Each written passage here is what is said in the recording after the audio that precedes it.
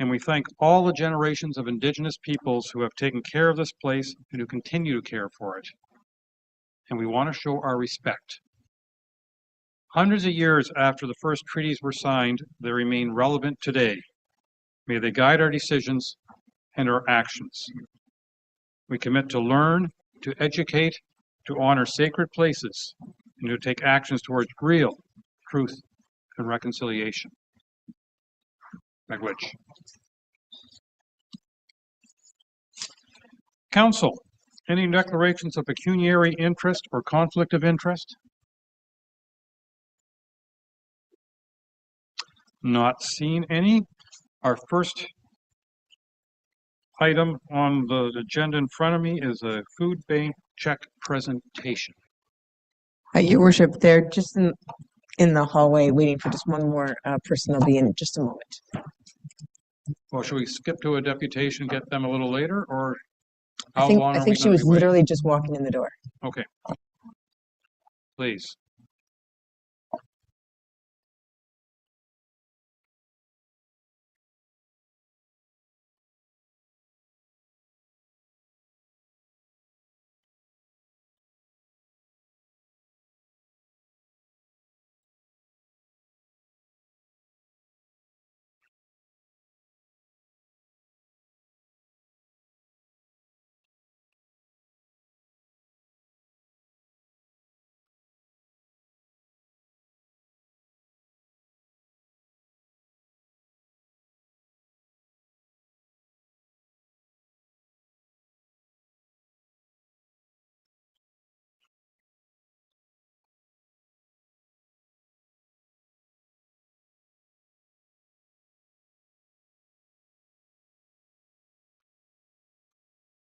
Fred, do you want to come up to the front here and do you have anything to say prior to the check presentation? Arthur does. Okay, so Arthur, do you want to come forward to the microphone? Just press and state your name. Arthur Christakos. Good morning, Council. I'd like to thank you for this opportunity.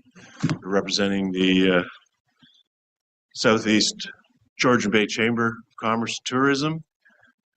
10 years ago, our leader, Fred Wareing, founded a golf tournament on behalf of the community to raise funds for primarily the Georgian Bay Hospital. At the time, they were looking for new emergency rooms, and they need assistance in that regard. And they became our title charity of choice at that time. Since then, they've moved on to a new objective. They're trying to raise $4 million to put in a new MRI machine. They're at 50% of that goal. And this being our 10th year, which is pretty amazing for any event to make it to 10 years, we again raised over $30,000, $21,000 for the hospital, $5,000 for the Township of Georgian Bay Foodbank, and $5,000 for the Township of Severn Foodbank. We have a lot of strong and loyal support from the community. We're sold out every year. And we would like to thank everybody who has supported us from the beginning to get to this point. And we would like to say that we also had Wendat we paid off part of their mortgage, which was their goal. And then this year we switched to the food banks. We became aware that they needed support in the community as well. And so we're here today to present their $5,000 check to that cause. Thank you. So, Your Worship, the Southern Georgian Bay Chamber of Commerce would like to present you with a check for $5,000 for the food bank, and Trish Walton is also here to, if it's okay with you, to stand with you for the photo.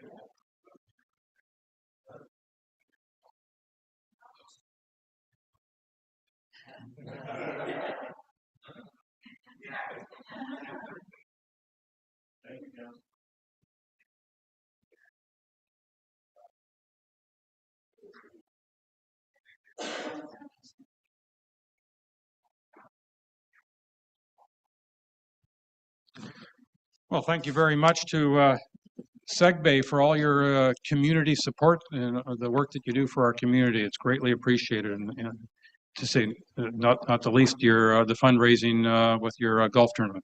Thank you very much.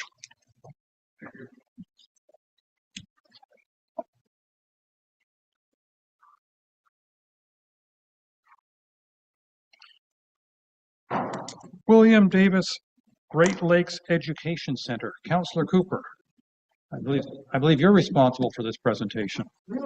Well, that's what it says on my notes.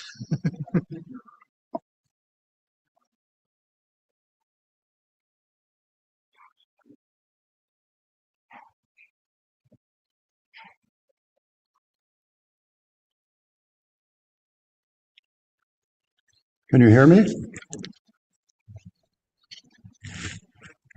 I can hear you. I can't see you. You can't see. Well, that's a good thing. Where do you want me to stand? Are you in the office, Peter? I am. Oh, okay. I thought maybe you're at home. That was yesterday. I'm feeling better, thankfully. Screen. Yeah, it might be good if you sit right there. But I wanted to walk around and sing. That's why I have this. Right there, right there. Right there. Okay. And then you're on camera and. Okay, so I can read from this. Just move this chair. This is exciting.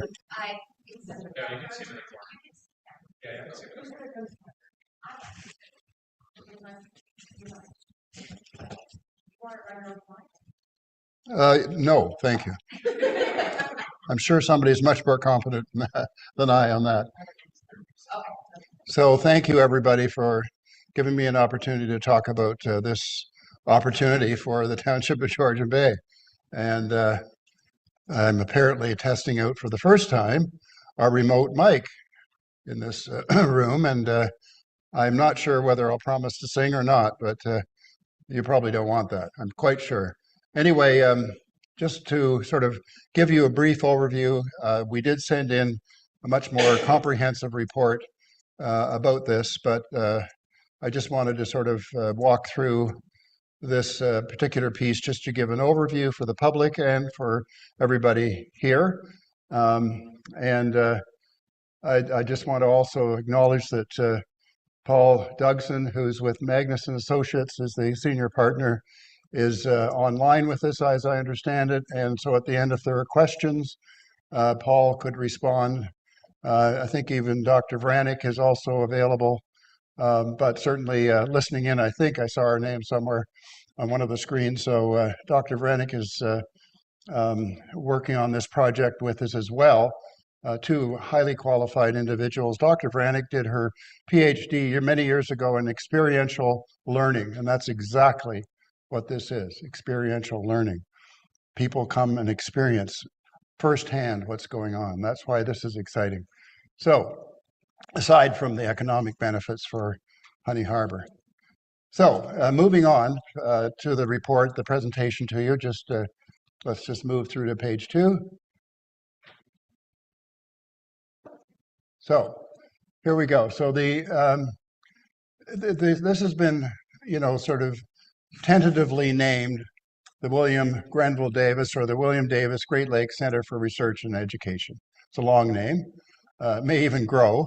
but depending on who we bring in under that umbrella. And it's, I think really, as I said, it's an education center, it's right in the name, but research. And the reason it's so, I think, exciting is that it's within a really close proximity to a huge population in Canada. Port Severn and Honey Harbor are within anywhere from an hour and a quarter to an hour and a half to those population centers. That includes, by the way, a huge number of K to 12 students who could come and have a daytime experience at this center. So there's not only going to be an education center and research, but there will also be a visitor center. So that's sort of the overview. And just and we think it will also be sort of a hub for ecotourism. So that's sort of that piece. And we also think that it'll bring, because of the research, bring attention to the area globally, because this is a significant area globally. It's not only a world biosphere, but it is purported by many to have some of the most diverse wetlands, the largest wetlands in Canada or North America, species corridors that are really important, and everybody's doing a lot to try and preserve that. And I think that's why it's so important for these educators to have something like that. And it's very accessible. You know, people talk about having an education center, and there are some sort of environmental education centers in Ontario, but they're not close to anything of the like that we have here. It's just, there's one in Windsor, I believe, and there's another one somewhere else in Ontario, but we're so fortunate that we have wetlands within a short boat ride, basically, starting in Honey Harbor. So I think that's fantastic. And we're also very anxious to bring in a whole group of individuals and stakeholders. As you can see here, there's a long list here of stakeholders that we're involving in this, and including First Nations. And we've had some very good interaction with First Nations. So I think we're hopefully going to be able to involve that community in some way. And we're also fortunate that we've had an agreement in principle from the owner of the Delawana to donate land for this property on the water on Georgian Bay. And very close to some docks that we happen to have in Honey Harbor as well. So that's encouraging. Moving on to the next slide, please. So the center will be about 15,000 square feet. I think at the outset we saw a picture of it, but this is approximately the size of it. It'll probably be not much smaller, could grow depending on how many players we have that will be involved as educators. We'll just have to see. But I'm hopeful that it'll be about this size or maybe larger. And I think everything else there has pretty much been covered. It's, as I said, experiential, which is hands-on training. Public lectures as well. So with the visitor center, not only would we be able to attract students, especially during the week, from the greater population areas, but also from the area. We're hopeful to have visitors from our communities coming to the lecture hall over the weekends, for example, in Honey Harbor. So there's a lecture hall at this facility where we could have various presentations about the environment, the geology. There's a number of things that could be presented at that lecture hall. And that's all part of sort of what I would say is the visitor center aspect of this. But the lecture hall would also be used on the educational side, especially during the week. You can see another point here in terms of building relationships, but also sparking sort of discussion and debate with our relationships with the land and the inhabitants here. Moving on. So we've just completed the second phase of this feasibility study conducted by Magnus and Associates, along with yours truly, doing a bit of work on the side. And I think the they've explored a number of different things and really been very active in terms of bringing in other stakeholders and consulting with them. We've had in-person meetings here in this site, but also by virtual as well with those stakeholders. And there seems to be quite a bit of buy-in, and we're not getting any sort of particular negative feedback. It's everybody's sort of jumping on board and saying, how can I be a part of this? So that's encouraging, and we should think about that. You can see what phase 2 covered. These are the sort of areas that the second phase of this study covered, and it sort of is basically getting us to the point where we can now go to a third phase, which is fundraising. And that'll be through government, for NGOs, non-government organizations, which would include corporations, high net worth individuals, foundations. I could go on, but there's a whole list of bodies that we could approach to get funding. But I think that is sort of where we're moving on to from this phase 2 scope. And I did send a more comprehensive document out to council. I believe it'll be on our website, will it, clerk? Thank you.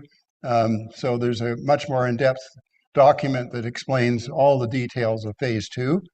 And then we're going to, as I said, move into phase 3. And what are the deliverables? And I think I've covered it, basically fundraising in some form or another. So could we go to the next slide, please? All right. So the final report, as I said, is now available. There's a very diverse stakeholder group, and we brought in architects to do the conceptuals, but also you'll see in the slides are especially available through the document that I sent in that shows the floor plans and where it's located, all that kind of thing. We're looking at a cost of somewhere between 10 and 15 million. Right now, it's sort of landing around 13 million. We think a good portion of those funds will come from various levels of government. We've already started presenting this opportunity to levels of government, including the federal government, the minister involved that would and has I think $100 million budget out there right now to that might cover off some of the expense that would go to building this center. But also provincially, we've been meeting with ministers.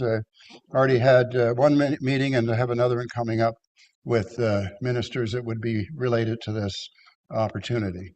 So I think we're already into phase 3, to be quite honest, and things don't exactly work in 1, 2s, and 3s. That you have to sort of go when the opportunities present themselves, and that's sort of what we've been trying to do. Moving on to the next page, and so you can see here. Oh my goodness, we've cut out the beautiful docks, but down in here are the docks that were built and walkway along here in the Honey Harbor area, just adjacent to the Delawana Inn. The existing structure is up there, and this is where this center would go.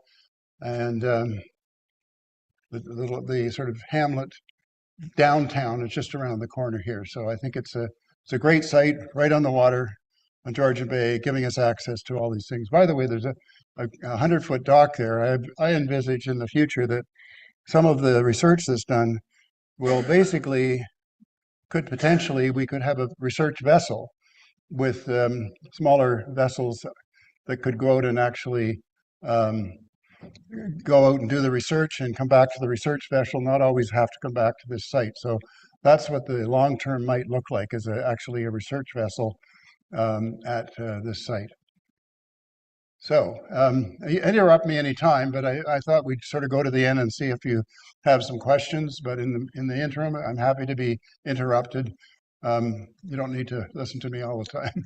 Anyway, moving on to the next one. This is sort of the conceptual as to what the building would look like on the inside. So I don't know whether you can read the bullets, but basically there's a number of different things that we've incorporated in this facility, and we're working with an architect that's recently designed something of a similar nature elsewhere in Ontario. So has very, very direct experience that I think would help to identify the kind of things that would work with this facility. So you can see everything from sort of the entrance to visitor center to lecture halls and everything else associated with what an education center might be like. Of course, around the property at the Delawana, it's envisaged that that there would be residences built for everybody that would be involved with this, including professors, teaching assistants, students, and so forth. So that's what it looks like, and I think we may have one more page.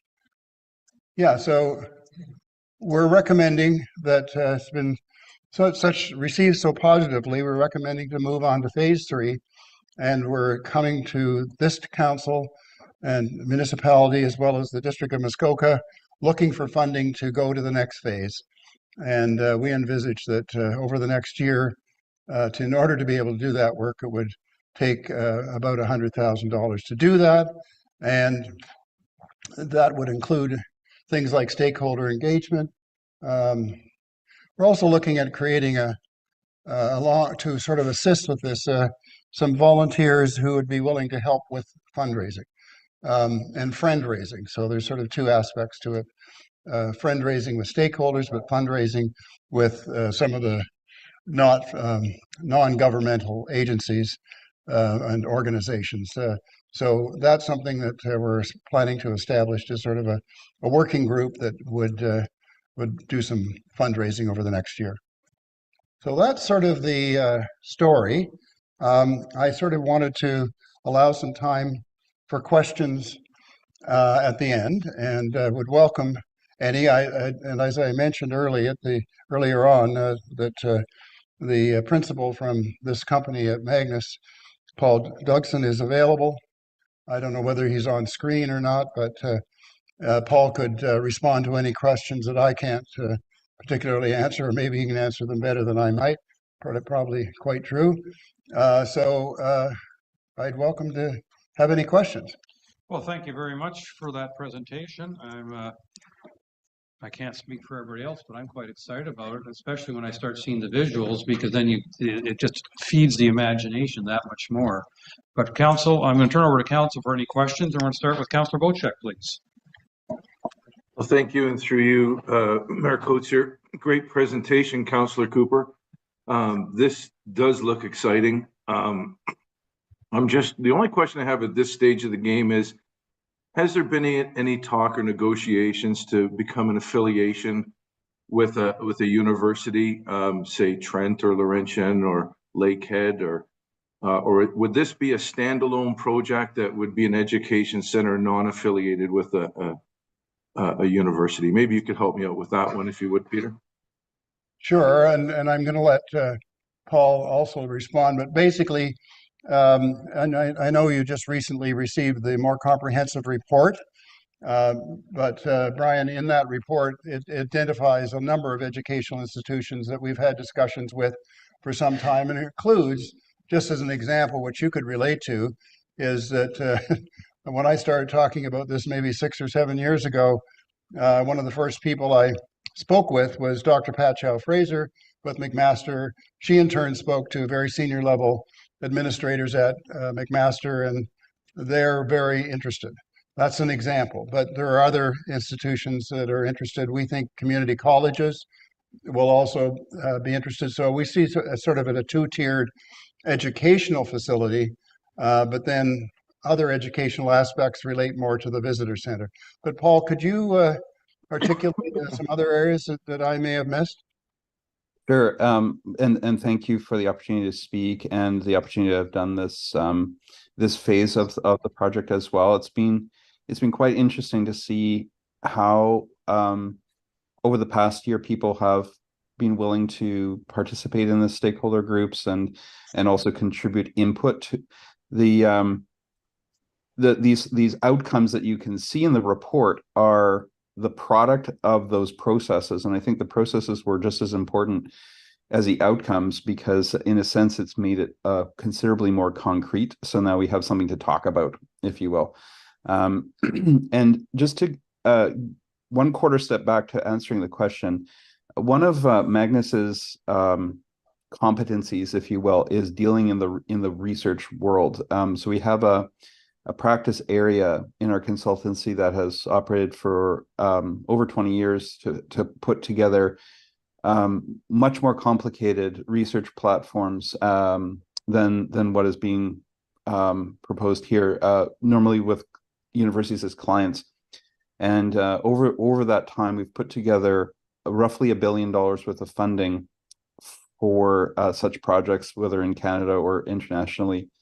And so along the way, we've developed a lot of relationships with universities and colleges and contacts within those. And Dr. Vranic, who's listening in on the call, is the leader of that practice within Magnus. So she has had conversations with several institutions, McMaster being one of them, and Dr. Darren Lawless, who is the associate dean in charge, or associate vice president, I'm sorry, in charge of partnerships, has stated that he's willing to write a letter of support in favor of the center.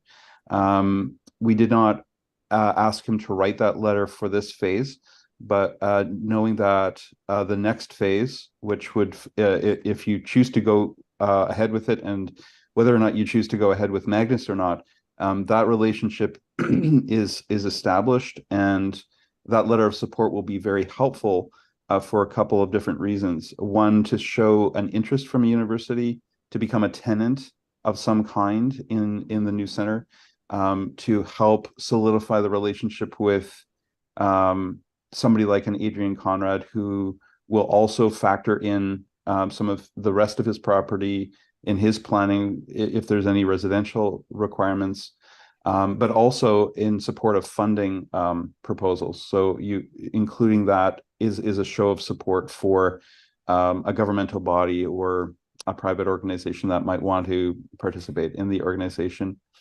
Dr. Vranic also spoke to the Council of Ontario Universities, and there will be some discussion there subsequently, and that council would be able to be a body at which this center can be communicated as an asset to the university community Ontario wide as well. So there's a growing kind of momentum in that, and fundamentally, I think the center will be anchored by such relationships, and the rest of the other possible activities will be sort of additional. But I think the sustainability of the center will rest on those kinds of tendencies. And then the researchers themselves, when they write their own grants for their own research activities to fund students or to fund materials or projects that will use the center, that will just be additional lifeblood that can come in. So that's just a little bit extra background than maybe you anticipated for your question, but I just thought I'd use it as an opportunity. Yeah, that's great. And I really appreciate the comments. Only, if I may, through you, Mr. Mayor, one supplementary question is on the provincial level. Has there been any discussions with the Minister of Education, Jill Dunlop, about any provincial involvement to this point, or is that sort of what would happen in the third phase? And I guess I'm posing that question to Councillor Cooper, Yes, or to Paul. Well, I can respond to that because I have had meetings, admittedly, with political players, including Jill Dunlop, recently, and that's been organized over time. But we have other ministers, another minister I'm meeting in the near future. I'm not going to sort of name them all at the moment, but we've been sort of working, as I said, Councillor Bocek, in sort of tandem, moving into phase 3, because as the opportunities presented themselves, if we saw an opportunity to pounce, basically, or at least if I saw an opportunity to pounce, shall we say, I did. And it's been very positive. You know, I can't sort of detail exactly what the support would be, although there was support given A in principle, but B, that there were ways that certain departments could help I think the Minister of Education would be another example, but there's environmental and natural resources and things like that that are provincially, and then federally. I already mentioned that we basically have a semi-ask in front of the federal minister to support this, who has, as I said, a current budget of 100 million that's out there on that it won't be available for a project like this. So I hope that helps. The other thing I would just wanted to mention with respect to Magnus, as I understand it, they've, as Paul indicated, that they've over time raised about $1 billion for things similar to this. And in fact, I think somewhere I saw, Paul, that one project was over 100 or around 150 million. So it's we think this is a lot of money, but they've been able to raise some pretty big bucks. Is that correct? It is correct. I mean, every project is unique, and this is why we wanted to suggest taking a phased approach with this, just because putting out those funding proposals, we know that funders will want to have concrete details, and it was necessary to really understand whether there was stakeholder engagement and buy-in, and whether those stakeholders had a sense of concrete needs, and so it's been very helpful to see that come into this functional plan. Great, thank you, Peter. Councillor Cooper, I really appreciate the work that you're doing on this, and just know that you have my full support moving forward with this. I think it's probably the best thing that's happened since building the park in Port Severn. So good on you, and let's see where we go with this. Thank you. Thank you. Councillor Jarvis, please.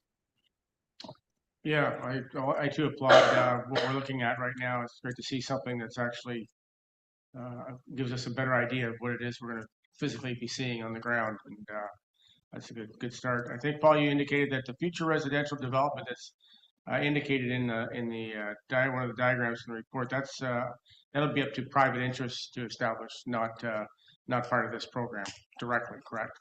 Correct. Right. So speaking from the sort of narrow view of the engagement, what has been pretty consistent is the commitment by Adrian Conrad to make land available for the project that you see on the site map. I think that it is not as simple as that, in my humble opinion, that there may be some other factors that he would like to settle and talk about, but I don't exactly know what those are. I just have a sense that as he proceeds with his own I think he has a master planning initiative for his property, and he is curious to know that the project moves forward or not, and then he's able to adapt his own planning accordingly. But he's always been very positive. He's always made himself available for stakeholder meetings, showing the property to the architect, making his details available, physical land details available for the site mapping purpose. It's very helpful. Yeah. Follow-up question, Mr. Mayor. Being very optimistic on this, is there room for expansion of the site plan itself? Yeah. Yeah, I think what was necessary to sort of get things going and to have something to move forward with, we developed this functional plan with the input of the stakeholders that participated. So I don't think that stakeholder group is exhaustive by any means, and yet it focused on that foundation of the research partners with universities that could sign tenancy agreements. I think there were many suggestions, especially in the first stakeholder meeting, around having a craft brewery, or having a restaurant, or having all sorts of other things, and that was not something that we could fully engage with, because we didn't have the time to engage with the town around the site. We didn't have a chance to really understand the tourism aspects as fully as we could. And we think that that if you think of it as concentric circles, if you have what is on the site map as the base point, then over time and over the passage of time, you can build that out, and it will have a life of its own. But I think to engage the federal level, the province, and other interests, focusing on that research and education and environment aspect could be what brings in some of the capital dollars required to build the center, and go from there. Thank you. Thank you. Councillor Fredko, please. Thank you, and through you, Mr. Mayor. So I'm not sure if my questions are more directed towards Peter or to Paul. First question, though, is in the more detailed report that Councillor Cooper has provided to us, there's a summary and a detail of the construction costs. I'm just wondering, in phase 2, I guess you haven't taken a look at all of the startup costs that might be involved in this, and you have, I guess, maintenance costs for the facility, but we haven't really had any analysis of what kind of operational costs there might be beyond that. Is that correct?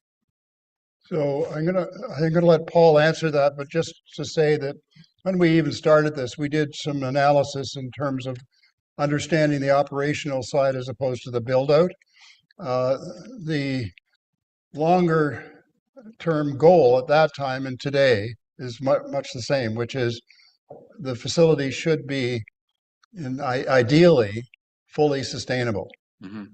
So that there's not a weight on the township from a sustainability perspective, if that's maybe part of where your question is. Yeah.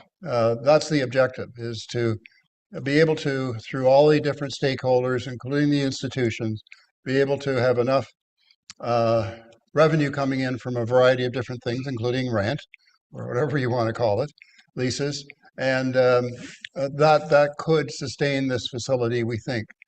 So that's sort of my response, but Paul, please, over to you. I'm sorry, my my connection dropped there for a little bit. I'm gathering from your response, Peter, that the question was around sustainability, but I wonder if you could just repeat the question. Oh, sure.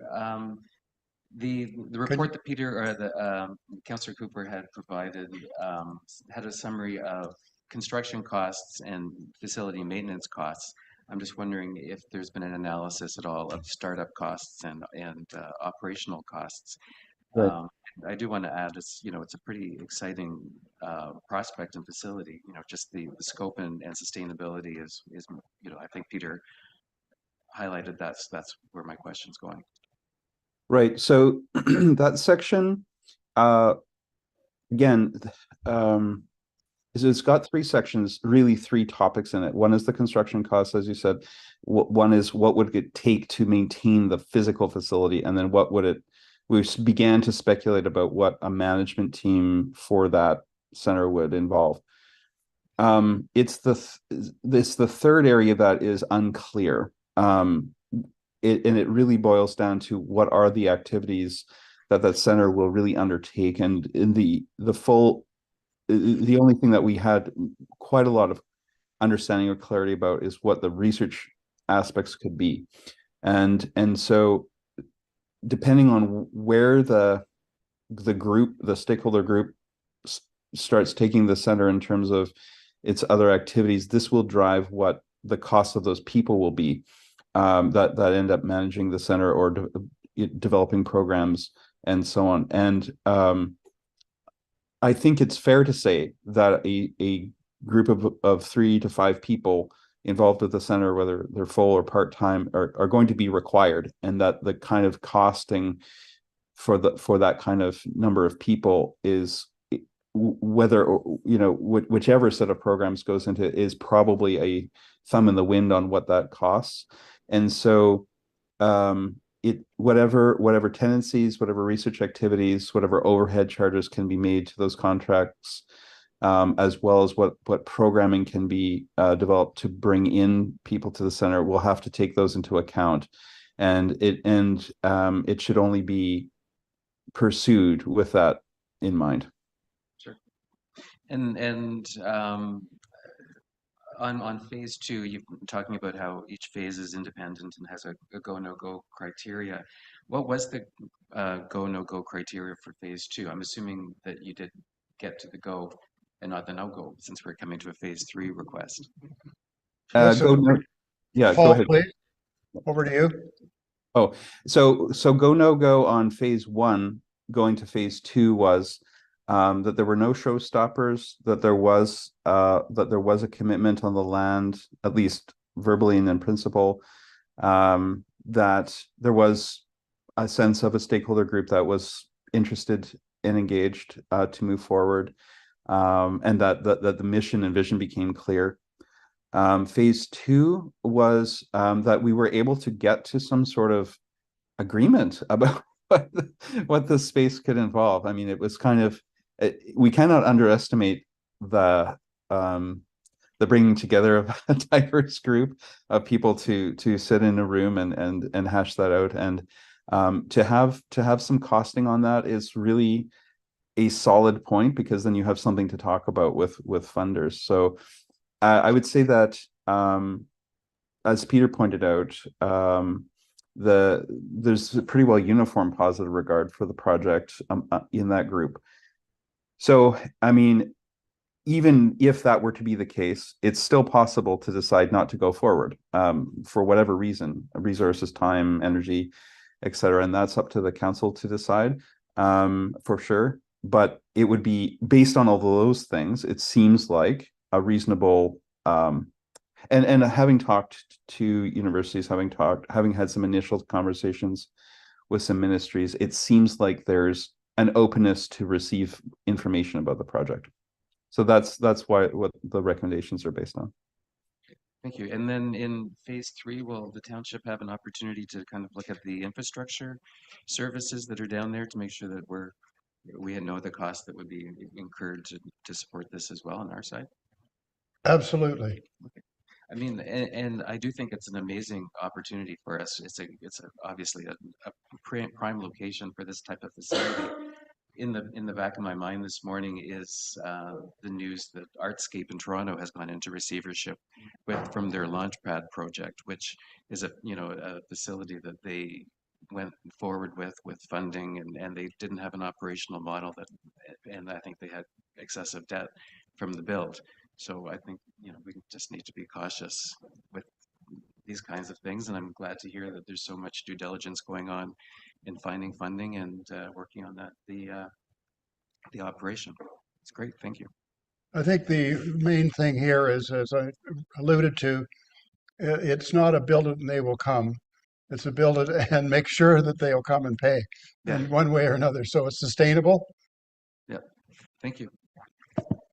Thank you. Councillor Graziano, please. Your Worship, I see Ms. Schneier's hand up, and I wonder if I'll let her go first. I saw what happened with Brad and her yesterday. I hate for that to repeat today. So, Ms. Schneier, would you like to go before me, or? They put distance between us today. Your Worship, is it okay if I go before Councillor Graziano?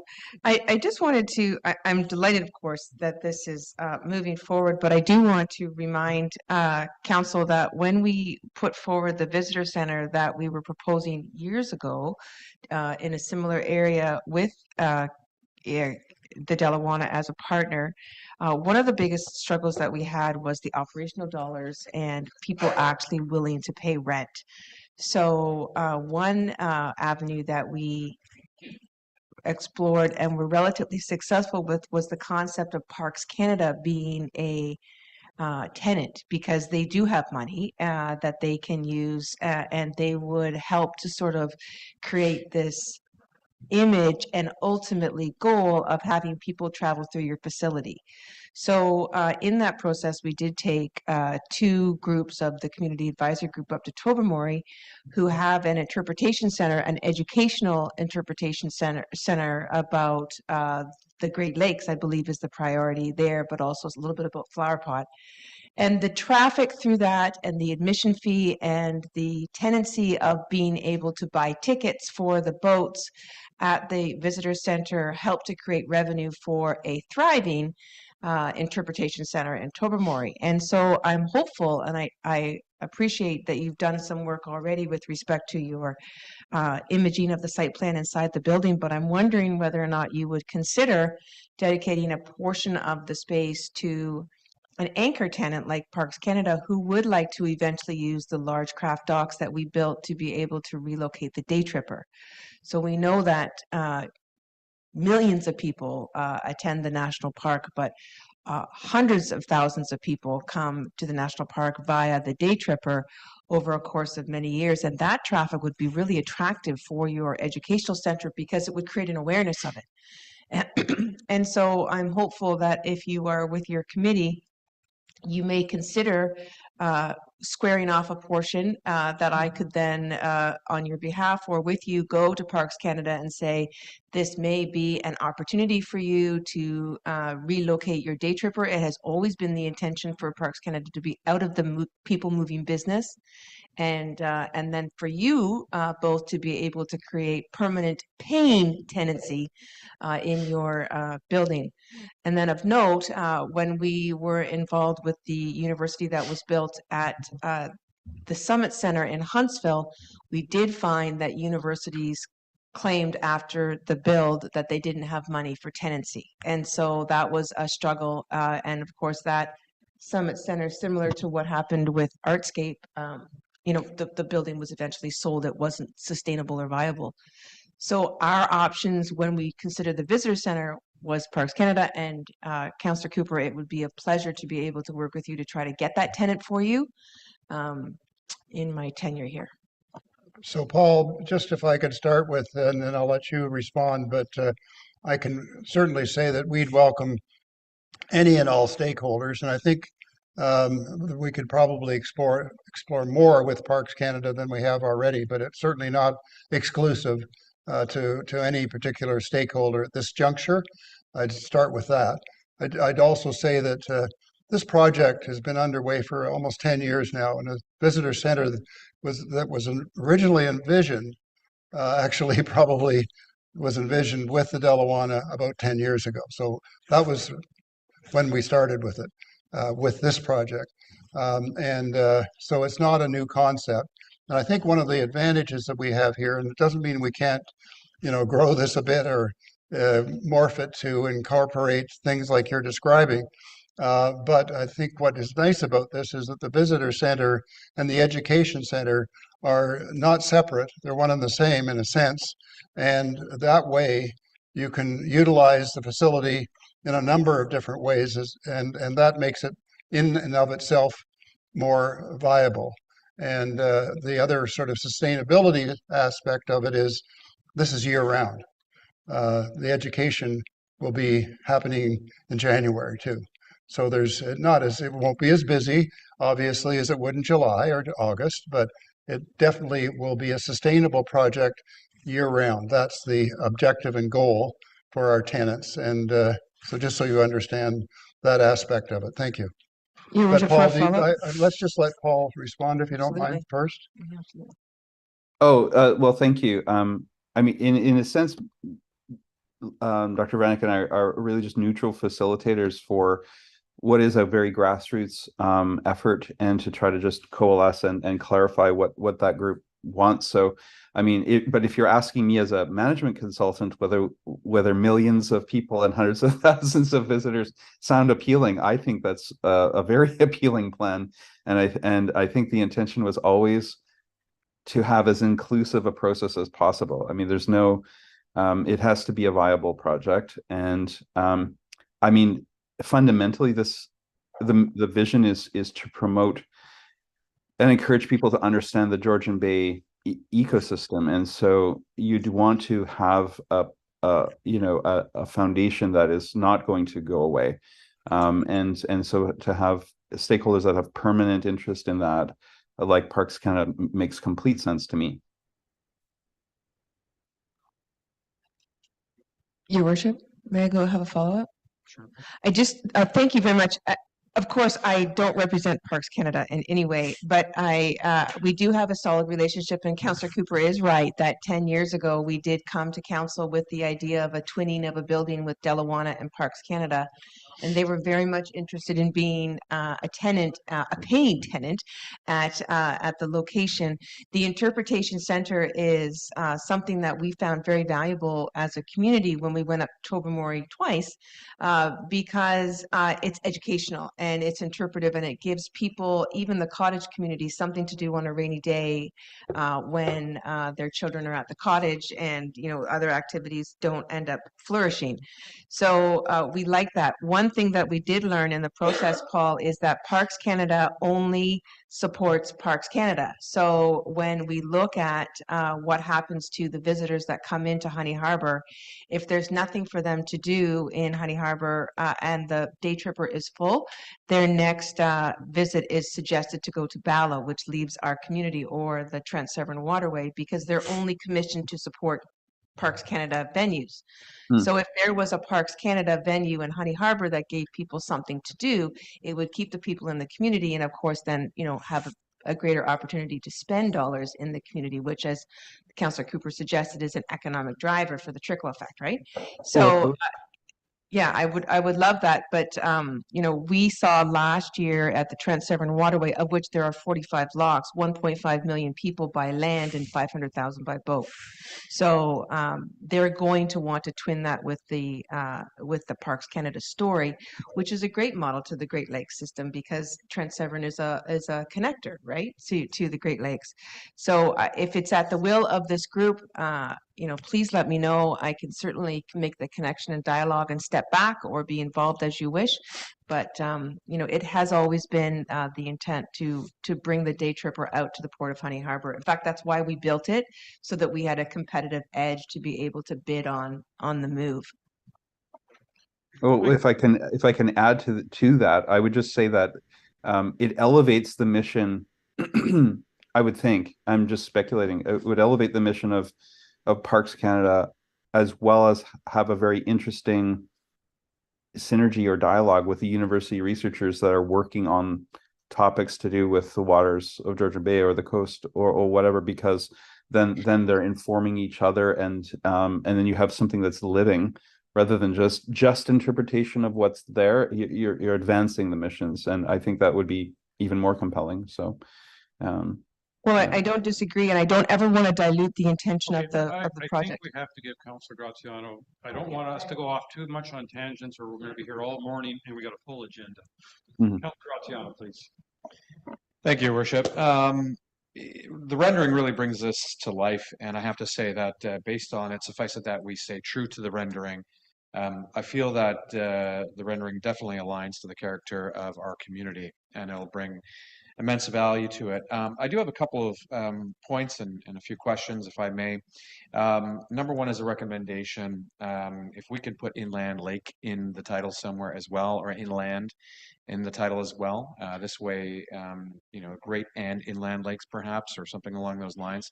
Wordsmith it as you may, but I'd like to see some acknowledgement of the fact that it's not just strictly a Georgian Bay thing, rather, or a Great Lakes thing, rather it includes and is inclusive of our inland lakes. I think that'd be fantastic. I'm assuming that any future research may include our inland lakes, and I think we should bring recognition to them.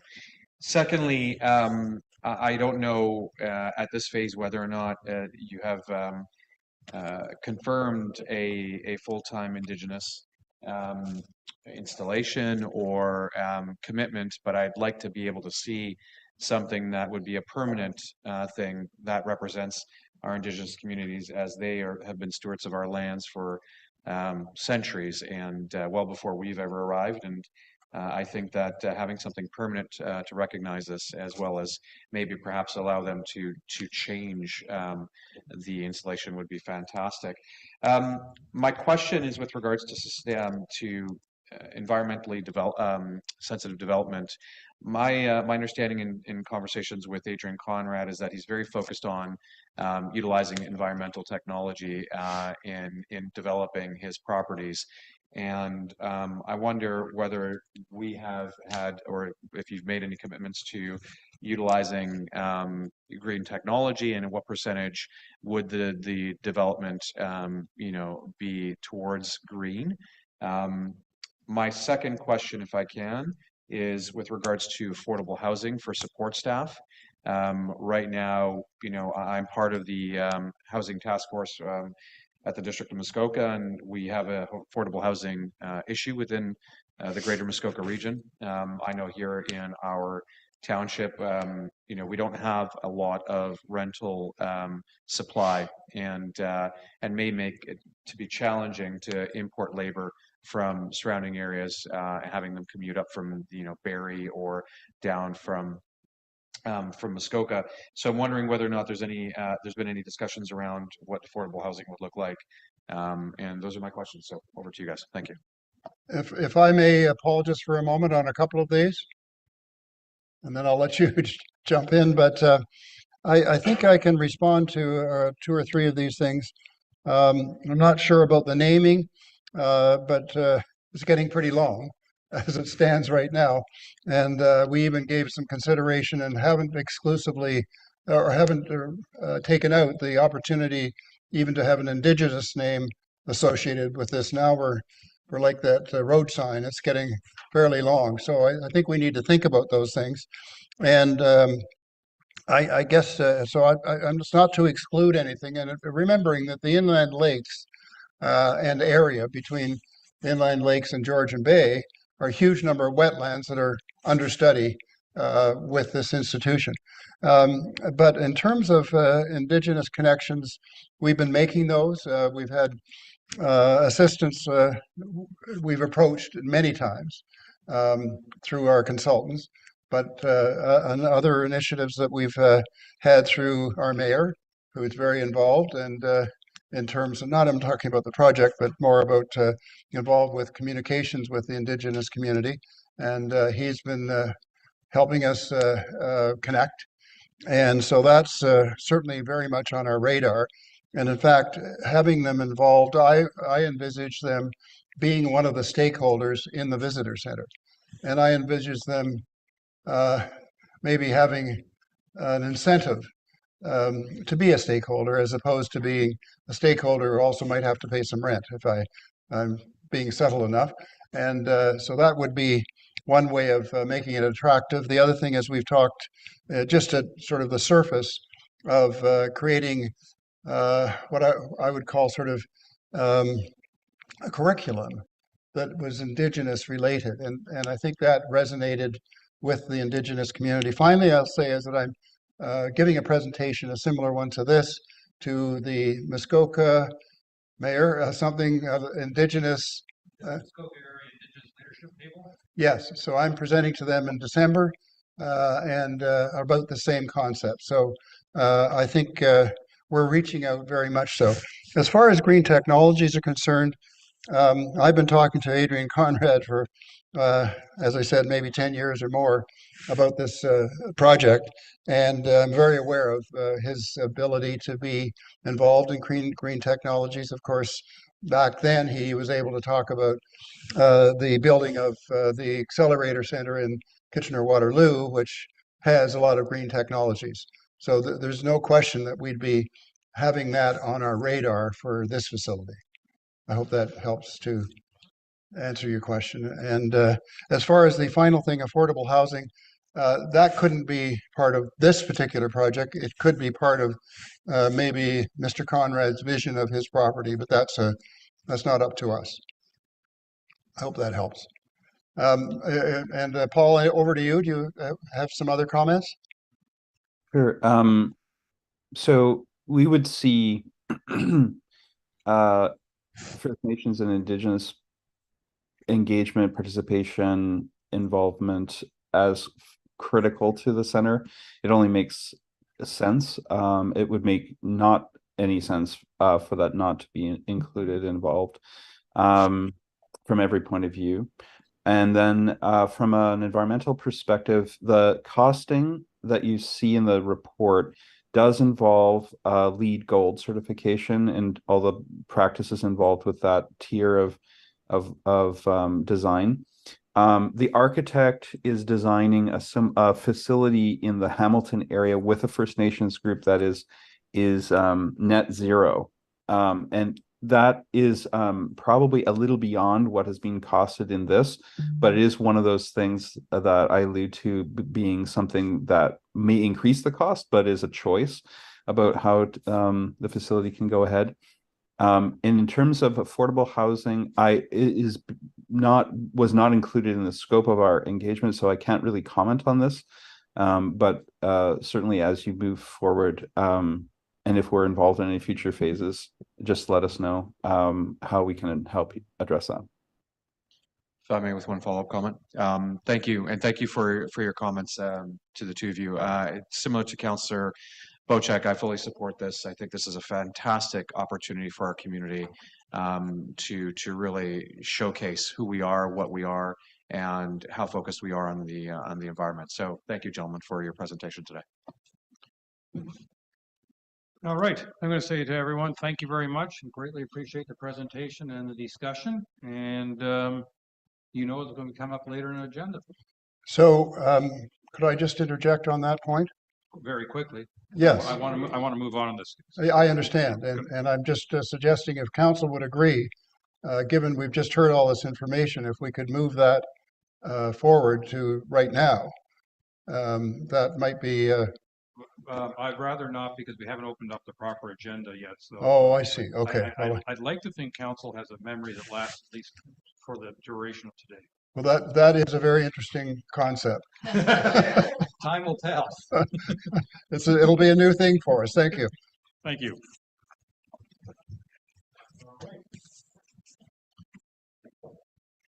Next on our list, thank you very much, Mr. Dugsin, for joining us, and appreciate all your input. Okay, thank you so much. I'm sure you'll hear from us in the future. Okay, have a good day. Yes, so now next on our list is a delegation from Georgian Bay Forever. Ms. Carpenter, I believe that you have that responsibility. Yes, thank you. I'll just share my screen and get started if that's okay.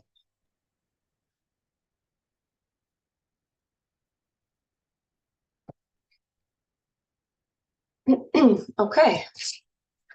So good morning, everyone. Thank you for taking the time to listen to our presentation today. I'm Nicole, and I'm the Science Projects Manager at Georgian Bay Forever.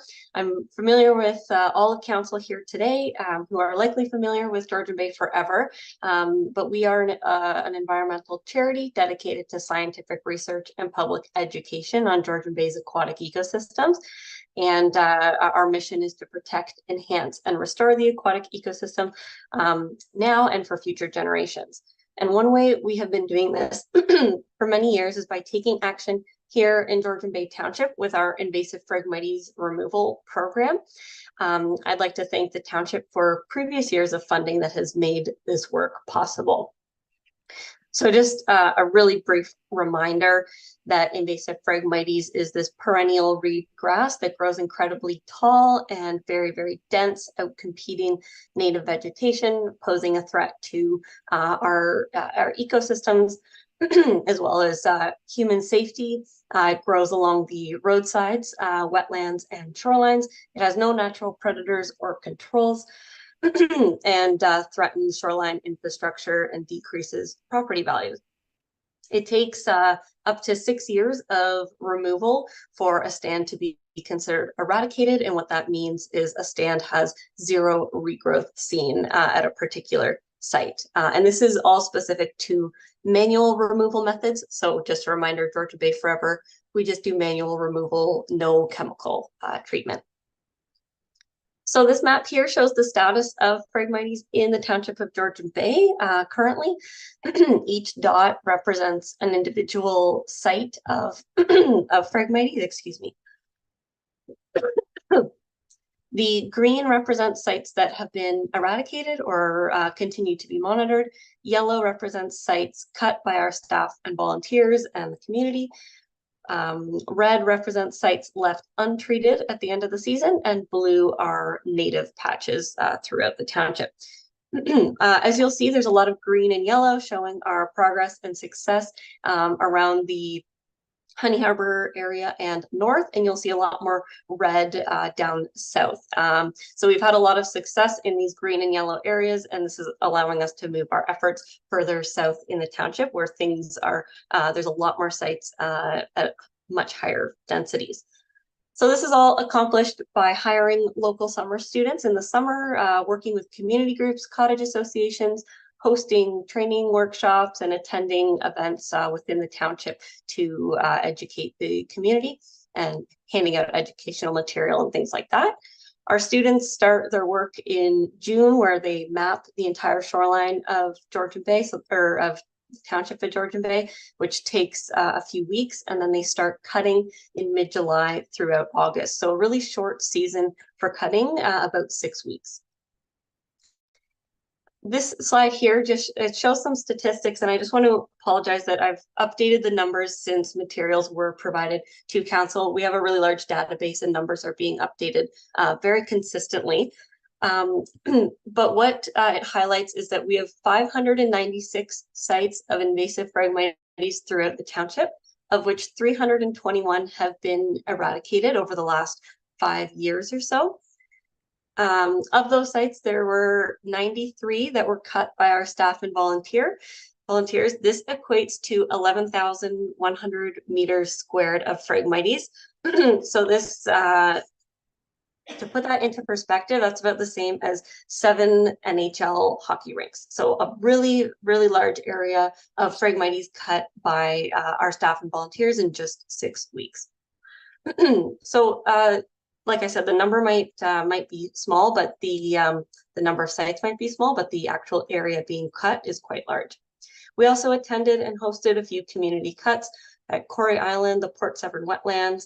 We also worked really closely with Georgian Bay Islands National Park this year, and this was the first year that we officially got permission to cut on Georgian Bay Island National Park's surrounding wetlands. To help Parks Canada, specifically around Beausoleil Island.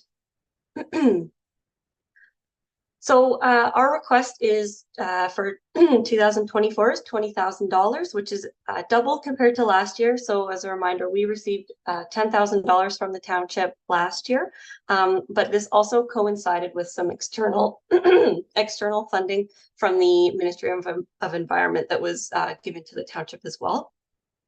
So the 20,000 is consistent with 2021 and 2022.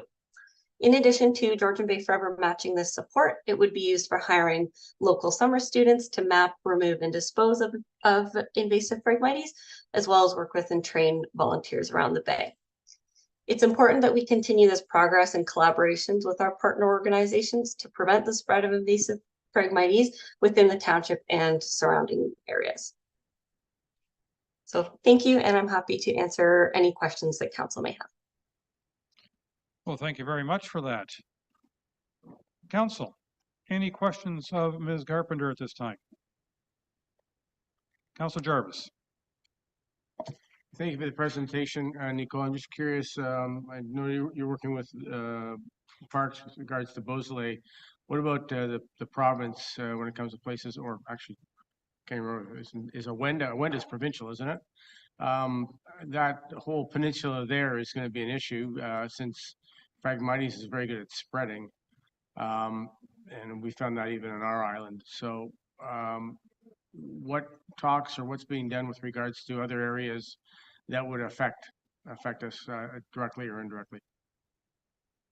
Yeah, so in terms of provincial parks, we work with Massasauga Provincial Park. They have their own program. We have done training in the past to do removal. Provincial parks is not somewhere that we have permission through the Invasive Species Act to cut without getting permission from the park itself. Usually the park wants to do it themselves instead of passing over the work to us. Wenda, I'm not sure about if they have a program or not. But I would say in terms of provincial parks that are close to this township, that would, like I said, Massasauga, and then there's the O'Donnell Point Nature Preserve up by 12 Mile. That there's some work done there as well by staff from Massasauga Provincial Park. Are there discussions with the provincial park people as well, ongoing though? Like with Wenda? Yeah, particularly Wenda, but any other provincial park? Not between myself and Wenda currently, no. Thank you. Thank you. Councillor Hazelton, please. Thank you. Every time I go through the Maidawee channel, I observe the frag existence that no longer exists, and I think you guys had a lot to do with that, so that's excellent. You mentioned in your presentation, thank you very much, though, that you do mapping in June, and I'm wondering, is that photographic digital mapping, or is there some other kinds of mapping? It is us in the boat following the shoreline. And the mapping that we do, we have some like GPS technology, so we actually get out in the water and record latitude, longitude. So it's very manual. We also have the ability to record sort of size of sites by walking around it and recording our location. But we have recently acquired a drone to do aerial survey mapping. It's just very new to us, and there's a lot of different things going on about where you can fly the drone and things like that. So we haven't taken it, we haven't deployed it out in Georgian Bay Township yet. We've done it down in the township of Severn over Matchedash Bay. But like I said, it's pretty new, but it is something in the future that we are hoping to do more of, as it would speed up that mapping process. So thank you for that question. Is that mapping available to our township separately? Yes. Yeah. We have, it'll probably be published by the end of the year. We do a final report, and there's a publicly available map. So like the one I showed on screen, that's actually going to be publicly available and interactive. So you can zoom in and out, click on sites to learn more information about that site, and so on. Thank you for that. So the angle or the reason for the asking of these questions is when we talk about some of the other things we're trying to do on the water, which involves water quality studies. If you're already out there taking images and mapping out the shoreline, that could also be very effective as a source and perhaps some collaborative work with those who may be doing water quality monitoring. So yes, of course. Great to hear that information could be shared. Thank you. All right. I'm not seeing any more hands, so I'm going to say thank you very much for your presentation and all the information and all the work that you've been doing for us over, I don't know how many years now, quite a long time. I greatly appreciate it. Thank you.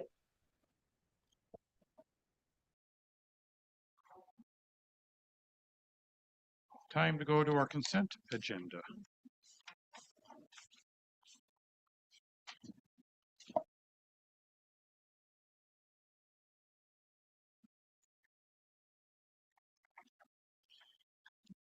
I have moved by Councillor Bochek, seconded by Councillor Cooper.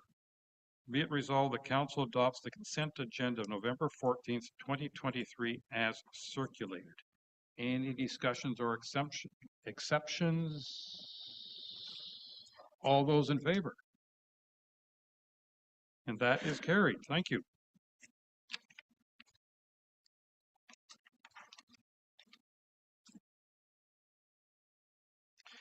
Open forum. Okay. I understand that you're part of our open forum. Well, come on forward, please. Identify yourselves in 2 minutes. 2 minutes. You got 2 minutes to say your bit, but you got. Please get in front of the microphones and make sure the red light's on so that you're heard by our audience. And I have no idea how large that audience is, but you might as well. They might as well hear you as well as us. Is it on? Go. Good morning, Angela Jameson. And I'm Jennifer Stilson from Remax Professionals North. Go ahead, please. Okay, so Angela we're back here today regarding a license of occupation for her waterfront. It was discussed the last time. I've sent some information to the councillors regarding the legal description that I know of that says she has right-of-way access to that waterfront. And she's looking for a license of occupation to put in a dock. From historical items that I know of, and I'm just talking about what I know.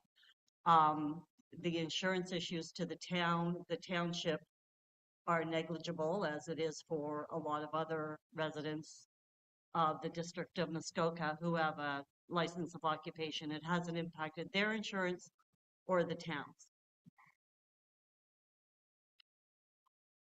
Want to add something? Just wanted to add the 2 docks that are on Stewart Street in Mactier.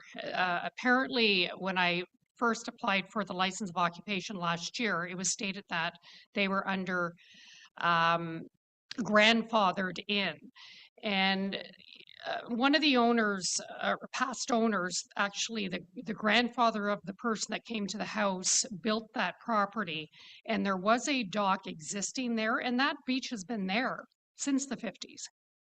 And I'm going to go into more research through the municipality. I've reached out to a lawyer regarding this. I would like to know at what year and at what point did that dock get taken away? Because I should be grandfathered in as well. And as far as the beach is concerned and the dock that they're saying, where I want to put the dock has nothing to do with the public use of that area. That is completely on the other side of that void, and it does not interfere with the Township of Georgian Bay docks for the beach area. The dock right beside me and the one beside me there, they apply for the same. Whether I'm close to the road, it's exactly the same as the other 2. So if it doesn't make sense to me, it's not the truth. There's some history that I'm not getting at, and I am one of these people. I like to know the facts. And right now, from the experience that I've had with the Township of Georgian Bay, a lot of in that last report that I received last week, it's not factual. They're suggesting and moving forward as far as the license of occupation being taken away if a property is sold. That's something the Township of Georgian Bay would like to, I'm assuming, it's an assumption, put into your regulations and laws. I'm not sure, but to me, that's just an opinion. As you know, it's on our agenda later today, and it will be discussed. And I'm sure council will be asking questions of our clerk who prepared that report. Because it's the same report that I received last year, that nothing has changed. No, what happened was that you came in front of us a few months ago, Yes. and as a consequence of that, council asked our clerk to prepare a report, which she is now presenting. Mm-hmm. And so it will be discussed with council at that time. Is that not today? Is that why we're here? Later today. Yeah, Yes. okay. So that means I have to come back again or I thought it was going to be. No, it's actually not a public meeting. So it'll be a discussion that we're having with our clerk. If you're here in the audience and we have a question for you, you might be able to answer it. I don't know. I don't know how that discussion is going to go. I see, but the decision will be made today. Quite possibly. Or you see, sometimes with these things, we end up giving the clerk more homework. That's another, as we did last time, that's another possibility. We don't know yet how that discussion will unfold. I see. Okay, great. Because this is my first time in doing something with a township. So it's a learning process. Yes. Okay, thank you. Councillor Cooper. Oh, no, I like to be in person. I'm zoomed out after the past week. Exactly. Zoomed right out. All right. Well, thank you very much. Thanks. Okay, thank you. The other open forum person has not arrived or is not online either. Okay, then we will move on.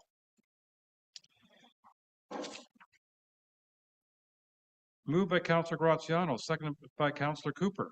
Be it resolved, the council adopts the regular agenda of November 14th, 2023 as circulated. Any questions? All those in favor? And that is carried. It's not every day that we get consent and regular agendas adopted without discussion. All right, now, council, you have an opportunity to give a quick summary of your activities of the last month, if you're so inclined. And let's start with Councillor Bocek. Somebody has to be, you know, it's highlighted for zooming in. So that's you today, Councillor Bocek. Well, thanks very much, and through you, Mr. Mayor. As most of council will attest to, we were bombarded with emails, home visits, and of the like about the 6 Mile Lake deal that we went through yesterday. So my time before leaving on vacation was spent answering emails and meeting in person with people of 6 Mile Lake, and I'm glad I did, because I think yesterday was a good indication of everybody understanding where we were. Outside of that, we at the district council, we had a very good discussion about an integrated water management, which there'll be more talk about in the future, which is a lot what we've been talking about at the Georgian Bay Council about consolidating and getting all the data together and all the groups working together. So this integrated watershed management council will have some pretty impactful things that we'll be doing, and be working with all the different associations. So I'm looking forward to that at the district as well too. But that's basically it for me. I've been on vacation for the last 2 weeks and enjoying myself in the sunny south. I'm going to keep any response to that last sentence to myself. And instead, I'm going to turn it over to Councillor Predko, please. Thank you, Mr. Mayor. And so the last month has been many conversations with different residents about different issues. We still have, I think, residents on Gibson Lake that are concerned about the hours of that supervised site that I've been sharing with Councillor Bocek.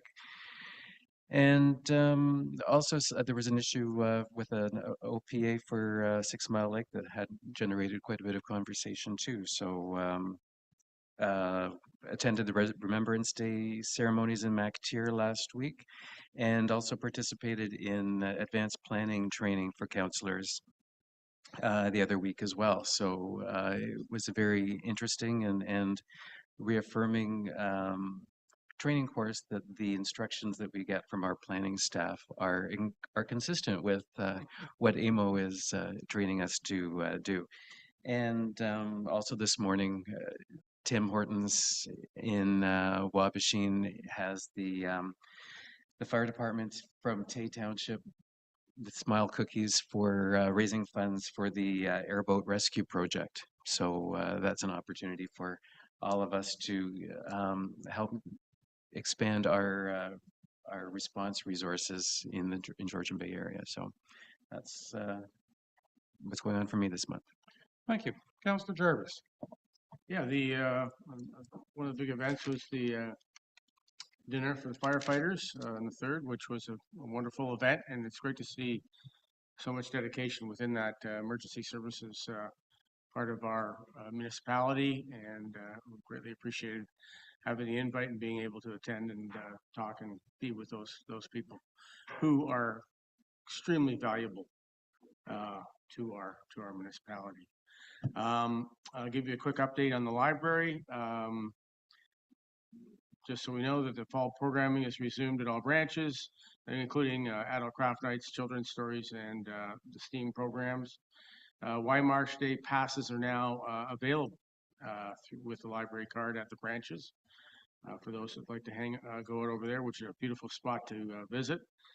A grant request, Trillium, from the Township Library has been filled out, and the Port Severn Children's Christmas Party, as well as MacTier Santa Claus Parade, will be events that the library will be participating in. And finally, our CEO is currently discussing issues of rural libraries with provincial leaders, political leaders in Toronto as we speak, and hopefully trying to correct a grave injustice in the way the funding has been apportioned to the rural areas, and particularly ours. What we found out is that the funding is based on permanent population, not on seasonal, and as a result, our library system does not get the proportion of funding that we feel they should be getting. So that's a big issue that is being brought forward, as I said, as we speak. That's it for me. Thank you. Councillor Cooper, please.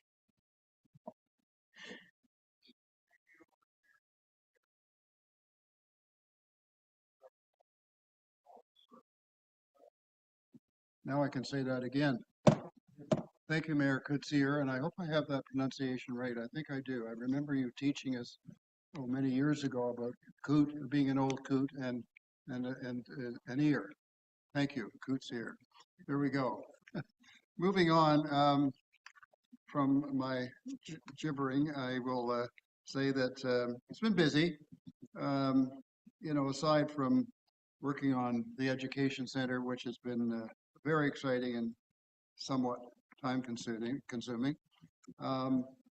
I've been involved with a variety of different things over the last month, and I'm not going to go into them all by any means, but I think I can just move along through here. All our typical meetings with the district and council, meeting with Minister Dunlop in late October,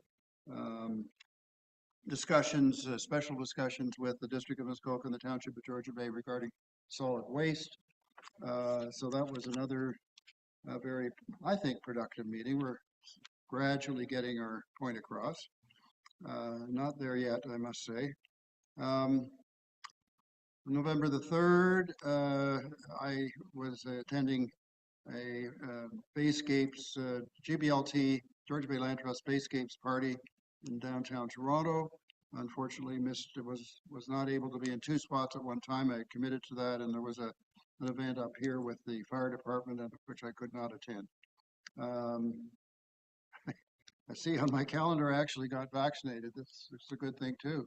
We're now be able to get vaccinated again.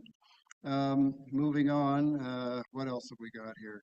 I've had 2 or 3 conversations with certain residents, but that are very much involved with Muskoka Lakes. The other Muskoka Lake, Friends of Muskoka, for example, with respect to taking some initiatives in terms of coordinating planning practices that would be similar between our 2 different municipalities. So I've been exploring that with them, and it's about things like process improvement, etc. So nothing, threatening, more just maybe we need to think similarly. So that was that meeting was very, and discussions have been very good. What else have I got here? I think that's about it. Not doing much of it. No, I've been very busy. Thank you. Thank you. Councillor Hazelton. Thank you. This month, we had our first planning committee meeting since August 22. So step in the right direction. So that was good. I attended the GBA floating cottage committee, and baby steps, but heading in the right direction. So that's a good thing as well. I've connected with, at least pinged, I've been doing a tag your it thing with Transport Canada on bores. So we'll see where that goes. I too had the opportunity to attend the firefighter appreciation dinner. So thank you very much, Tony, for the invite and the opportunity to spend some time with your team. I attended the fall FOCA seminar, had to pay for it out of my own pocket. But I tell you, it was worthwhile. I've known and been around FOCA forever. And this time there was a professor from Queen's University who brought some very powerful insights into water quality issues with climate change relating to water quality and algae related issues. And so I think that's something that we should be pursuing some of that expertise. As with other counselors, I had lots of calls with residents. I always find it interesting when somebody from an inland lake reaches out to me and wants my opinion on something. And there were a few of those from 6 Mile Lake, so that was kind of interesting. I had residents reach out to me and fill my ear with short-term rental issues, which is one of the reasons why I was so motivated yesterday to provide such significant feedback. And I've also had residents reach out and share water quality monitoring expertise and concerns. And so I think that ultimately would get us to a better place. Thank you. Thank you. Councillor Graziano. Thank you, Worship. Busy month, to say the least, but it's been somewhat quiet, strangely, with our seasonal residents packing up and likely heading south, as Councillor Bochek is currently enjoying that as well. I had the opportunity this month to, well, actually very recently, along with our mayor and Councillor Predko, to attend the MacTier Remembrance Day Parade that's held every year annually at the MacTier Legion. It was a fantastic event. I attended the District of Muskoka's Housing Task Force 2.0 this month.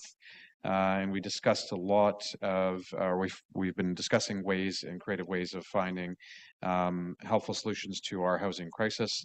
I attended the 6 Mile Lake AGM online, along with the 6 Mile Lake official planning discussion with our planner in attendance. I also attended the firefighter appreciation event, the spaghetti dinner, which was a fantastic event. Thank you, Tony, for the slides. Some informative information in there. And aside from that, just of course addressing the two biggest concerns in our ward, well, two of the three biggest concerns, rather, I should say, in my ward specifically, which was the 6 Mile Lake official plan amendment, lengthy and numerous calls and conversations with constituents, as well as the Oak Bay rock crushing. But neither of these are in any way, shape, or form of more of importance as the floating housing. They are all equally important, and that's also been a topic that I've had numerous discussions with this past month as well. So as I mentioned, when it pertains to actual in-person handshakes, it's been somewhat quiet given that everyone is packed up, but everything is now moving to phone conversations, email, and Zoom. Thank you. Thank you. I also had a very busy month, of course. Sadly, part of that was closing up the cottage for another season, which is always a mixed blessing, but there you go. Last month, I took part in an emergency training day here with the staff. Staff on at least an annual basis, if not more so, go through training exercises to know how to respond in case of emergencies. And so I always appreciate that education. I also met with Chief Rhonda Williams Lovett of the Moose Deer Point, had a great discussion, meeting with her on numerous matters, including, as was referenced this morning, the potential education center. 6 Mile Lake was absolutely a topic of interest, attending their AGM as well as their town hall, and volumes of correspondence, but also I had a number of one-on-one meetings in person or Zoom or phone. And it was all very interesting, and it's just an example of the passion that people have for their properties in our community and how important the environment is to so many people. I think reference already been made to the solid waste meeting that Councilors Cheque Cooper and I had with Chair Lehman and some district staff on solid waste. Not sure I can say that, you know, we moved the topic forward significantly, but there was good discussion and some frustration, if I can just put it that way. Float homes or floating cottages or whatever, however you want to call them, I often refer to them as contraptions, was a very active topic of mine this past month. Numerous meetings, tons of correspondence back and forth with lots of people at different levels of government. The project continues. And I like to think we're making some headway, but until Transport Canada makes a few long overdue decisions, it will continue. Greatly appreciated the Firefighters Appreciation Night. I think it's very important that we recognize the fire emergency services department that we have and all those volunteers and the realization that when you're having a completely crappy, horrible day, they're the ones there first to try to help out. And some days what they have to do, none of us want to do. And I think we have to be very grateful for all that they do. And that the fact that they're on call round the clock.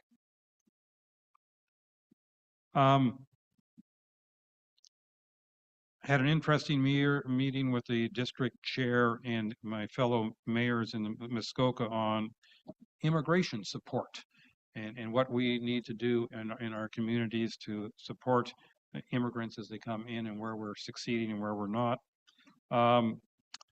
Had the pleasure of going up to the Honey Harbor School to announce the winners of the Honeybee Festival Art Contest with the students there. It's always fun to go into the school. And, you know, I remember, what is it now, 7, 8 years ago when they wanted to close that school, and through a lot of effort of a lot of people, we were able to save it.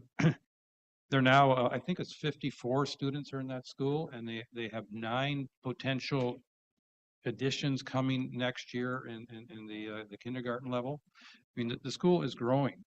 And I love to say to the school board, told you so, because that's what we told them. And it's true. And I'm so glad that we're able to save that school. You know, I hate to put it this way, but bureaucrats in the distance sometimes don't have a flipping clue about what it's like in our communities. And that's part of the job we have to play as residents and council. I don't know if I should say had the pleasure, but I was certainly honored to be attendance at Brahma on November 8th for the Indigenous Veterans Day. They are now, we have a recognizing the contribution of the Indigenous soldiers made over the life of our country in many a battle. I mean, Indigenous peoples volunteered at a higher rate, a higher percentage than non-Indigenous in our country for the world wars. And many of them, when they returned, instead of being treated like heroes the way everybody else who were able to return, were instead told, well, if you want any of the benefits that everybody else gets, you have to deny that you're Indigenous. I mean, it's so maddening how asinine we can be. But so I think it's very important that we recognize that our Indigenous community played a very active role and continues to play an active role in our armed forces and our emergency services and everything else.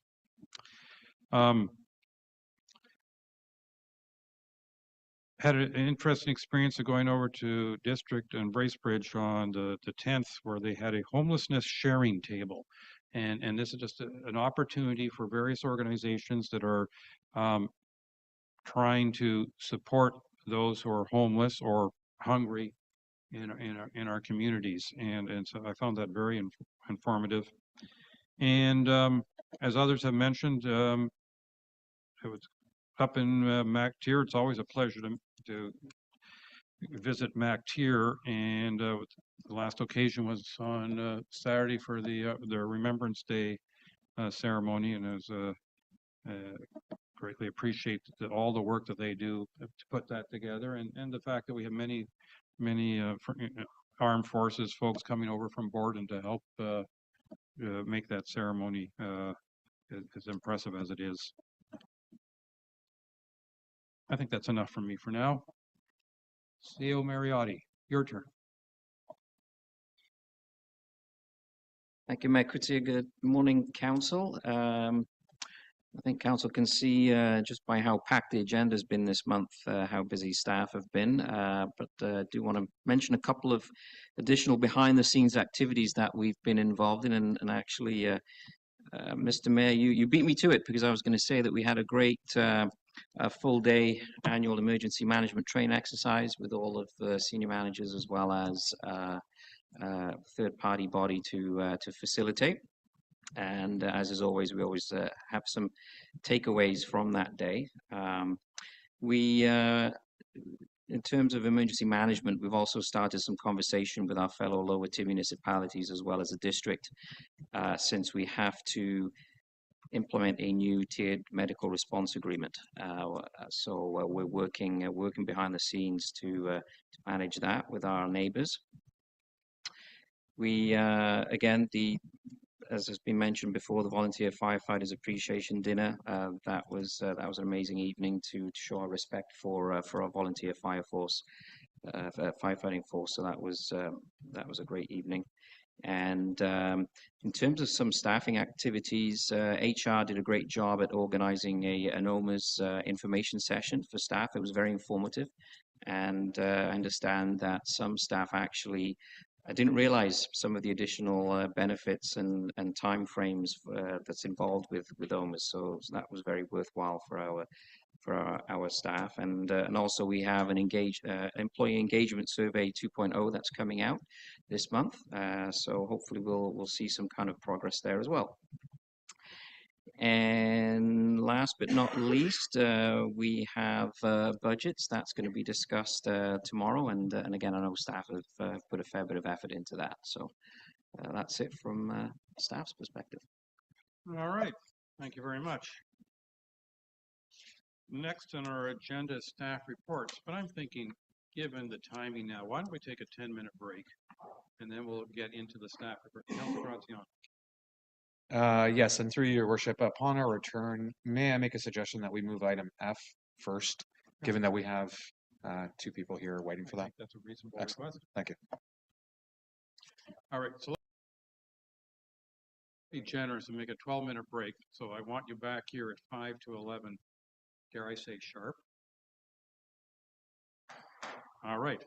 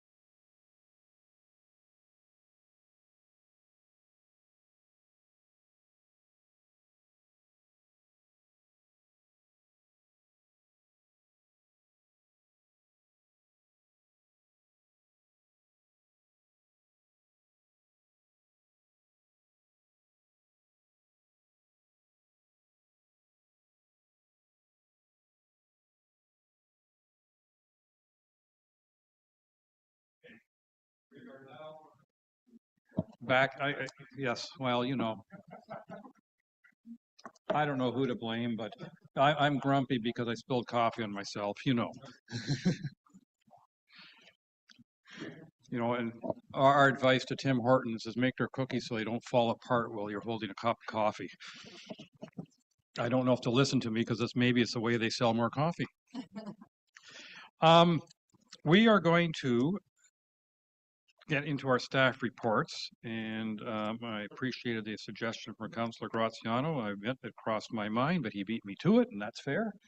Is that let's go to item F, license of occupation for 32 Stewart Street, and our clerk has a report, and if you'd be so kind as to present that report, and then we can go into discussion. Thank you. I'm just going to share my screen because I think in this circumstance, visual aids are much more helpful.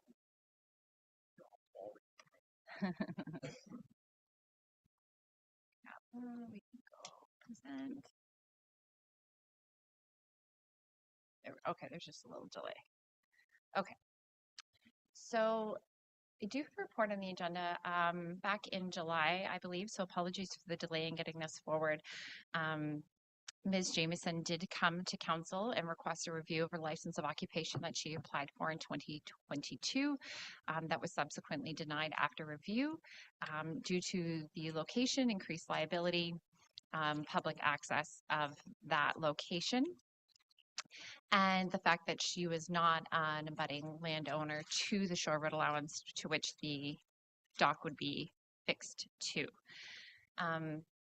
Following the request in July of this year, staff myself reached back out to legal counsel and back out into insurance just to confirm what we had confirmed in 2022, but again, just to get it in writing once again, to make sure nothing had changed and we didn't miss anything or there was no misunderstanding of our interpretation of what they were directing us to follow.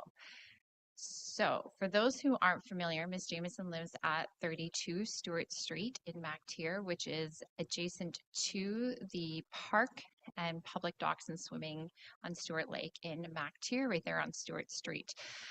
Directly in front of her property, I don't know if I have my mouse. Can you see my mouse? Okay, perfect. So directly in front of her property, actually, if we go here, so this is 32 Stewart Street, and you can see the park and the docks, and right along here, you can, I don't know if you can see from here, but there is the buoy line for the swimming area. And the requested dock would be just outside of that area, which is actually in front of the neighboring property. It's the location in which Ms. Jameson has requested the dock. That would be for her personal use for her property and any guests that she may have. As you can see, there is a road in between the property. So 32 Stewart Street and much of this area is part of a registered plan of subdivision. This strip of Stewart Street was never intended nor designed to be waterfront property. It was meant to be water view with the road running adjacent to the waterfront. All of the legal descriptions and interpretations of the descriptors of this property, from Geo House to the Land Registry Office, etc., all reference the fact that there's a road in between, which means she is not waterfront property. It means she has a water view. And the shore road that runs along there is owned by the Township of Georgian Bay.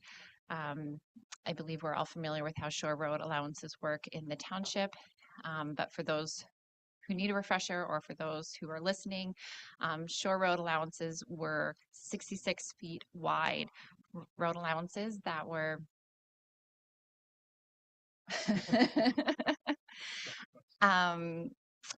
that were drawn on many lakes in Ontario and certainly along the shores of Georgian Bay. When Ontario was first surveyed starting back in the late 1700s and slowly moving north. So this area is probably, it wasn't surveyed until the late 1800s. But at that time, the 66-foot shore road allowances were drawn in and were originally owned by the Crown. In more recent history, those ownerships have transferred to the township. So this is land we own, which means we are liable for anything that does happen or occur on these parcels of land.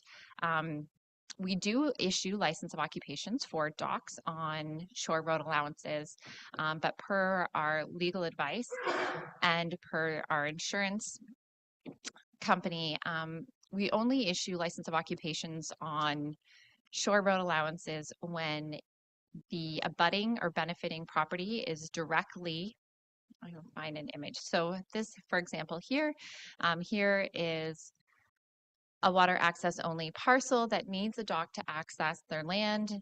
Here, I don't know how well you can see on the larger screen, but there is the boundary of the property line.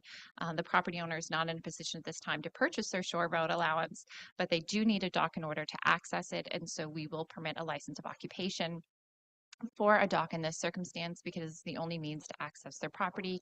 And again, that they are the abutting property owner. We have had requests similar to Ms. Jameson's in the past. Here's an example of one on an open road allowance that does run to the waterway. That was by an individual who obviously did not own the abutting land, in which case that was also denied. I believe that was in 2021 that we had that request. So this isn't new for staff to deal with these requests, but perhaps this is new for council to know that we do receive these types of requests for individuals looking for their own docks and water access to different lakes within Georgian Bay Township, or not within Georgian Bay, but some of our inland lakes as well. And when we do issue license of occupation for docks, it must be per the shore road and road allowance policy, in which case the straight extension lines from the lot line where they go over into the waterway, the dock would need to be within those boundary lines. And in this case, again, because of the public swimming area, the dock requested by Ms. Jameson is just outside of what would traditionally even be the accepted boundary line in this circumstance. There are other areas within the township of Georgian Bay in which backlots have deeded access in some capacity, depending on how the legal descriptions and how those plans of subdivision were first developed. Many of these are dating back to the 1950s to 1970s. This is an example of one on Bonneville Road. We call it Block A, but all of the backlots have deeded access to this block here. In which case all of the backlots on the other side of the road have access to a waterfront parcel. So when it was the intent of the subdivision designer when it was developed at the time to have deeded access to the front, it was incorporated at the time. So I do agree that there are two existing docks on Stewart Street. One belongs to 12 Stewart Street and the other one is for 22 Stewart Street. The one at 12 Stewart Street has been there since 1991, and the one at 22 Stewart Street has been in existence since 1920, both of which far exceed the timeframes for when the township owned and could sell our shore road allowance. So at the time when they were built, that land was owned by the Crown. And those docks have been in existence in perpetuity through those properties and are still in existence and still maintained by those property owners. If at any point in the future, because of the change in ownership, because of the change in insurance and liability for the township with joint and several liability, making the township oftentimes having to pay the bulk of claims because we have the deeper pockets in regards to insurance claims, we will no longer be issuing license of occupation if there's a change in ownership or if the docks need to be removed for one reason or another. This is why these docks are in existence currently, but as long, and they may be there, but we're not permitting any new ones on Stewart Street or any other areas similar to this. So again, here's just a map where you can see where the two docks are located. Just a little bit about the zoning. We just wanted to make sure you had all the information on the property and how it's assessed for MPAC. So again, it's part of a registered plan and it's residential type 4 on that registered plan with no shoreline zoning, which means it does not have any rights to the waterfront. Again, it's a view of the waterway from this location. And in this circumstance, there might not be enough shoreline to be purchased anyways. We couldn't sever it as a separate parcel. It'd be too small of a parcel to sell that portion of the shore road on the other side of the roadway. MPAC has it designated as seasonal recreational dwelling first here on water. First here on water means that there is a road in between the property and the waterfront, which means it is not an abutting waterfront property. So we went on to describe some of this. So some of the minimum setbacks that would be required for a dock are not met in this parcel because it'd be too small, and it needs to be, you know,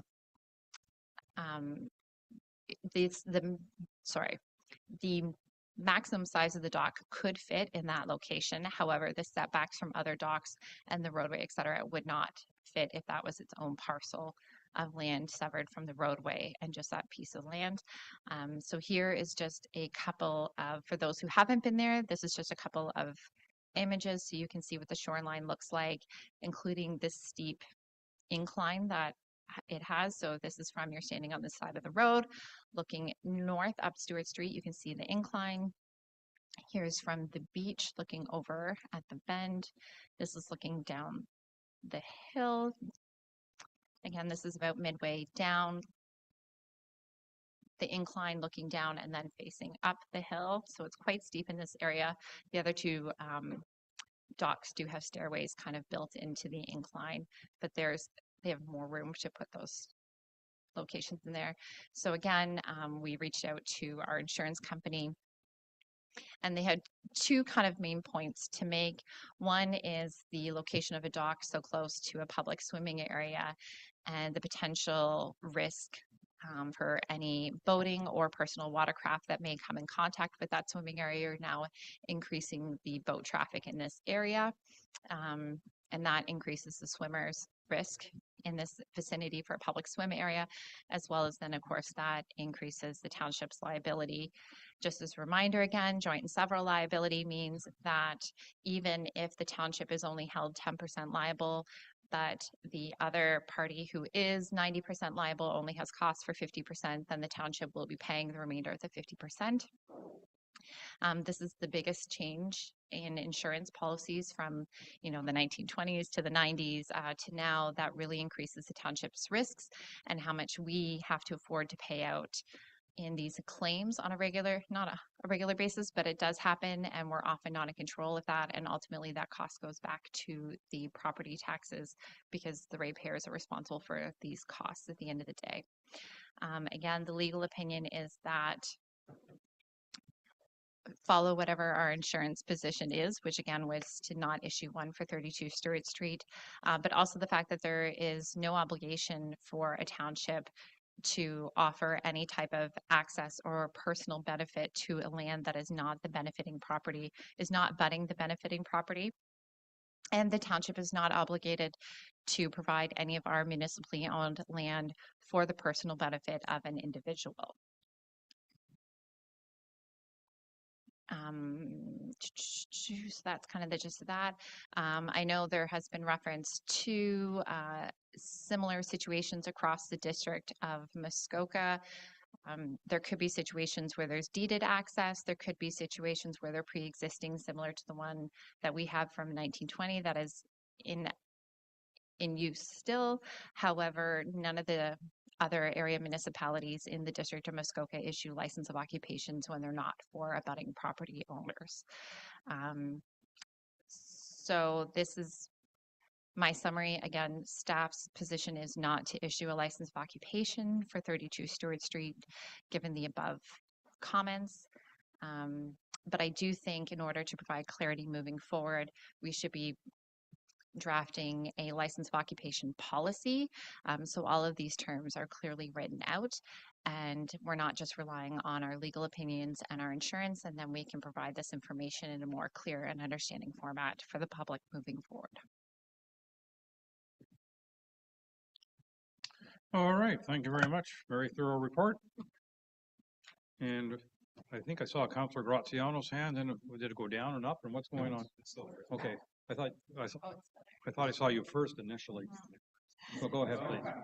How did Steven get in front of me? I don't know. He has the magic button. He's been playing Does- games. The technology wizard. Just if I can, I have a couple of questions and then I have some comments if I can. I will likely not take too much time. First and foremost, very thorough report. Thank you very much to our clerk for a very, very thorough report with lots of visuals. The first question that I have is on slide number 3. The orange section there looks like, I'm assuming, absent any photographic context, that is where they are proposing to put the dock. Is that correct? Yes. Okay. Yes, that the solid block. Yes. And I do see that there is some dotted lines in the waterway. Now, is that a perimeter for swimmers? Yeah, so the dotted line is actually the aerial footage of the buoy line that Right. goes in each Okay. year. So Yes. similar to the 6 Mile Lake park, Yes. they have a buoyed perimeter. The other question that I had was a little further down, if I can, which is, if you give me a second, I just got to scroll back down. I'm looking at slide number 9 of 13. It seems that there's a bit of a point, and at the point there is another dock there, which would otherwise be the neighbor's dock, which is what I'm assuming. Is that correct? And so that point jets out, and then within this bay here is where the proposed dock would be, closer to the neighbor's dock. So Correct. still within that point. Yes. Okay. Thank you for confirming. Now comes my comments. As councillors, it's our job to mitigate the risk that may be borne back onto us through litigation and so on. However, I can't, as a councillor, I also understand that there is a human side to our decisions as well.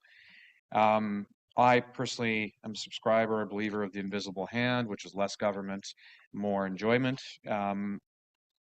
And how I read the shoreline specifically is that if there is if there's a boat or boat traffic coming in there that close to shore, and not able to navigate around the docks, I think they would hit the neighbor first, and then secondly, I think that would be incredibly reckless that close to a swimming section.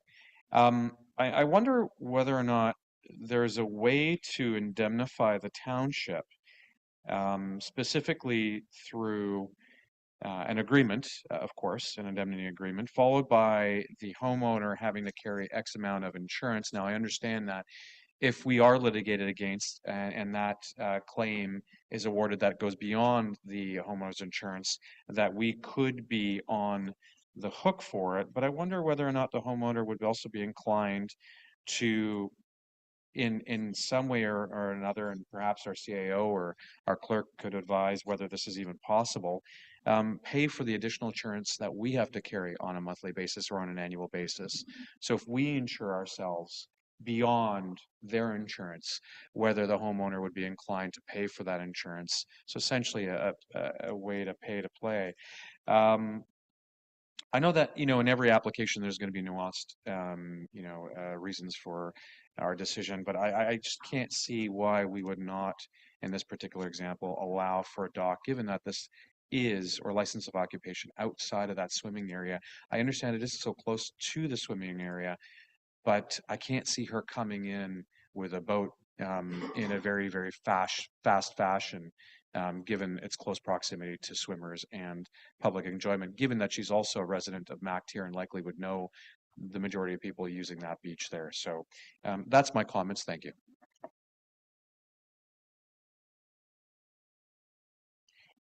You did ask one question about the indemnification. The short answer is no, that's not possible. There's no way that the township could be entirely off the hook for costs in the event of a claim. I don't know if Ms. Bootsiet would like to speak further in insurance lingo to be able to explain why. Through your worship, we are pooled insurance, so there wouldn't be like a specific cost. Like it's not even a request we could make to have, that property additionally insured at X amount of dollars. Our general liability insurance is an umbrella. So that part of the question is off the hook, and it's not in this specific situation, but the insurance often writes in, may versus shall. and giving council the authority to make the decision, but the insurer, and I don't like the threats, but the insurer may also not insure us in the future if we make risky decisions. May I have a follow-up? Thank you.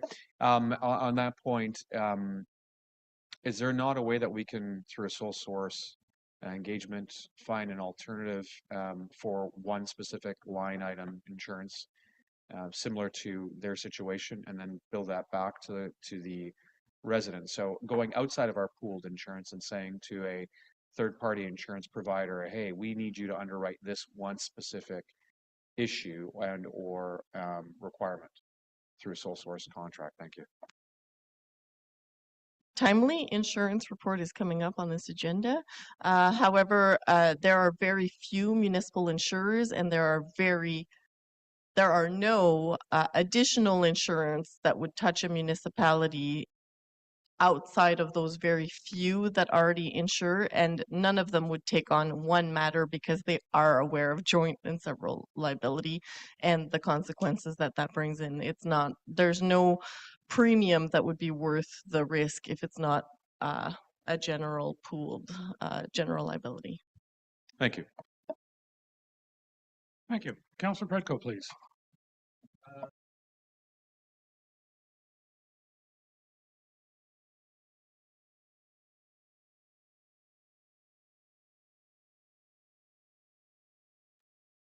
Your microphone, please. Yeah. I have a couple of questions about the policy in general and about 32 Stewart Street. So if you just bear with me for a second. What is the process today for a license of occupation expiring and the practice in our township? I know other townships have policies and bylaws where they are only either 1 year, 10-year periods where they have to be renewed, and I guess they're renewed at the pleasure of the municipality. What do we do currently? If I may, Your Worship.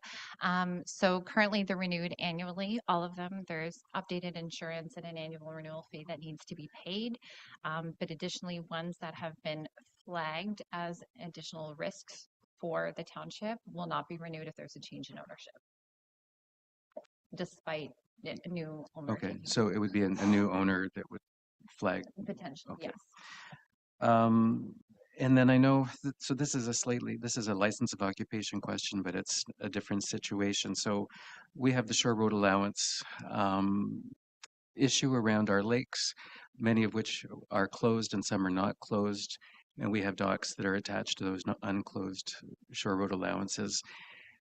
And we only do a license of occupation when the owner comes forward to make a modification or to rebuild the dock. Or do we actively go out and try to enter into a license of occupation with all properties? So currently we do not actively seek out these docks. If you could imagine how much time it would be to take a boat and drive around all of our lakes and identify all the docks and then pull all of the deeds to see if they do in fact own the shore road. It's costly and time sensitive as well. So we don't, but as soon as we're made aware of them in some capacity, that's when we follow up and make sure they come into compliance. Okay. And then I guess our general insurance appreciates that situation. That's common for other jurisdictions as well. Yes, and especially since they're part of the abutting landowner, so they're not accessible from a public access way. Okay. So one question about Stewart Lake and the township land. I had been, and this is maybe for Mr. Sokach, I had been told that there's drainage culverts from the CP tracks that drain into Stewart Lake. Is that, and are they in this area of the shoreline, or are they in some other area? Through the mayor, they're not in that immediate. Through the mayor, they're not in that immediate area. Okay. And then back to, I guess, the clerk for a question. I know some of the concerns raised on your report specific to 32 Stewart Street is the location of the swimming area, the misalignment of the dock, and the steep embankment, and the lack of really visual line of sight to the dock from the residents. If they had been in a different location on Stewart Street with a direct access away from the water swimming area, would that have been something that you would have recommended or allowed the application to go through? Not with the road in between. Okay, so And yeah, and this is one request, but once this one goes through, then who else on Stewart Lake, who is a backlot, may want to make requests as well. So that's the other consideration, is where's that line and how many do we permit? okay, and obviously I'm I've been speaking to Ms. Jameson quite a bit and have a lot of sympathy for her interest in having this. I'm also quite sensitive to the report and the implications for the township. It's tricky. Thank you. Thank you. Councillor Jarvis. Couple questions with regards to the other properties that have docks there, Karen. So you've got properties at 12 and 22, and there's a property in between, I believe, as well. I'm just curious, are they zoned the same way as this requested property as residential type 4? Yes. So in fact, they have no right to those docks as well, and that's why we're considering having them removed if new ownership came along, correct? That's correct, yes. Yeah, so my observations just really quickly is a dock in that area is, I mean, if it's for boating, then it's a danger to the beach, and if somebody needs to go swimming, they get the public beach right there anyway. So considering all the factors here, I think this is rather difficult one to allow. My observations. Thanks. Thank you. Councillor Cooper.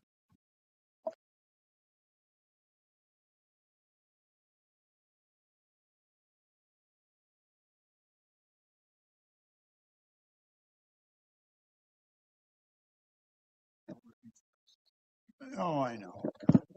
Anyway, yeah, just a couple of suggestions in terms of, I think our clerk mentioned developing future practices around this. And I would just like to harp on about something that's been mentioned many times. We do have experts in our township in the insurance industry. They're very knowledgeable, including even from MacTier, who are experts in risk management.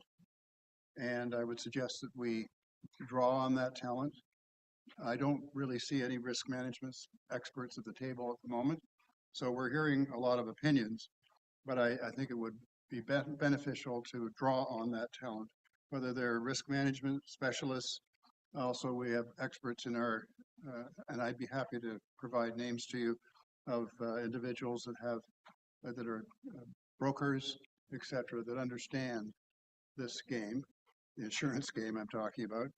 And finally, I know that one of the aspects of owning or non-owning shore road allowance is an example, which has sort of been thrown around this.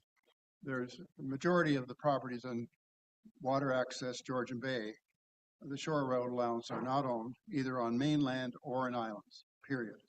So, and it's been, what insurance people will tell you is if it's an adjacent property owner, it's under their care, custody, and control, that dock.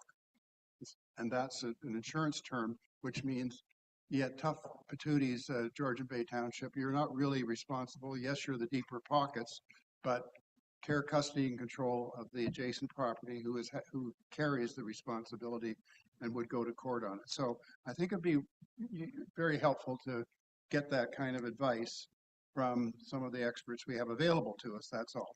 I know it's not dealing with this particular issue, but it was your comment about developing practices for the future. I'd be happy to offer that up. Thank you. I think, Councillor Cooper, we should recognize that Clerk Way did consult experts. They happen to be our insurance companies and our lawyers. So the expertise was consulted. Not risk management. I would imagine our insurance company has plenty of risk management experts. Yeah. For us in that regard. So I think our other talking about public verbiage, we are drawing on our. Councillor Bocek, please. Thank you, and through you, Mayor Coates-here, to our clerk, just so I have a clear understanding on this. In particular, properties on Macy Bay Road where there's a roadway between the resident, the lot, and Georgian Bay, and the dock is on the opposite side of the road. If I'm clear here that if there was to be a sale or a transaction of that property under these circumstances, residential type 4 or whatever, that those would lose their occupation rights as well too. And I don't mean to stump you with this question, and I would be happy to get an answer after it's researched, but if you do have the answer, it would be nice for us to understand. Thank you. The short answer is yes, that's correct. But additionally, this isn't just about not permitting new ones in the future or about stopping them, like the ones that are pre-existing or taking over with new ownership. It's also about where is the line and the risk in permitting new license of occupations when people aren't the abutting property owner. There is lots of access points that the township owns that are publicly accessible, and we've had requests for those in the past, and we've denied those as well for the same reasons. And those people have found alternative options, such as, you know, boating a slip at a marina or using one of our several boat launches to bring their docks or their boats in and out of the water. Sorry, thank you for that answer.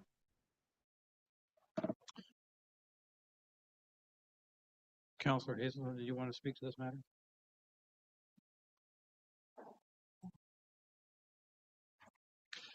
Sure. I'll thank you for that. Thank you for the invitation. I would like to echo what I think Councillor Bocek's concerns are on the folks on Macy Bay Road. I think that there are probably several circumstances in our township where there is historical use, there is an expectation, and we are likely going to have anomalies.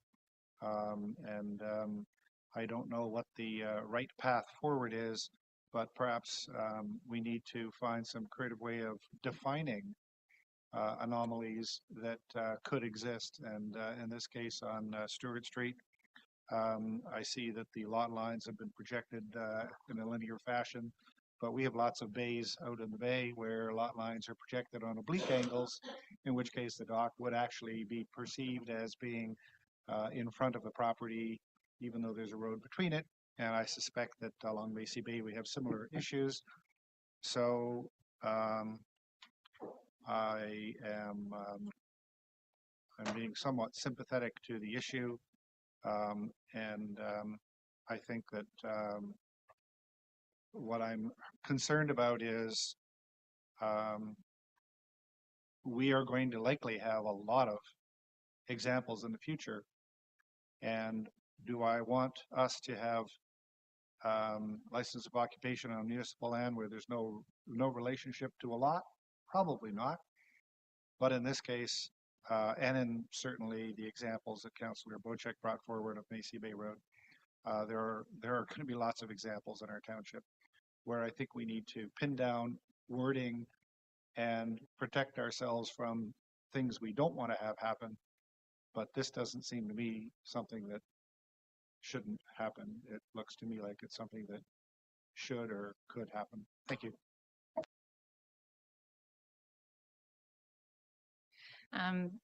Our shore road allowance policy and road allowance policy that we sell our property lines does have a map that shows how, if the lines don't go straight out in parallel fashion, how they deviate into the waterway. So the docks would need to be directly within that projected line.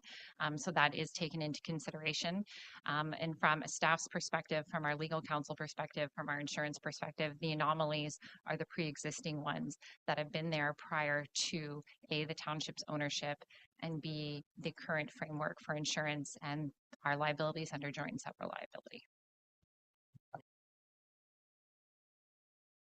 So I'm not disagreeing with your concept about extension of lot lines, except for the fact that if there's a neighbor, the neighbor can agree to not have a linear extension. They can have oblique lines. And in this case, it's maybe, I don't know, maybe 22 Stewart Street is agreeable.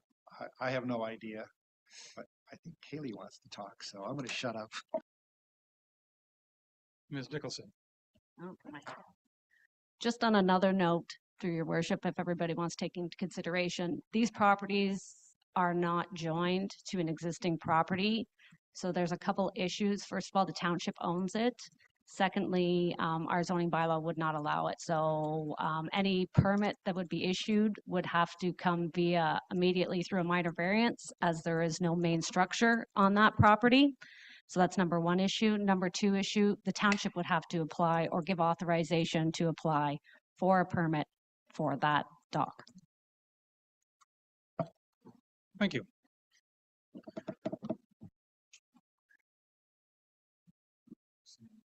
You know, while I'm certainly sympathetic to Ms. Jameson wanting to put a dock on the shore, I mean, I'd want to do the same thing if I were in her situation.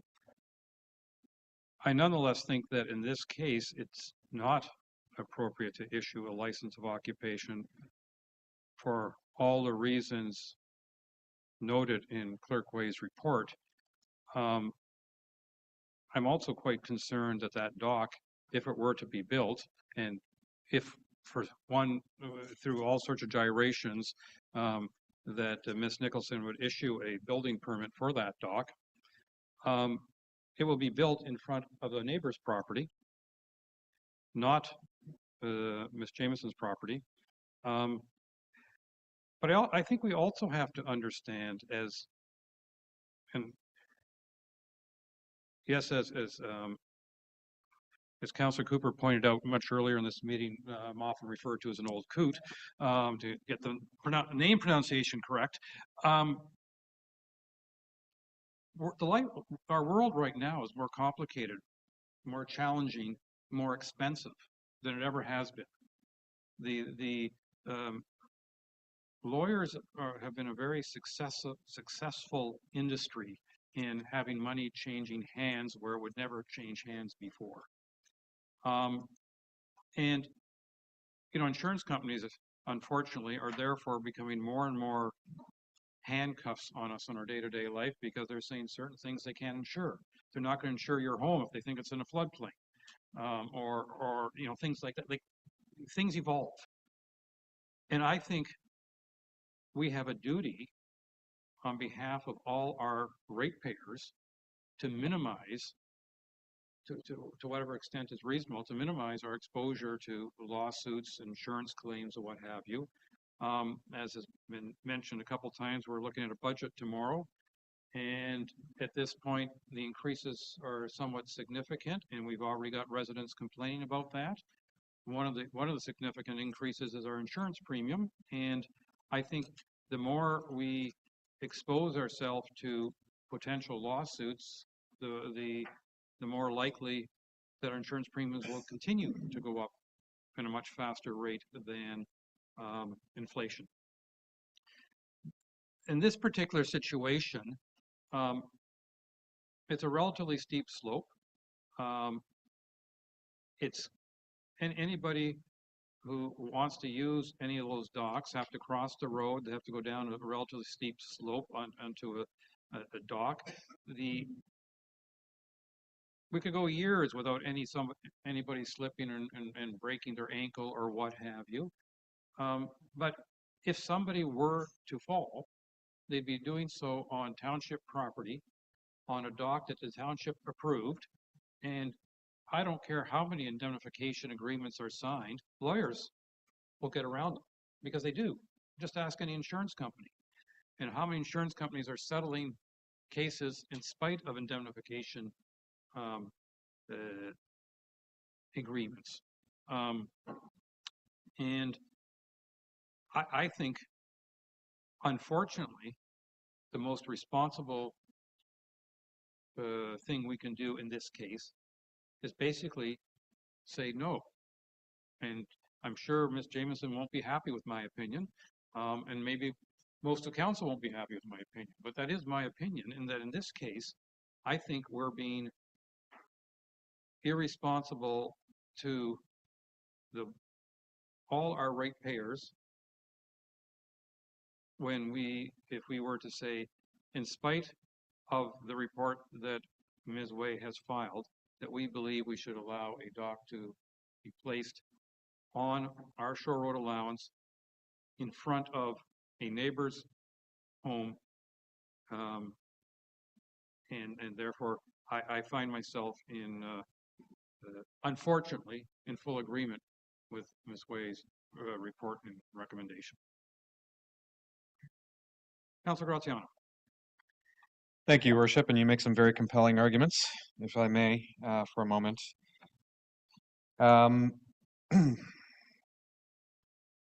In my understanding, if we had an agreement between ourselves and the applicant, specifically an indemnity agreement, we could also, in that agreement, ensure that there's a clause that specifies that we would have the first right to determine whether a settlement would be accepted or not. Now, of course, I do not hold a law degree, but in my past wisdoms of owning a company, my lawyers have advised that yes, we can be first to decide on any settlement agreements that may be presented. We've heard time and time again that as a municipality, we are always exposed to litigation, regardless of whether or not we have the belt suspender, hard hat, and Kevlar vest on, or whether or not we don't. We're always going to be exposed to liability. And I think in this situation, it's not any different than any other decision that we make going forward. And so I don't see any difference here. With regards to the possibility of our insurance declining any future request and or any future claim, this is what insurance companies do. They don't want to pay out, and they'll find every excuse not to pay out. And that's why there's insurance lawyers, and that's why we hire insurance lawyers to litigate against the insurance company that's declining our application and or our file. It happens daily. I mean, I was exposed to one in my early 20s, and I had to sue the insurance company for not paying out, and they eventually paid out.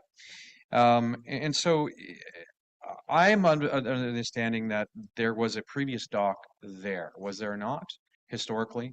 So there was one there, and it's, I understand that at this current time, there's not one there present, and we are considering whether or not we will offer a license of occupancy with respect to the slope. I'm sure that our building department can ensure that if this has to come back to committee of adjustment, that committee of adjustment may conditionally require a step down, or our building department may require some kind of staircase down to mitigate the slope and or slipping. I just can't see why we're not allowing a person an opportunity to enjoy not only their home, but also the water in front of them. And I understand that there is a gap between what's being proposed and a road there, but I am in support of the applicant's request, and that's my opinion. Thank you.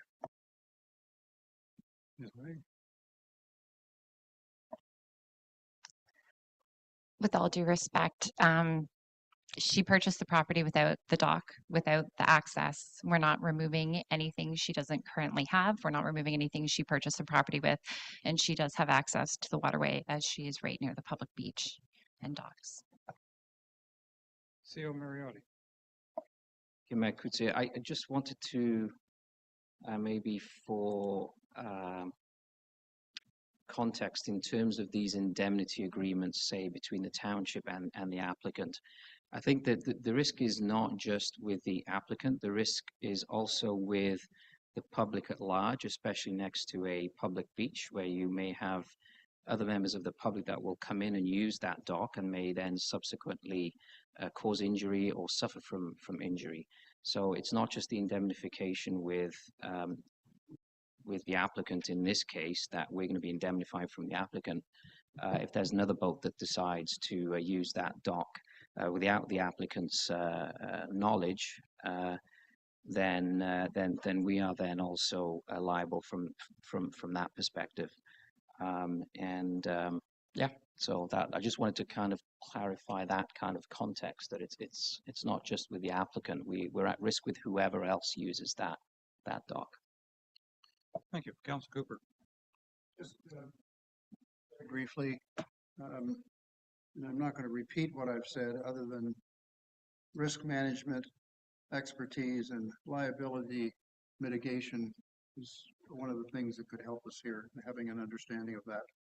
I would also like to say that in terms of indemnification agreements, there's other ways of providing protection to the township, including bonding, which maybe you referred to that, but there are bonds that can be obtained to provide protection to us that the dock owner would have to take out a bond. And so if it's a bond plus under their care, custody, and control, I think some risk management people would tell you that that might mitigate our problem. So I just raise that as a consideration. I'm certainly sympathetic to this individual, but there may be some tools available to get us to a safer spot for the township and our constituents. I certainly want to protect our constituents as well. Thank you. Ms. Nicholson. Just one more comment, if you don't mind. I know we keep talking about bonds and insurance and amounts and that, but nobody knows what we will be sued for, or the owner would be sued for. So coming up with that kind of amount, I think is something that won't be achieved, because you won't know how much you could be sued for anything. There's no limit. So the amount of insurance everybody wants somebody to come cover with is unknown. So just a comment. Just so we know that you don't raise $50,000 for a bond, you pay for a bond. It's a low amount of money. But I think our point is, if there's a $2 million bond and you get sued for $5 million, the bond comes a little short. Of course, and I think that's fair enough. And I would remind Kaylee to put her hand down, please. All right, I'm not seeing any further discussion. I have moved by Councillor Predko, seconded by Councillor Jarvis. Be it resolved that council supports staff decision for license of occupation application L22-04 for 32 Stewart Street, and that staff be directed to report back to council on the implementation of a license of occupation license of occupation policy. All those in favor? Sorry.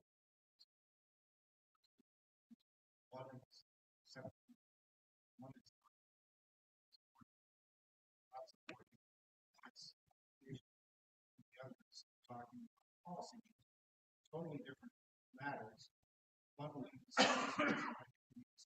All right. Moved by Councillor Predko, seconded by Councillor Jarvis. Be it resolved that council supports staff decision for license of occupation application L22-04, 32 Stewart Street, or Jameson. All those in favor? We're supporting staff's report. Yeah, right now this vote is whether or not you support staff's decision to deny the application. It is written in a positive. Yeah, we're positively supporting the staff report. Yeah.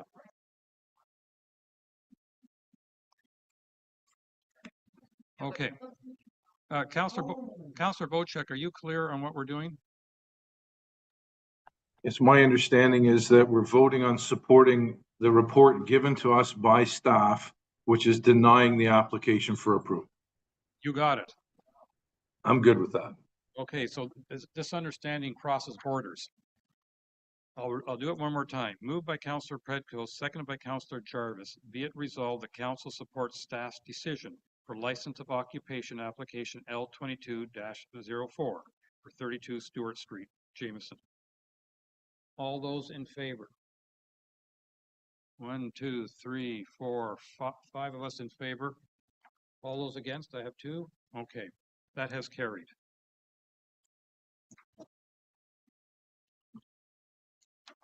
Second, moved by Councillor Predko, seconded by Councillor Jarvis. Be it resolved that staff be directed to report back to council on the implementation of a license of occupation policy. All those in, sir. Since we've broken that out, I would ask that the staff report back, including accessing available expertise in our township. Risk management expertise. Thank you. I would like the caveat that they're municipal risk management expertise that we need to seek. Okay. Thank you. If I may, Mayor Coetzee, maybe we can bring our current service provider that provides risk management expertise, which is BFL Insurance. So they can come and maybe do an information session for council, so that council can better understand some of the examples and some of the risks and what's happened in the municipal sector.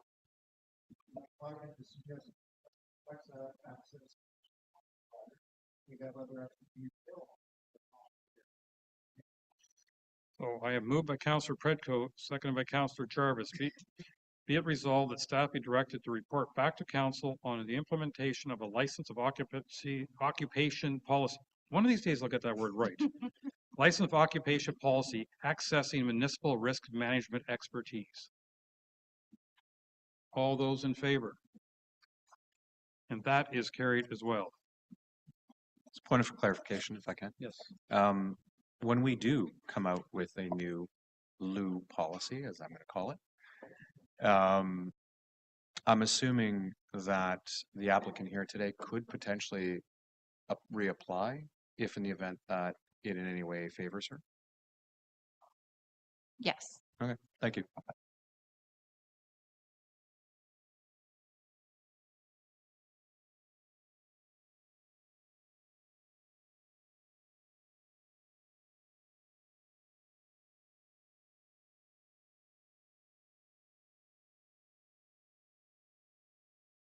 Turning my mic on.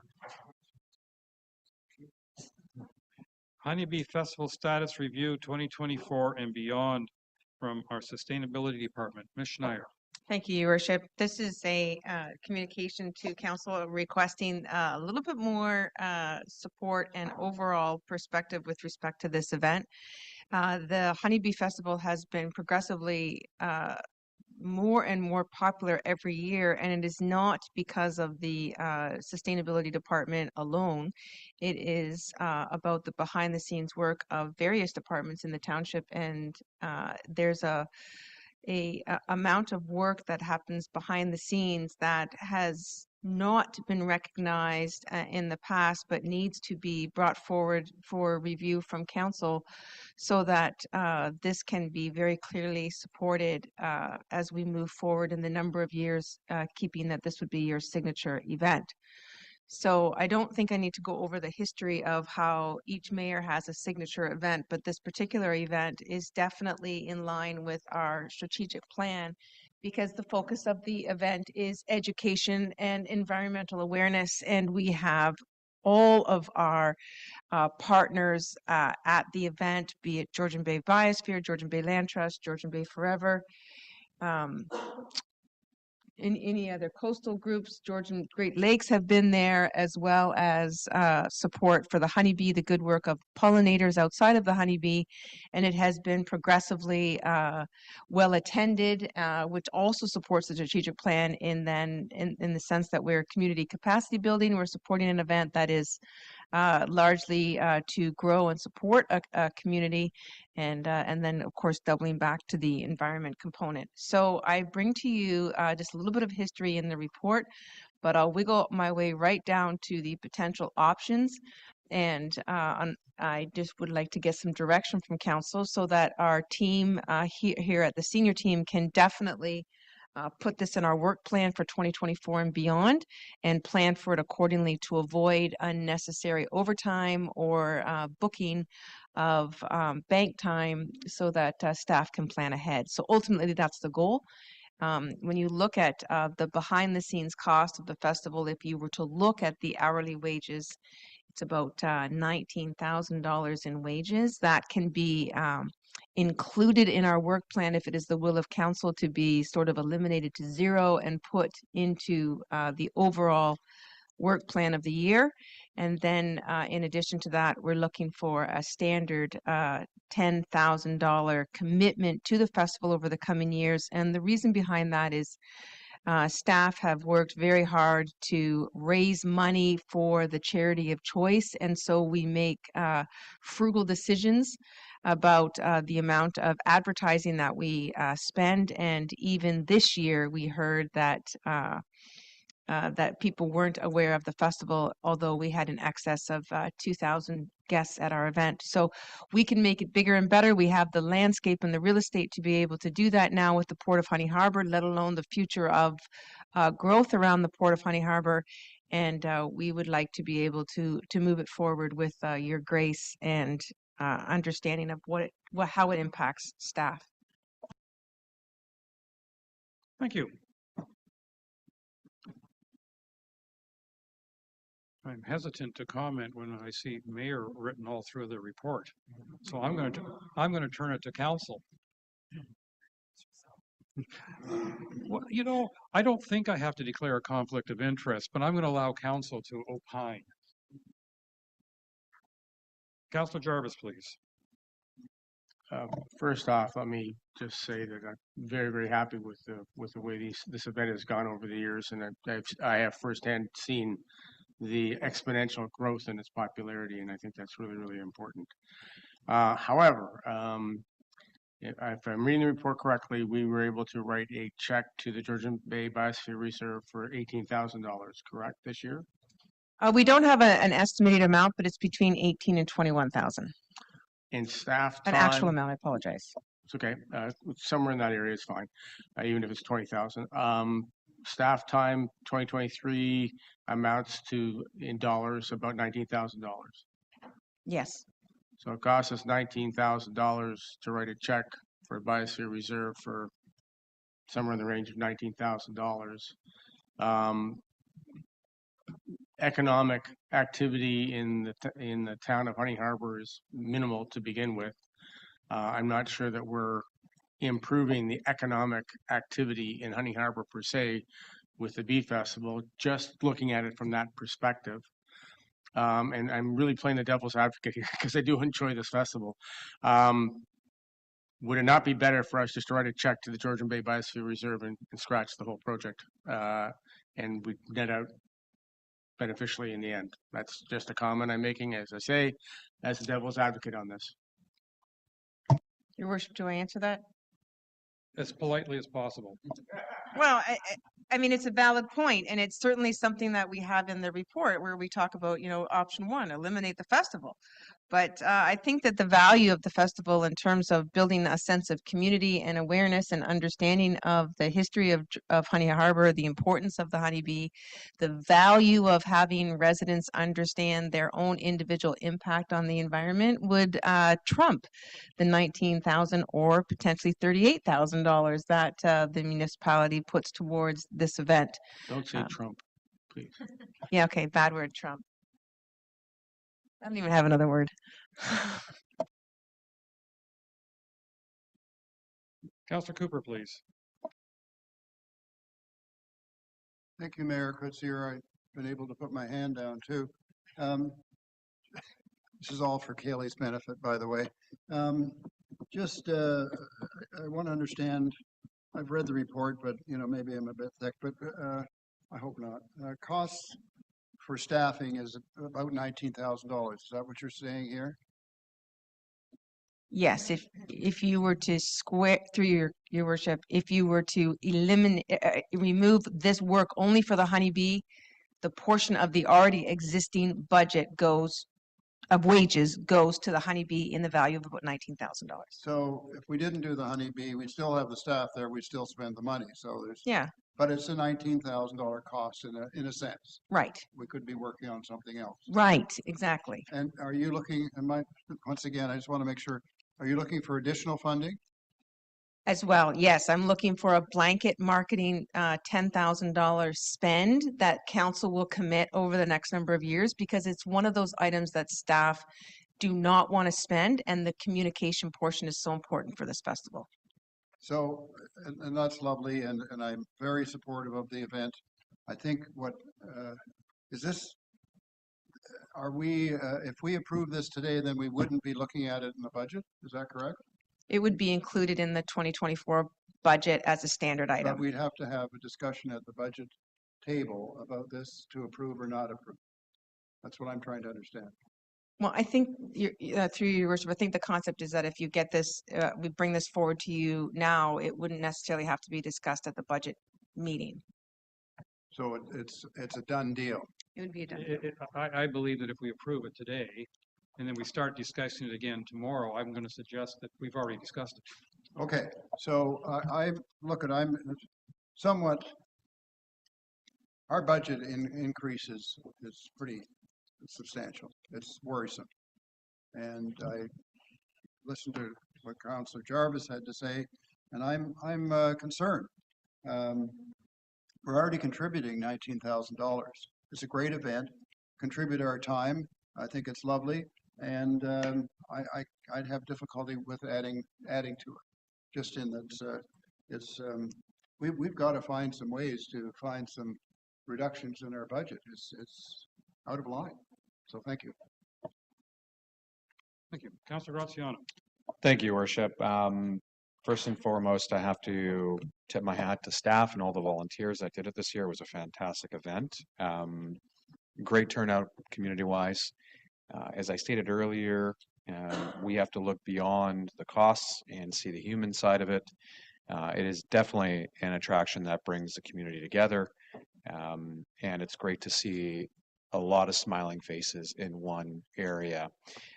As for the economic impact to Honey Harbor, I'm sure the general store receives quite a bit of people in there purchasing foods and other stuff, as well as the local microeconomy of producers of honey, as well as others.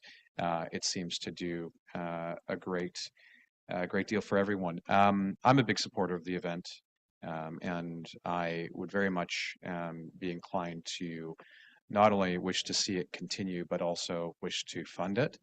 I have a creative suggestion, if I may. Next year, if we do this, I'd like to see a councillor dunk tank. I know of 35 6 Mile Lake residents right now that likely to pay $100 to dunk me. And so there's probably a good money revenue stream there. That aside, I very much support this, and I'd like to see this continue on. Thank you. Through your worship, can we add that to the resolution then? Well, we know in the past we've made amendments to resolutions. Councillor Predko, please. Thank you, and through you, Your Worship. I agree with Councillor Graziano. I think that the Honeybee Festival has the potential to create a lot more awareness for the township, and I think it has the potential to bring different communities together, bring different artisans together, and if it were to grow through enhanced marketing, I think we would maybe want to look at not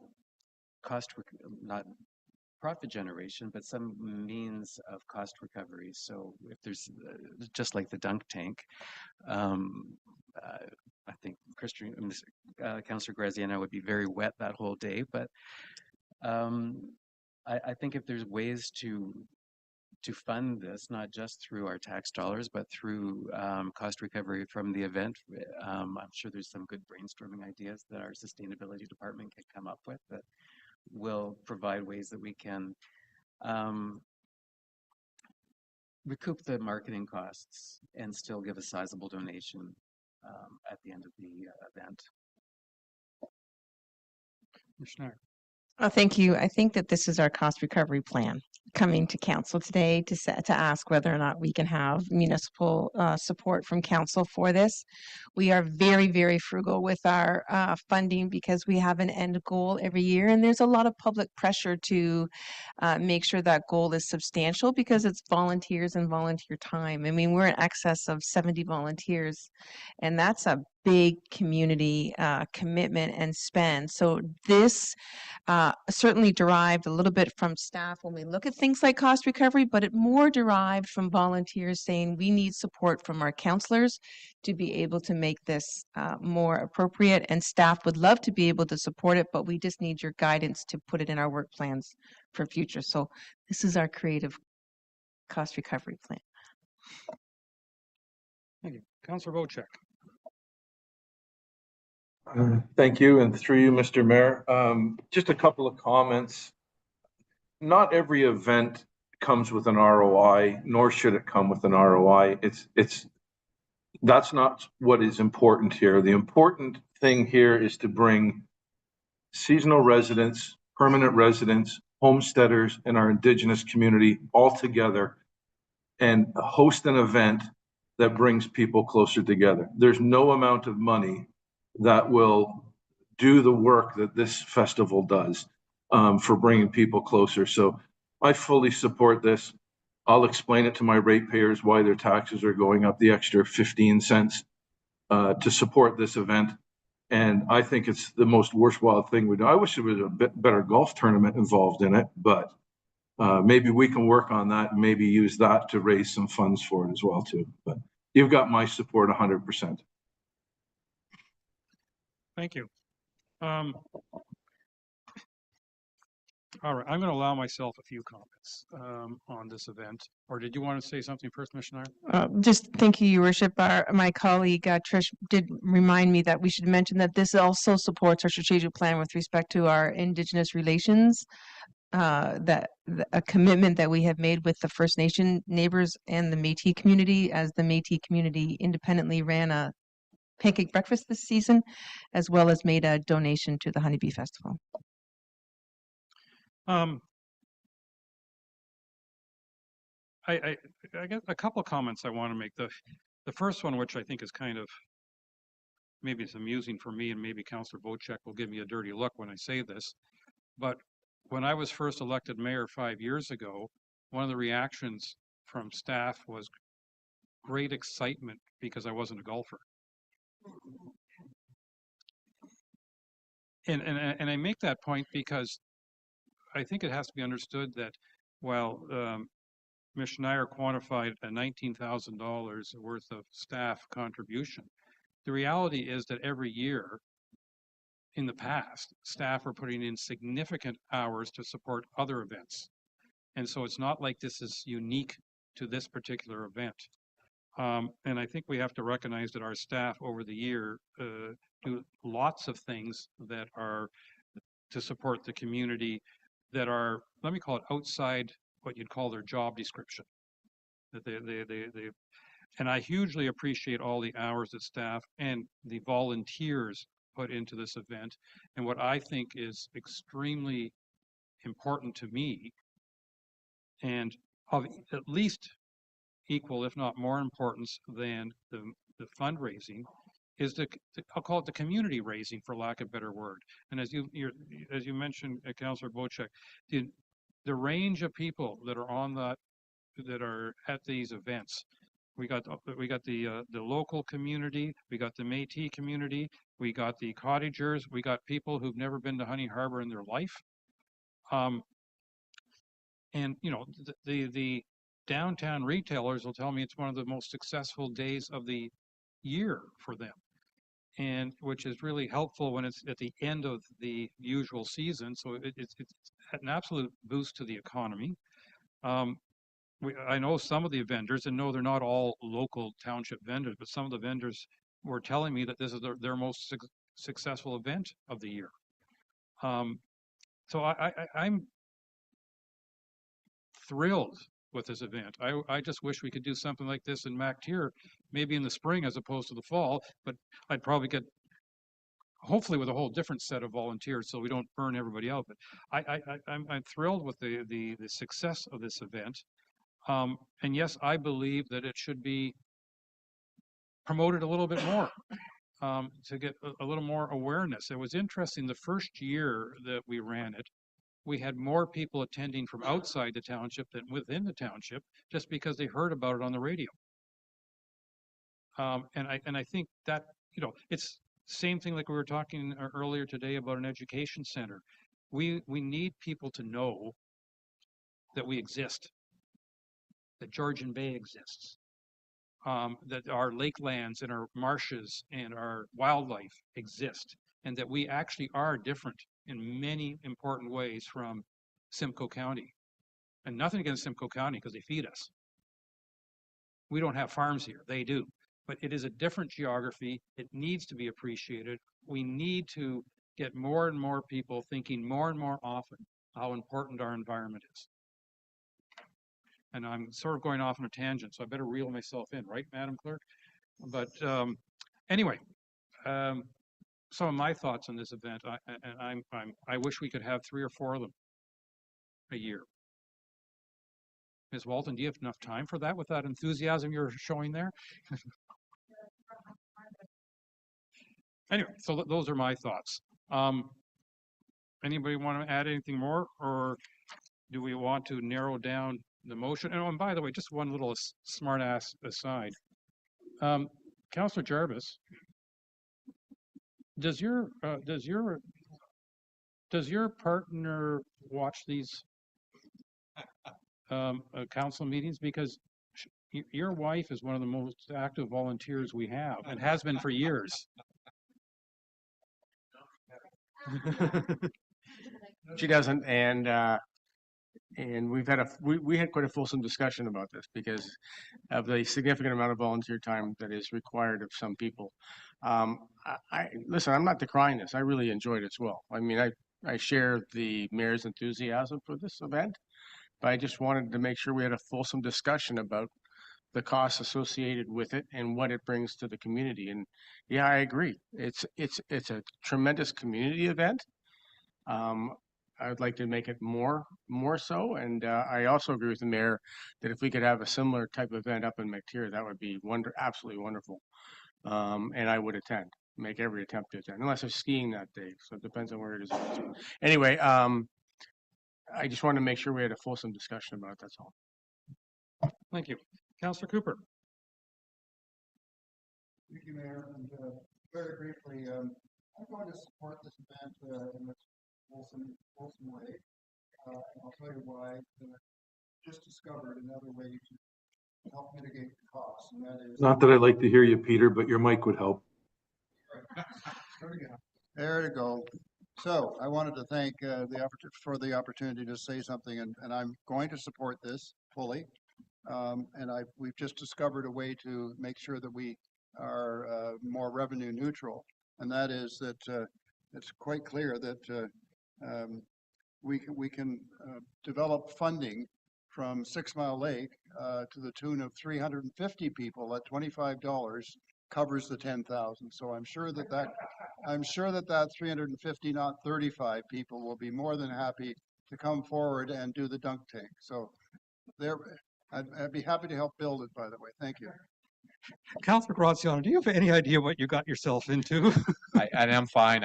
You know what? I'll show up in my shorts and I'll be ready to go with a jersey. So I'll be the first one this next year to volunteer for the dunk tank. Forget the Speedo, will you? Thank you.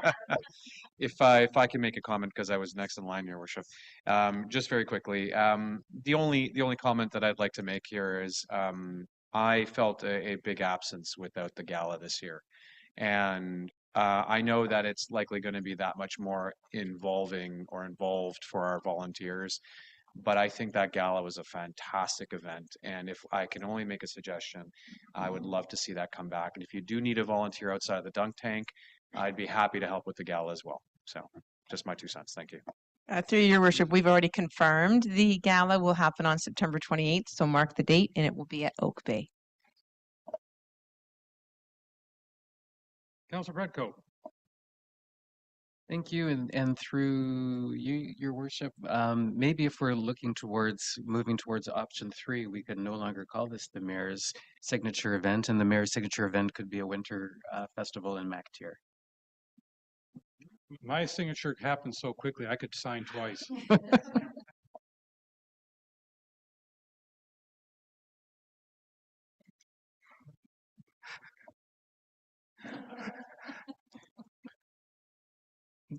Just to remember how enthusiastic Ms. Walton is, so delegate.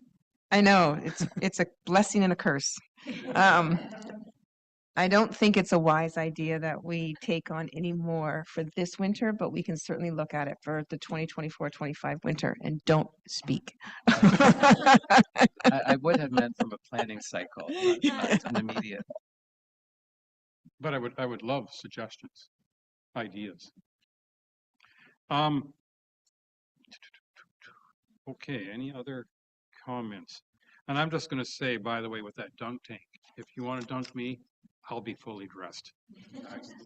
Because I don't think it'd be fair to our constituents for me to be seen other than fully dressed.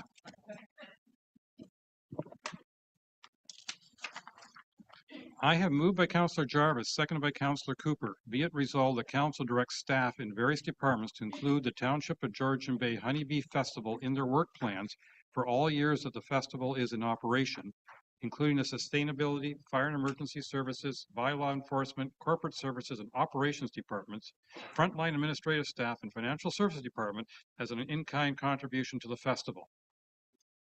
We could have just said all staff.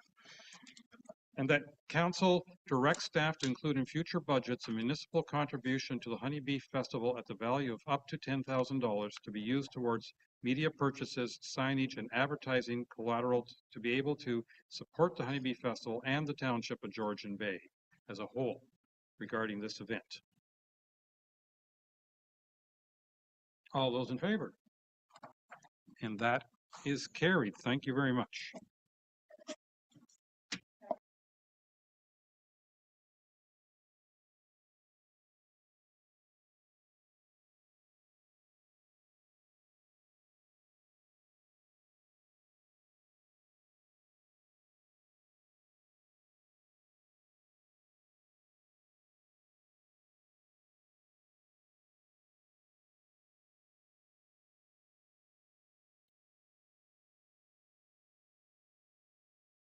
Now my mic on. I apologize to everybody.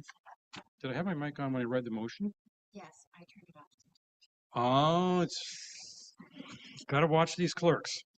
Anyway, I'm to go back. I'm going to suggest that we skip over to new business item C, Port 7 Honey Harbor Santa Claus Parade, because I know we have a member in the audience who may want to speak to that matter.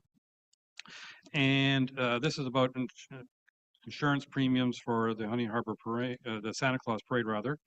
And then what I'm also going to propose is after that, we then take a lunch break. We're going to go into close, take a lunch break, and then reconvene at 1 o'clock in close because we know we have a guest in closed at 1 o'clock. So with that, Councillor Bochek, this is your item. Did you want to speak to it? Well, certainly, and thank you, Mayor Coates here. We do have a short delegation being presented by Bonnie today, but to give you the short strokes of this, we have a very dedicated group, a community group that work on the Santa Claus Parade for the Port 7 Honey Harbor area.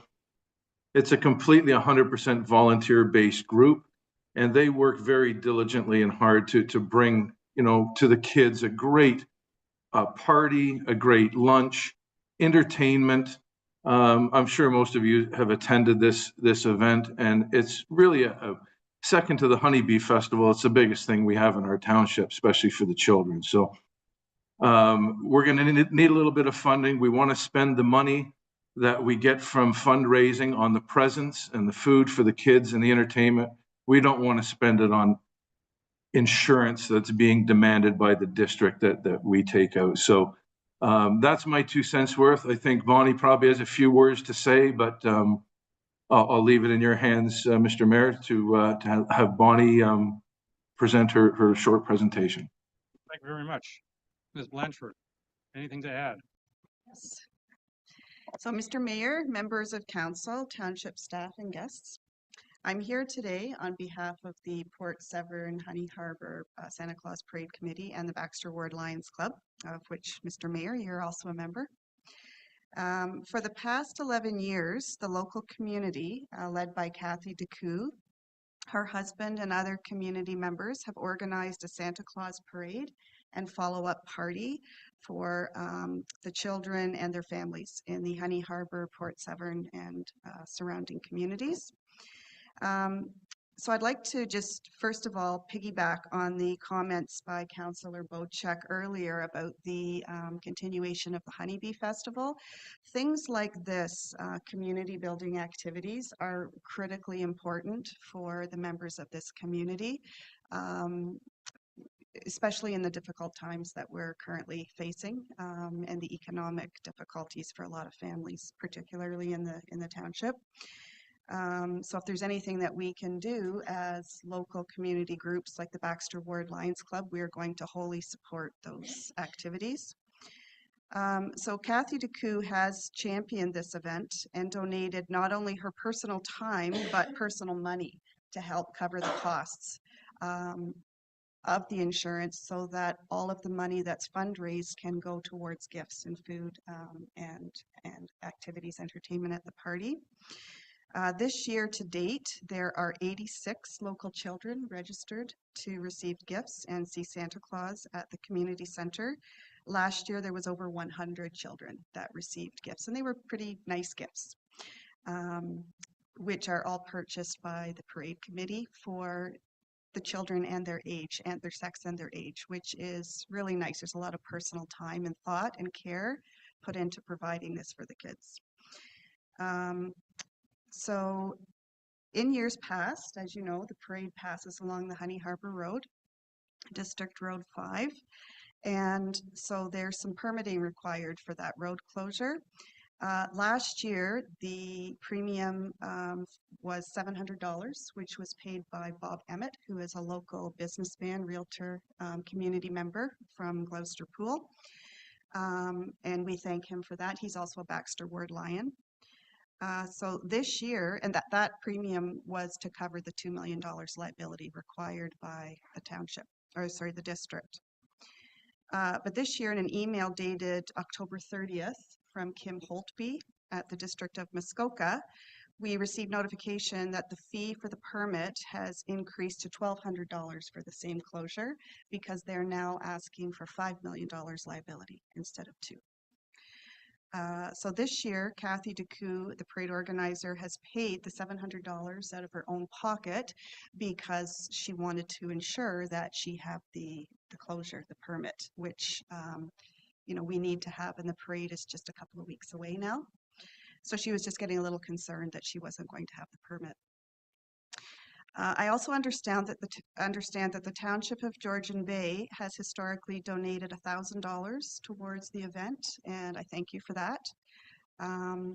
This year, we are asking that the township contribute the further $1,200 to pay for the road closure permit, so that the monies that are donated and fundraised can be wholly and completely given toward gifts and food for the children and the families. We're asking that this donation happen not only this year, but in subsequent years, so that the parade and party can continue. Thank you very much for your time, and we look forward to your timely decision on this resolution. Thank you. Thank you. All right. Councillor Graziano. Thank you, Worship. Bonnie, a great presentation. Thank you.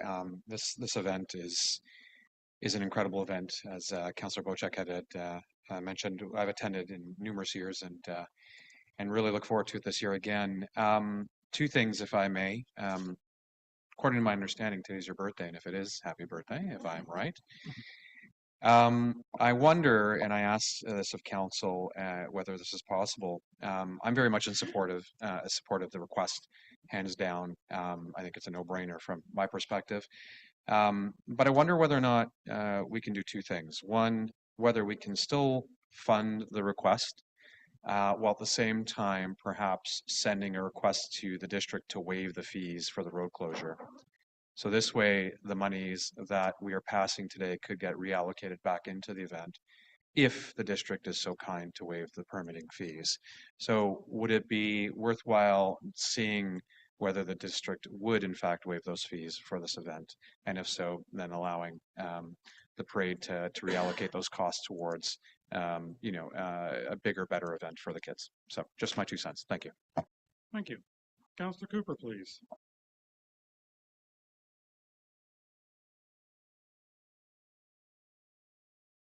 Thank you, Mayor Kutsier, and thank you, Ms. Blanchard.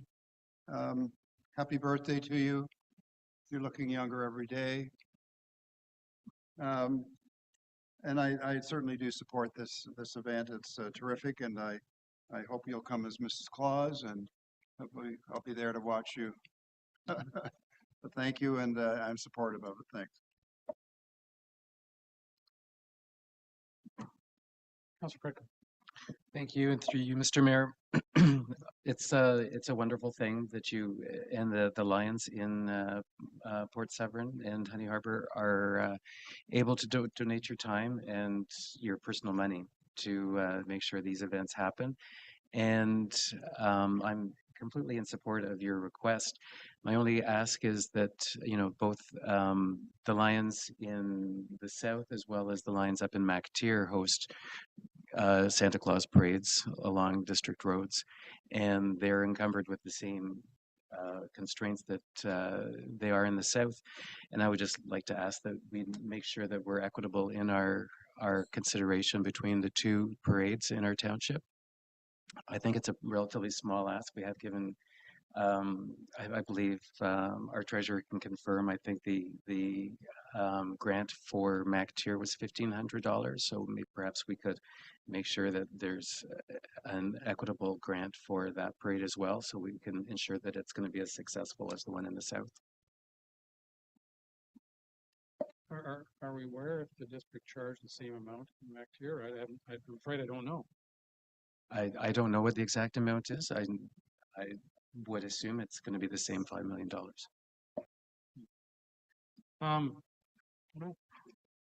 But I have an additional question to that. I think you're absolutely right. What we do for Port Severn, we should be doing for MacTier. And that is to staff. I don't know who's the best one. If this was run on a township road versus a district road, what insurance costs might there be or not be?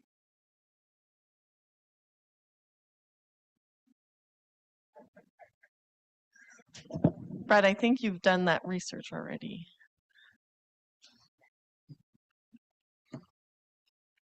Your Worship, I'm afraid my memory is not helping me on this one. I think it was either 56 or $127 are the numbers that come to mind. 10%. To the mayor, yes. Well, then I'm thinking that in future we might want to consider, and I know we're not going to decide that now, but we might want to consider relocating this to non-district roads, because I think this is, I mean, we have insurance, we buy insurance, and insurance is supposed to cover things like this, and then they have to charge extra just because we're walking down the road. We walk down the road every day. And I may be incorrect, but I think part of the MacTier parade crosses the district road as opposed to follows along it. So there may be a difference in the insurance. It's actually going along part of it. It probably goes along part of it too, but maybe not the same length as. Anyway, that's my thought for going in the future. I mean, obviously, I fully support this, and I think it makes a lot of sense. Other than the fact that we're being asked to have a $5 million insurance policy for spending a couple of hours on a road that we paid for. And I'm not I'm not blaming district as much as I'm blaming the whole insurance approach and things like that, but it's very unfortunate in my mind that we have to do this. But seeing no more hands, I have moved by Councillor Bocek, second by Councillor Cooper. Whereas the Port Severn Honey Harbour Santa Claus Parade and Children's Party takes place on December 2nd, 2023, and whereas the Port Severn Honey Harbour Santa Claus Parade travels from Violet Drive to Honey Harbour Road, Muskoka Road 5 to Community Centre Road, and whereas the Port Severn Honey Harbour Santa Committee is required to obtain special event general liability insurance from the District of Muskoka for $5 million in liability coverage. Therefore, be it resolved that Council directs staff to provide funding in the amount of $1,219 plus 8% PST to offset the cost of the required insurance and road closure permit. All those in favor? Sorry, can we make the amendment to also include the? Do you want to be part of the same? Will Councillor Hazelton approve having it included in the same motion? Okay. Second. Excellent. And that.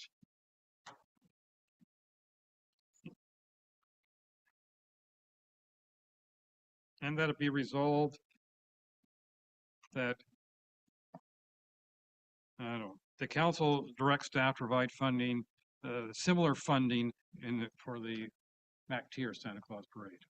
No, I was actually referring to the request to district on whether they'd waive it. Oh, okay. And that, yeah, and that a request be made to district to waive these insurance premiums. Sorry, I just had a thought. Do we need to know where this is coming? Is this enough to come out of the grants money? Because right now I don't have a clause saying where it's coming from. Sorry, I'm looking at Julie. Yes, there are still reserve funds carried forward to fund this. As for the request to waive insurance fees, I know on being the administrator of the insurance here, we can't waive the insurance fees because then they can't have insurance. They have to buy it and then council has to grant it. So the wording of that might be crafty, but it would be to the district to grant funding equivalent to, and are they granting it to us or are they granting it directly to them? And if so, then If there's a monetary amount that's required in order to justify or support whatever insurance requirements there are, then perhaps we request that it be sold for $1.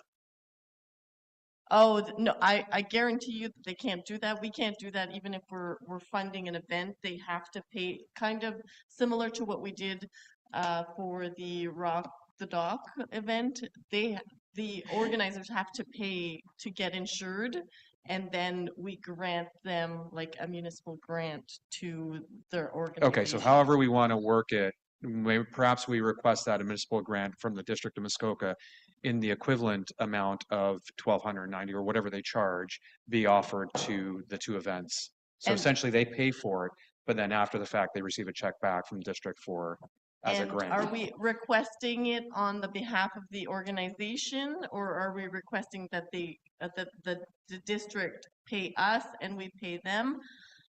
Because I'll leave that to you. Yeah, because that. Who wants to administer it is up to you.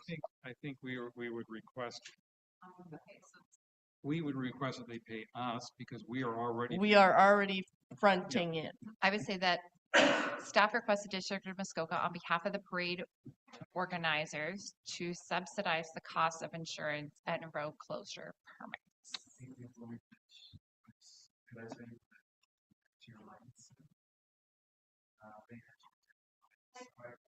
Was on. The MacTier Lions say they had to indemnify themselves. But they have insurance, and their insurance has been notified, but they don't know what the rider cost is for their insurance. But it's not. They're not getting insurance from the district for this. Because they have their own insurance already, because they're a separate organization versus Port Severn is a group of volunteers who don't have organizational insurance. So it's not. And if I can clarify one point as well with respect to the insurance requirement, the intent that I had suggested was that if the district agrees to offer a grant at the total amount that is equivalent to purchasing the insurance, that the $1,200 that that Bonnie here today is requesting go back to the community. So essentially, we are offering $1,200 to the Santa Claus Parade and to Mac Tier, if that's what they're requesting. And if the district does grant or offer a grant in the amount of the insurance, that $1,200 we're offering is not reimbursed back to us. Rather, it goes back to the community. So essentially, the $1,200 grant from the district is a standalone. Our $1,200 grant today is a standalone. And if we do get the district grant, then that $1,200 goes back towards where they can apply it to additional gifts or, I think with Clerk Way's wording that we applied to the district to subsidize the insurance costs, and we'll see how far we get with that. But, yeah. Yes, Councilor Cooper. One way to fund it would just be to bill them for the amount of time we've already spent on this. I think we could bill the district. Thank you. They don't always take kindly to that, sadly. Okay. Yes. If we built a dunk tank for council. You know, I don't know about you, but I'm trying to get this done because at 1 o'clock we're going into closed. Okay. You got? I got it. Okay. I don't know what you have there. I don't know either, but do I just call for a vote and we approve it anyway? Yes. All those in favor? All right. We all trust Clerk Way to have captured that properly. It's been read in parts. Yes. In totality. And discussed in full. Yes. All right. So now I have a couple more resolutions. No, just one. Well, no, 2 of them. Yes. Yeah. So this one, because I don't appreciate that. Moved by Councillor Predko, seconded by Councillor Jarvis. Be it resolved that council does now extend past 4:30, but no later than 6. We're doing this so we don't come out of close. Correct. All those in favor? Okay.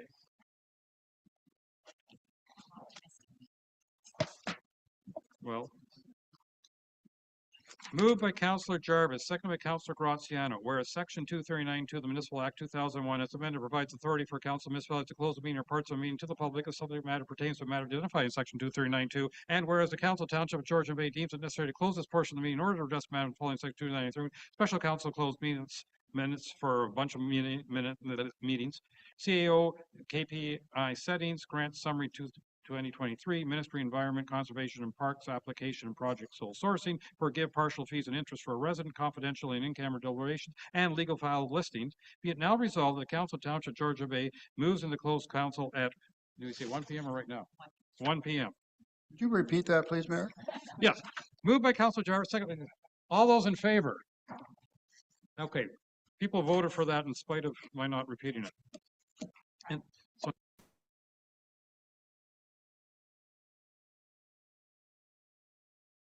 thank you. Councillor Bochak, the next link will be the Teams link for closed session. We're moving into closed session at 1 o'clock. Our time. Our time. 1 o'clock. Okay, perfect.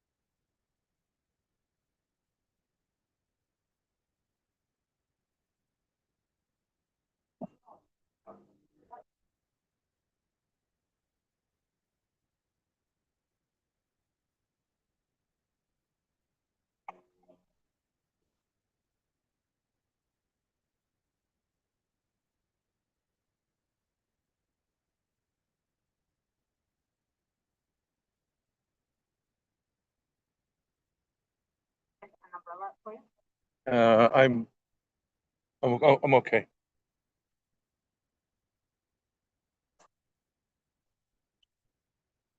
I'm not sure if you want to turn that off while we're on our lunch break. Councillor Bocha, I'm not sure if you know your camera and mic are still on. Okay, great. Thank you.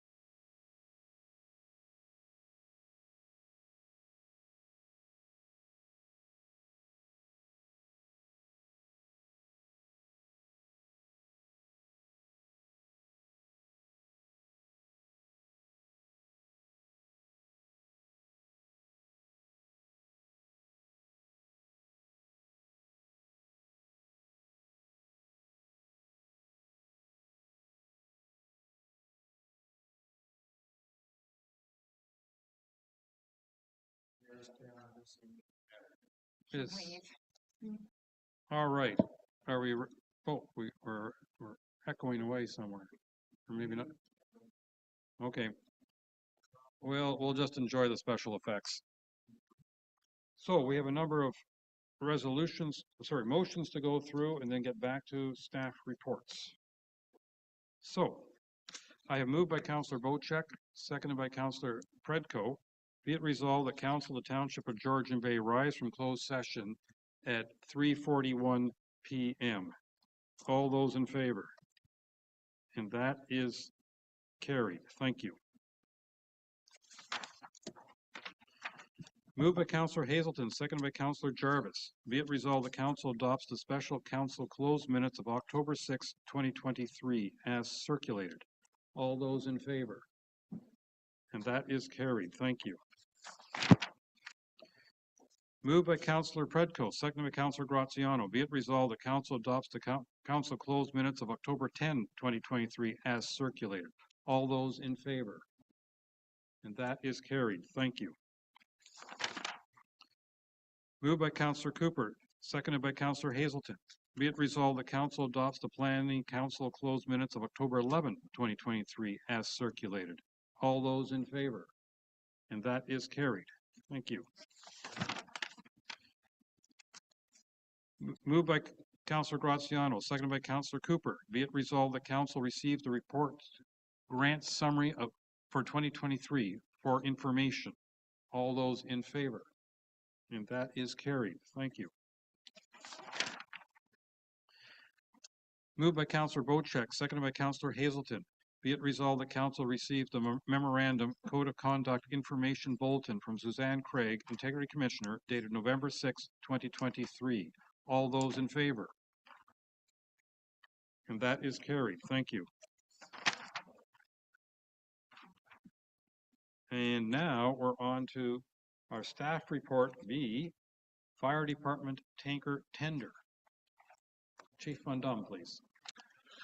So, Your Worship, we have a report that's coming in front of you that has been looked after. The whole process has been done by the Deputy Fire Chief, and when it was going to come to Council, he asked if he could be privileged to try to take this all the way through and be able to champion it. So I would like to turn that over to Chad. However, I just wanted to, as normal procedures, because the tender was below the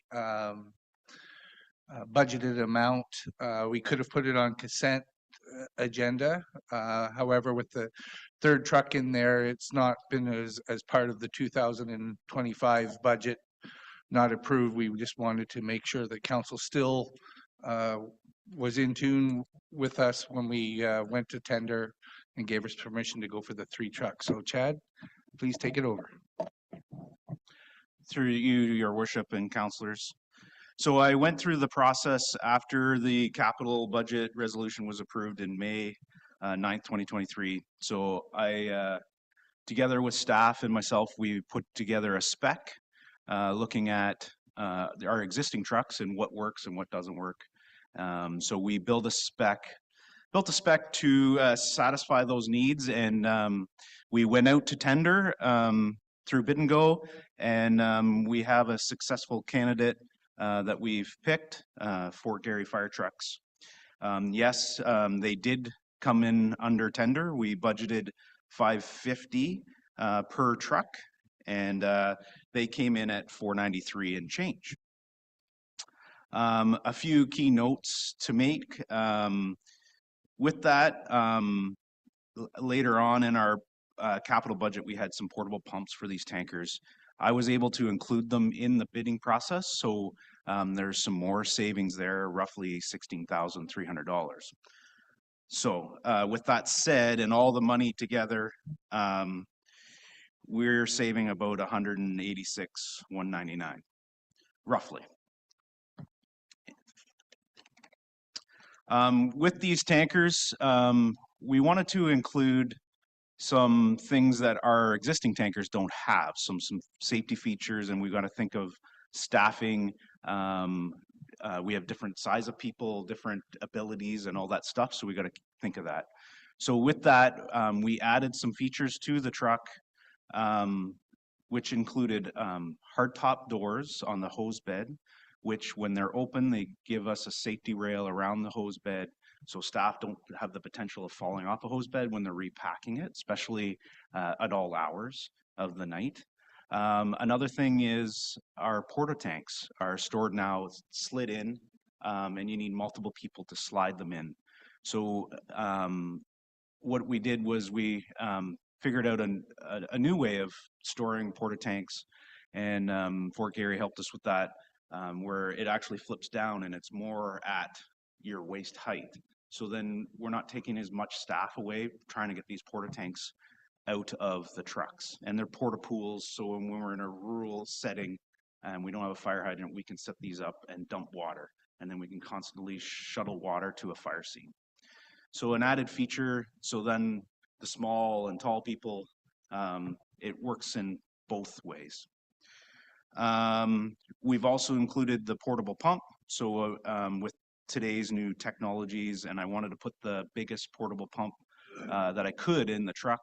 So that is also included. So it's a 30 horse Honda pump that produces 500 GPMs.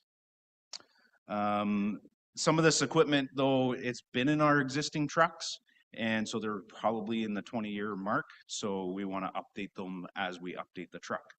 So there's hard suction. I've also included a floating dock that go on the end of the hard suction. This will help reduce staff when setting up that portable pump, and it floats out in the water to allow us not to be close to a dock. We can go off ashore somewhere, and then we don't have to tie the hard suction up so it's not picking up stones and rocks into the portable pump.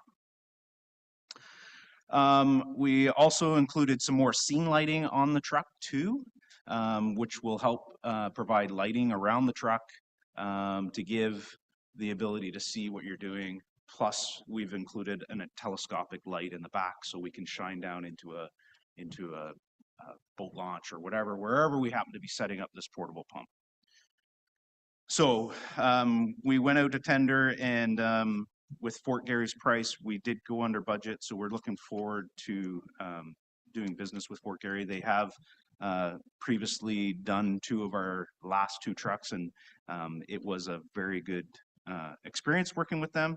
So I think moving forward with this will be a good experience for us too. So I'm gonna leave that up to you guys for some questions. Well, thank you very much. And I was just thinking when with the introduction from Chief Van Dam that he didn't put this in consent, and I'm thinking a 184-page report in consent would be quite a sizable report. Yeah, So well, a lot of detail here. I did include the tender document. I should also mention, when Tony tasked me with this job, Tank 3 has a 3-fly ladder, and it takes up a considerable amount of hose bed. And the 3-fly ladder was purchased either 2 or 3 years ago for the Oak Bay development with the 3-story buildings, so we needed that extra tall ladder. At the time, I didn't know what to do with it, but now that Fort Garry, so they built their previous 2 trucks, so we went through their engineering department to confirm that that ladder can actually go on to Pump 1 down in Honey Harbor, and we can now build all tankers identical. So I didn't have to have this ladder mounted somewhere where we have to have staff pull it off, and it kind of bothered me. So I wanted to come up with a solution, but Fort Garry did that for me, and that's why. Great. Well, thank you very much. Councilor Graziano. Thank you, through your worship. I'm very much a big supporter of our fire team. I have a few questions just regards to Fort Garry. I tried to do some due diligence last night online, and it doesn't seem like there's a lot of online content because, of course, I think it's very specific to fire departments. So relative to the other manufacturers, where would you put Fort Garry? Would you say that they're the Mercedes-Benz of manufacturers? Would you say that they're the Hondas? Where kind of within the spectrum would you put them in as? So over my experience, and I had little to do with in my previous but I had to implement. So they're all, I would say, they're all pretty much equal. I don't know. We've had a very good experience with Fort Garry in the last 2 trucks. They were very accommodating. And the trucks that they've produced and gave us, not gave us, but we purchased, but was a great experience, and I'm glad to move forward and work with them again. Great, and I think that, customer experience after the sale is what differentiates a good company from an awful company, so I'm glad to hear.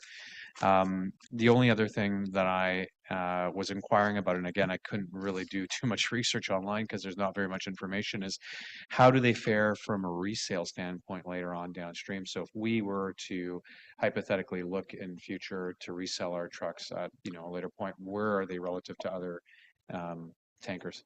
Well, these trucks will be a commercial cab and chassis. They're going to be a freight liner. And there's a lot of trucks on the market.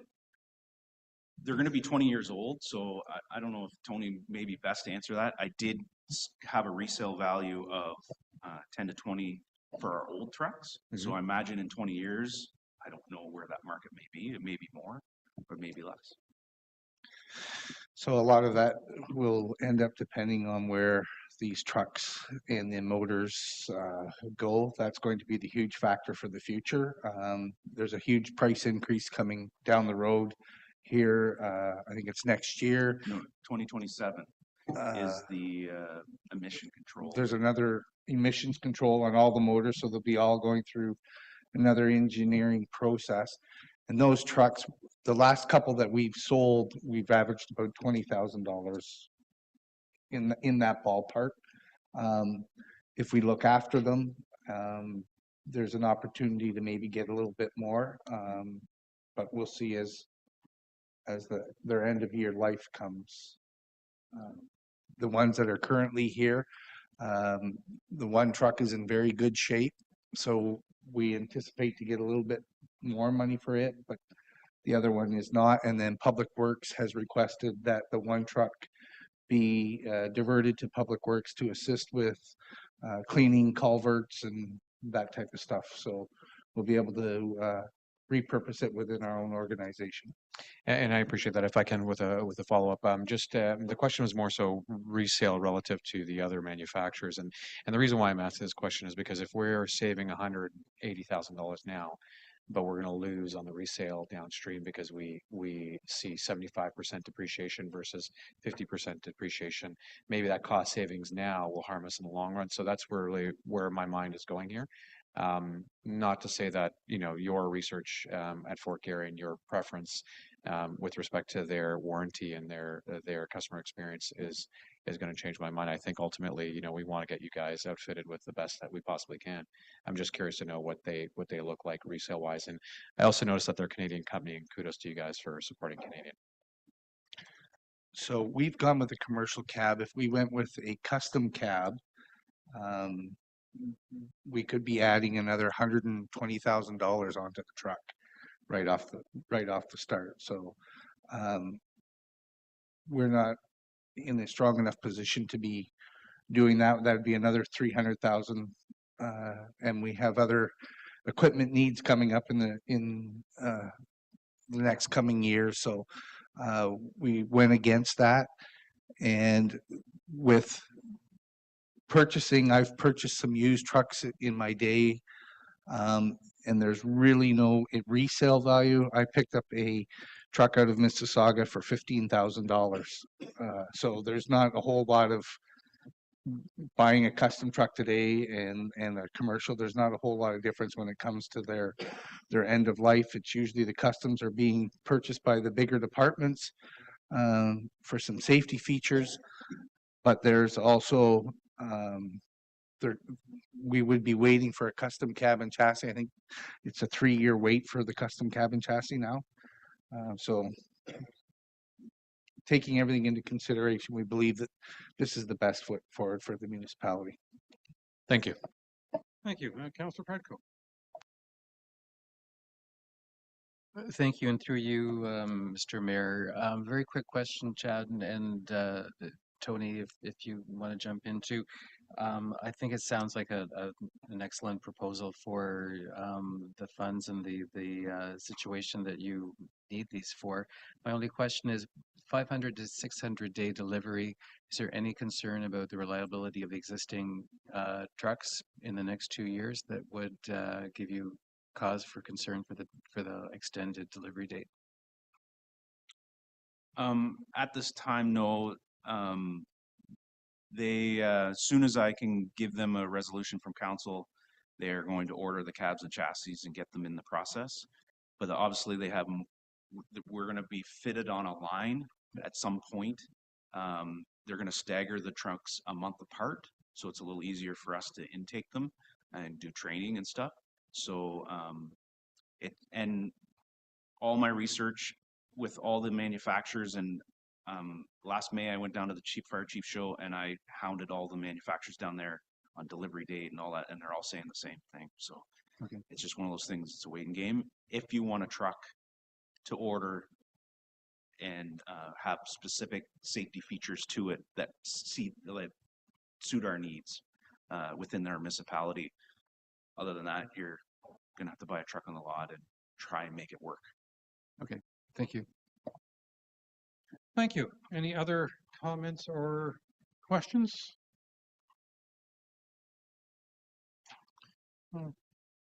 Yes, Councilor Jarvis? I'm reading through the terms and conditions of payment, and just making sure, I may have missed this, but I see there's no guarantee on the pricing. That's correct? Yes, we can play on the cab chassis. That's they can control the price of the manufacturer.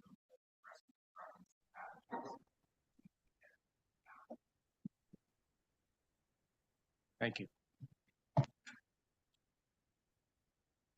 All right, and I have moved by Councilor Bocheck, seconded by Councilor Predko.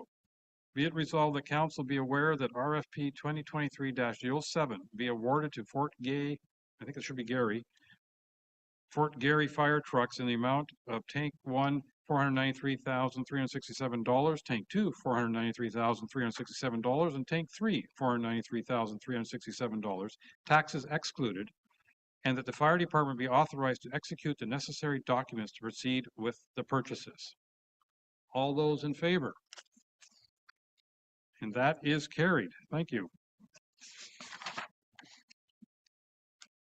And our next topic is insurance.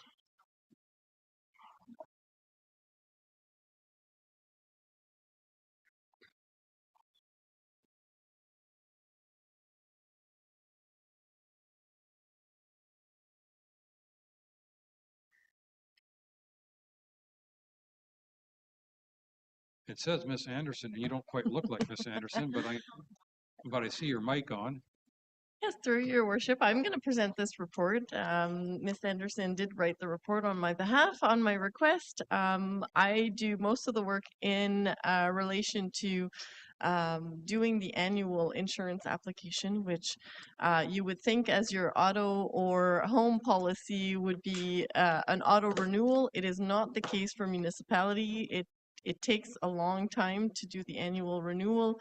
We are reviewing a full scope of assets every time. That's facilities, fleet, and also parks, equipment, and general liabilities. So, and also insurance. Cyber insurance takes also a lot of time to complete the very thorough applications. So a lot of people are involved, from Brad to Mark to Tony to Celine to myself. We are all involved in the annual renewal. Long story short, I come to council early in the process. So as last year around this time, we got the approval from council to sole source to BFL for the 23-24 insurance year. So we brought forward their premium for 2024 at a 14.25% increase.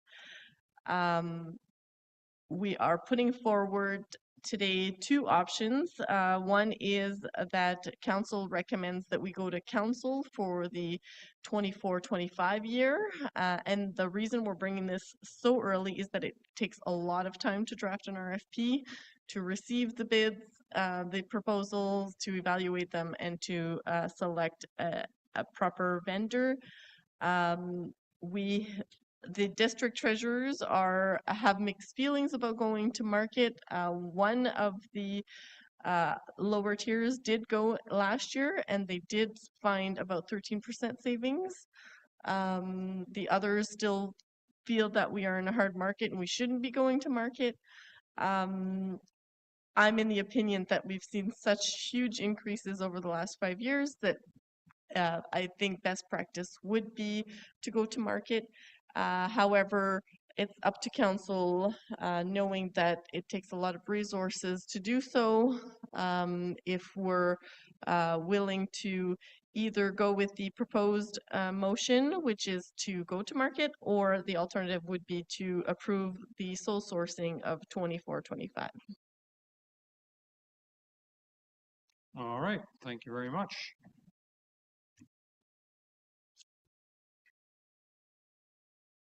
I mean, the only, just for everybody's the motion in front of me is that the insurance services be tendered for the 24-25 term. So we're basically, all we're deciding now is whether or not next year you have a little extra homework, or maybe a lot extra homework. Councilor Graziano, please. Thank you, Worship. Just based on my analysis, I'm seeing a 16.5% increase year over year on our taxes relative to 2019. So from 2020 to 2024, based on your percentage increase numbers here, and I would agree with you wholeheartedly that I think, given that it would take up some resource hours to go to tender for this, I would agree that I think it's best that we shop this out and see whether or not any other providers will show us a little bit more of a, be a little bit more budget friendly relative to this provider giving us a 16% increase year over year. Thank you. Thank you. Councilor Cooper, please. Thank you for the report, Julie. And I would encourage going to market. I'm not sure about every year, but I think we're at a point here where it makes some sense. And I was under the impression that we were always going with the same company because they're the only players in the game, but they can't be the only players in the game. Is that something I heard in the past, or am I dreaming that? There are 3 in the market. There are 3 in the market. Yes. And obviously another municipality found one of those 3 that would be more competitive. So, duh, sort of thing, right? It's a good idea. So please do that. Thanks. I have one question, if I may. In your analysis, you say we operate on a calendar year end, and then you mentioned insurance period is September to March. Does that mean we're not insured half the year? No, it says although the township operates on a calendar year end, the insurance period is different, so it doesn't jive exactly. So for example, now that we're doing our 2024 budget, we know the for sure's up to September that we're going to have that premium, but from September, October, December of 2024, we estimate what our premiums are going to be. There's no way to know for sure until we do that renewal. But the renewal date is September, so our insurance period is September through August? Yes. Well, it says September to March in the report. So I just. Oh, sorry. So, but the September is the true. The September is the true date. Yes. Yes. Okay. Just wanted to confirm September that. to September. Correct. Yeah. Okay. Any other questions? Councillor Hazelton. So I heard that we have asked you to consider other companies for competitive bids. What extra effort is it going to be on your department's time to seek another company bid? Knowing that it takes about 40 hours to just complete the annual renewal, I would think that this whole process would probably be triple that at least, but expanded over a 3 to 6 months period. By the time, we draft the RFP, we go to market, we receive, evaluate, etc. So it's probably going to be triple the effort that it usually is to renew with the same vendor. So given that we seem to be very focused, some of us, on ROI, et cetera, if you're talking about 40, 80, 120 hours of department costs, that adds up pretty quick, doesn't it? Yes, however, I think we haven't been to market in a while, and if we could achieve, a saving of 13% on the first year, even though we know it'll climb thereafter, that initial saving, like I wouldn't propose going to market every year, and if we could capitalize on an instant saving, I think by the time it creeps back up to the same amount as we're currently paying, it's worth the return on investment. Thank you. Thank you. I have moved by Councillor Graziano, seconded by Councillor Cooper. Be it resolved that the insurance services be tendered for the 2024-2025 term. Oh, sorry. Just one other quick question. Have you gone to our current carrier and said, can you do anything about this? Every year we do, and their only option is to increase deductibles. And I've learned by hard experience that when you increase the deductible, your first hit, you pay off the difference. So Yes. like the first car collision or the first general liability incident, we're paying off the difference. So it's increasing the deductibles was not a viable option. So I'm sorry, they're basically offering you less service. So that's not Less risk, yes. not doing much. But on the other hand, have you said to them, the increase that we're getting means that we have to go elsewhere? They are aware that this report is coming You're gonna forward. shop. Yeah. Thank you. And they haven't sweetened the pot. No. Thank you for allowing that. Councillor Hazel. Oh, I thought we were asking Julie to get a competitive quote. How do we tender the insurance services for the 24-25 term if we're asking her to get a quote?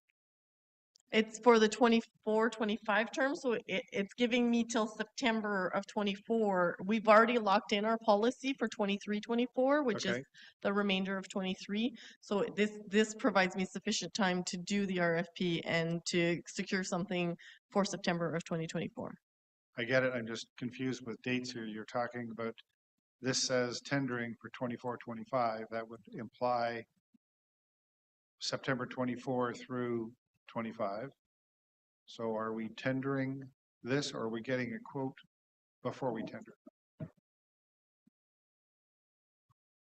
I'm not sure. We've already locked in the policy from September 2023 to September 2024. Right. We're getting approval today to tender for prices for September 24 to September 25. Okay, tender, in other words, get a quote for. Thank you. Yes. Seeing no other hands raised.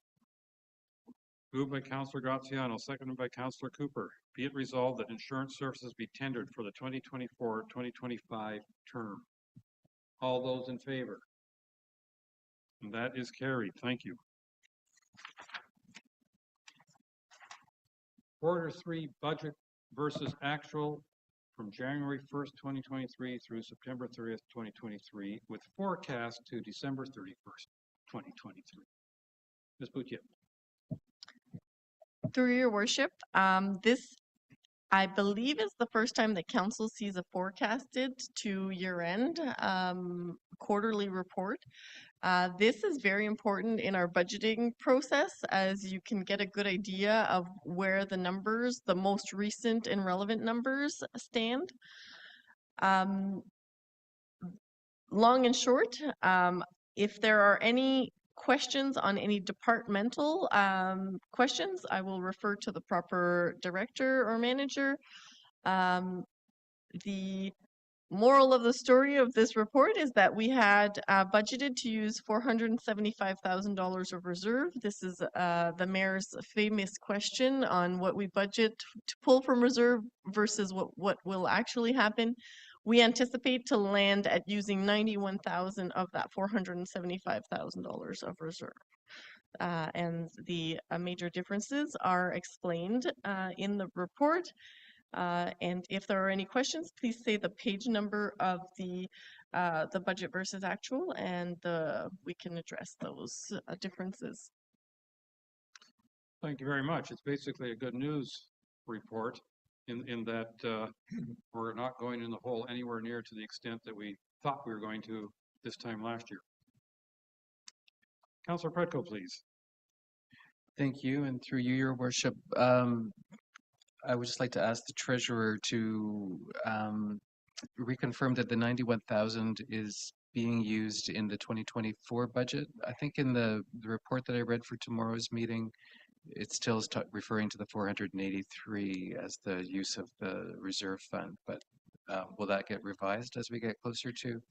No, so each budget is independent of each other. So even though what it means is that that money is still there to be used next year. So it won't revise the 2024 budget, but it just reinforces that even though we budget year after year to draw from reserve, in this year 2023 we will draw from reserve, but not to the extent that we had budgeted to. Okay, I got it. I remember how it works now. Thank you. Thank you. Councilor Graziano. Thank you. Just one question, Julie, if I can ask. I see that we were under budgeted for legal fees. Can you tell me what our cumulative costs were? I didn't see it in a line item, and maybe I went snowblind with all the numbers, but you can let me know what the total costs were for legal this year. That'd be great. Yes. So if you go to page 2 of the report, there is a little bullet point there. Legal and solicitor costs for the entire township will be around 52,000 over budget. Forecasted actuals of 272 versus the budget of 220. Thank you. Councillor Cooper, please. Thank you, Mayor. Just wanted to understand from this report, the bottom of page, what are we on? Oh, 1. Oh, my goodness. Environmental expenses not budgeted, 94,000. I went into the line items below. I couldn't figure out which is, it goes to page 2 and it says food recycler and large item pickup. I'm assuming that's accumulation of those two numbers, but what are the numbers for those two items? So I don't see them there. The food cycler was 75,000, and then what's 19,000? The difference, yeah, I think it was like 17-ish, something like that, the large item. Yeah. All right, thank you. And that, oh, sorry, and the large item was how many large item barges? 2. Okay, does that fall in line with what it's cost us in the past, or is it sounds pretty high? Not that much. Okay, all right.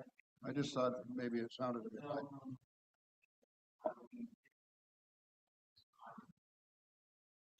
Which would be quite expensive. Do we go out to more than one supplier on that, or?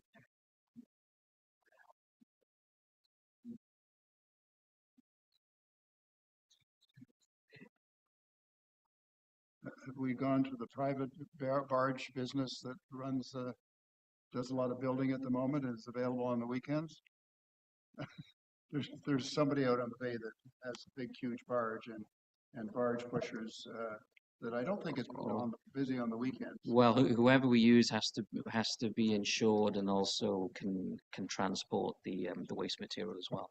Yeah. So not your mom and pa kind of overnight. No, this is Mr. French Fry. Never mind. I'll explain to you who that might be. Thank you. All right. Any other questions? I have moved by Councillor Bocek, seconded by Councillor Hazelton. Be it resolved that Council received Q3 budget versus actual from January 1st, 2023 to September 30th, 2023, the variance report, with forecast to December 31st, 2023 for information. All those in favor? And that is carried. Thank you.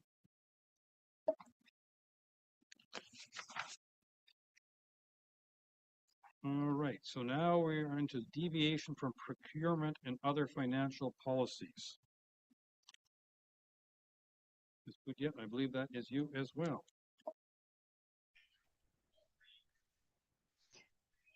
Hi, Mr. Mayor, and this is Celine. If I could present this report, as I did write it, and I'm here to present it to you as I do most of the work in the accounts payable review. Sorry about that. Please go ahead. That's okay. Don't be apologetic. Me and Julie are just switching things up here, keeping you on your toes. If there are any questions, I'd prefer to address specific questions rather than the report as a whole, as it is lengthy and there is a lot of information. And I wouldn't want to bore council, especially that you've already had quite a lengthy day. Well, I can ask a question if you're just looking for questions. Oh, I'd pass too. I find it very strange that part of this is we're breaking away from a procurement policy for sole sourcing, and your list includes people like Canada Revenue Agency, Minister of Finance, Workplace and Safety, Hydro One, school board payments. And I can't help but, and I apologize for the term, but it seems a little bit ridiculous or even absurd that we have to approve using them as sole sources when we don't have any choice whatsoever legally. That is correct, Your Honor. We didn't want to be biased and only identify some and not others, as we are technically sole sourcing to these other vendors. We are limited as to who we can sole source to. Same for hydro services, but unfortunately, our policy doesn't exclude those vendors specifically. So we requested that we sole source to them for this report, and we will amend our policy going forward, but for now, we ask for a one-time sole source to those vendors. You foresaw my next question. Thank you. Councillor Graziano. Thank you. Just a single question, maybe a silly one, but Robson Carpenter.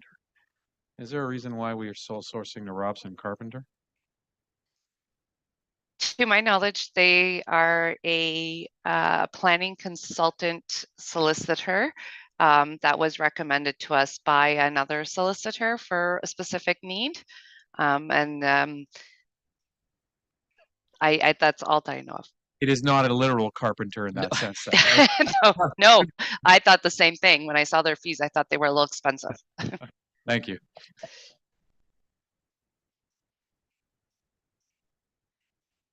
I'm not seeing any other hands, and I have a rather lengthy motion to read. So I will read it, and then if there are any questions before I call the vote, we'll address them. Moved by Councillor Graziano, seconded by Councillor Hazelton. Be it resolved that Council approves the purchase of services to review building permits be authorized for the remainder of 2023, and that the goods and services purchased from Nova Networks be allowed until June 2024 to allow for sole sourcing report to come to Council, and that Council allow up to January 2024 to allow for the sole sourcing of fuel purchase from McDougall Fuels until such time as a contract is to be signed, and that sole sourcing be allowed for Canada Revenue Agency, Minister of Finance, EHT, Workplace Safety and Insurance Board, school board payments, and district payments as they are mandated by upper levels of government, and that sole sourcing be allowed for the purchase of employee benefits to MEBA, or MEBA if you prefer, and claim secure for 2023 and 2024 for competitive tendering, and that the sole sourcing of Hydro One Networks Inc. be allowed for the remainder of 2023 and 2024 year due to the monopoly that exists in the industry, and that sole sourcing for the following legal firms be allowed for 2023 and 2024. Garrett Pickfield, Robinson Carpenter, Airden Bearless, HGR Gray and Partners, Suzanne Craig, Paul Dre, Hicks, Morley, Hamilton, Stewart, Story, LLP, and that council send a letter to the Mayor Fundraising Committee to provide minutes of meetings to determine the approval of the committee of the festival user fees and sponsorship fees. Councilor Graziano, is that new? No. Councilor Cooper, was that a hand up? Okay. There's one person listed on there that I'm not sure is currently a practicing lawyer. Is this supposed to be a list of lawyers? No, this is the list of sole source providers. Oh, okay. Not, I thought I'd heard all the rest of them were lawyers, but our IC is not a lawyer. No. Thank you. Any other questions? All those in favor? And that is carried. Thank you.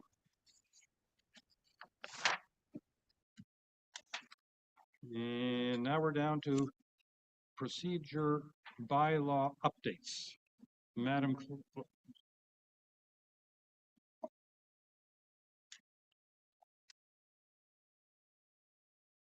Sorry, would you like me to? I don't know if you want this. You have provided us with a report. I don't know if you want to review it or we'll just go for questions. I think the bylaw speaks for itself. Okay. All right. Councilor Graziano. Thank you. Just give me a moment to reflect my notes here.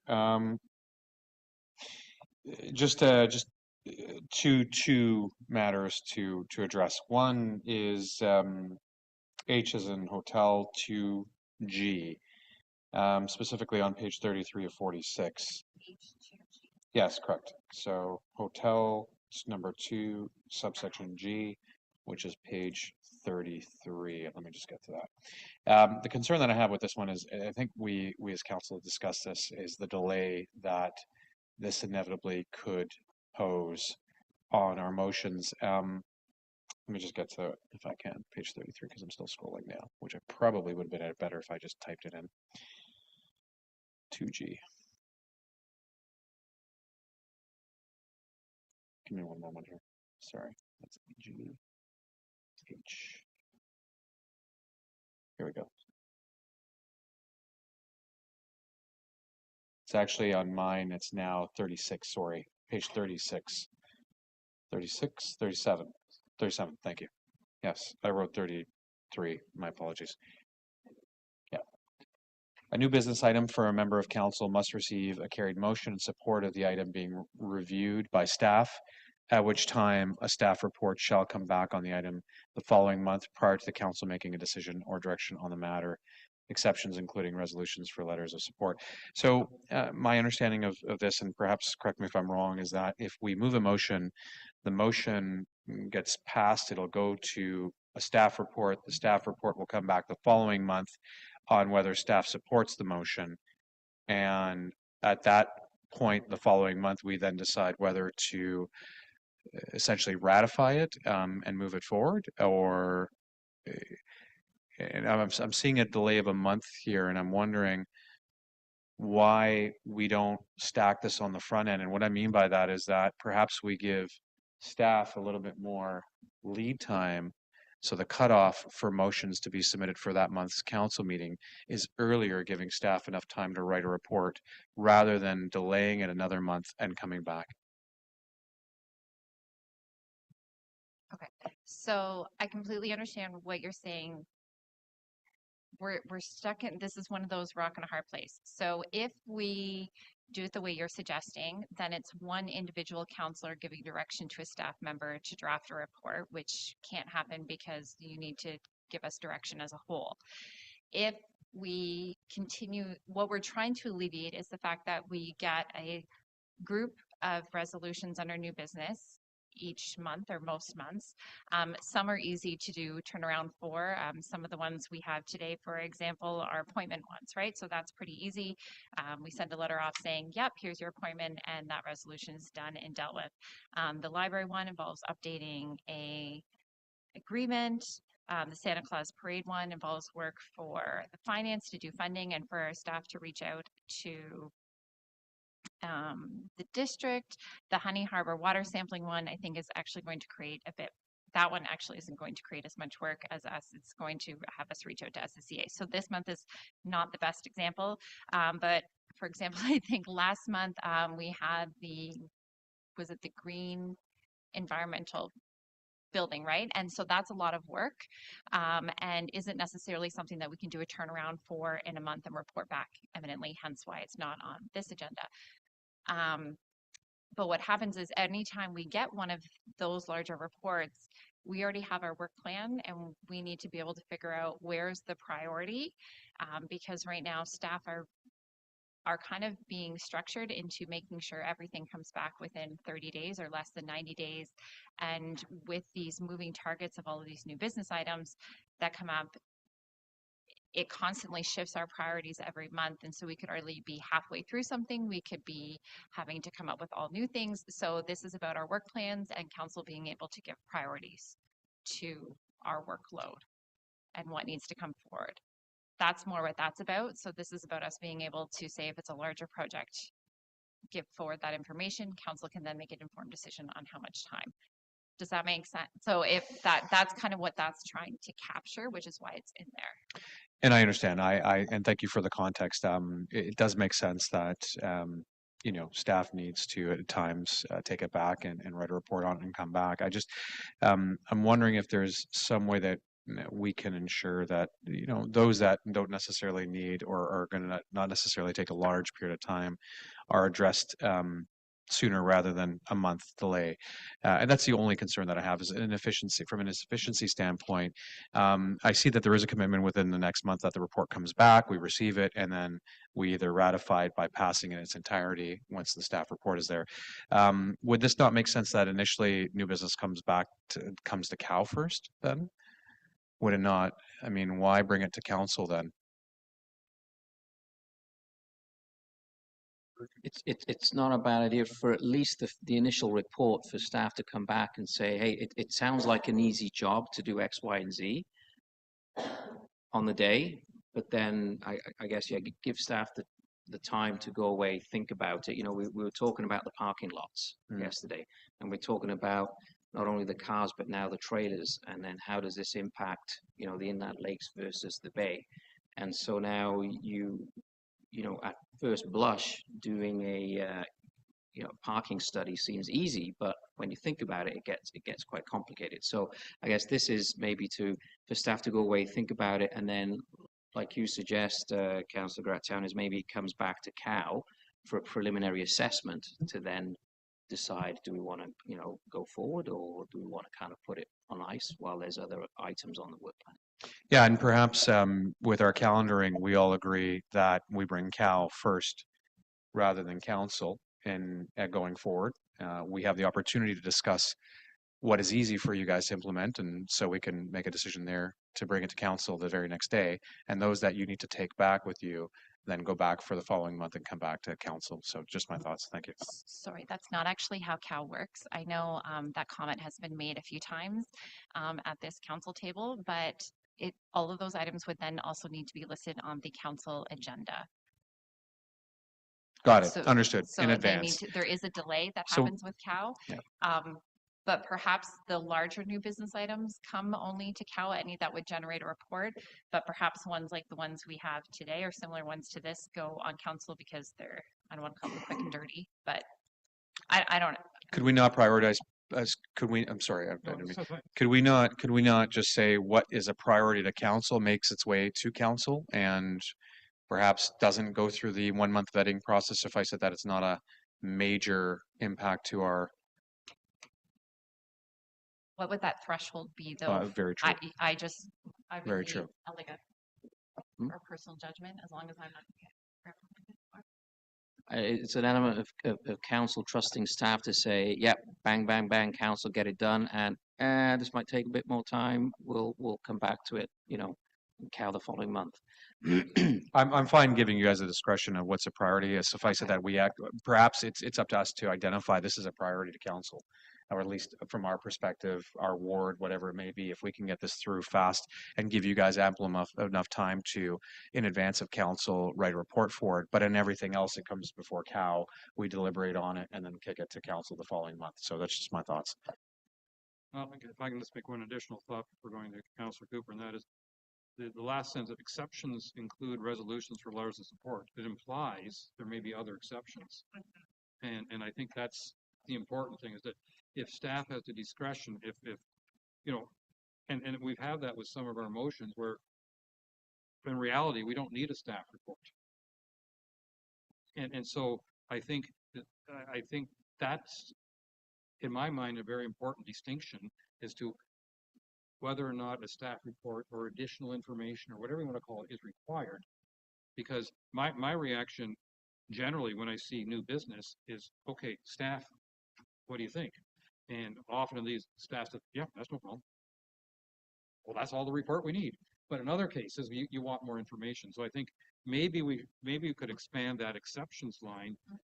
It could include resolutions for letters of support and other matters not requiring a staff report or something like that. And I do have one additional question, if I can. There was my second, and I'll pass it on to Councillor Cooper. I did not see the all members have the right to be treated equally with respect and courtesy. Is it in there? And if so, where? I'm sorry, again, I was reading it all and may have overlooked it. I saw the other two that were applied, and thank you for that, but that was the only thing that was missing.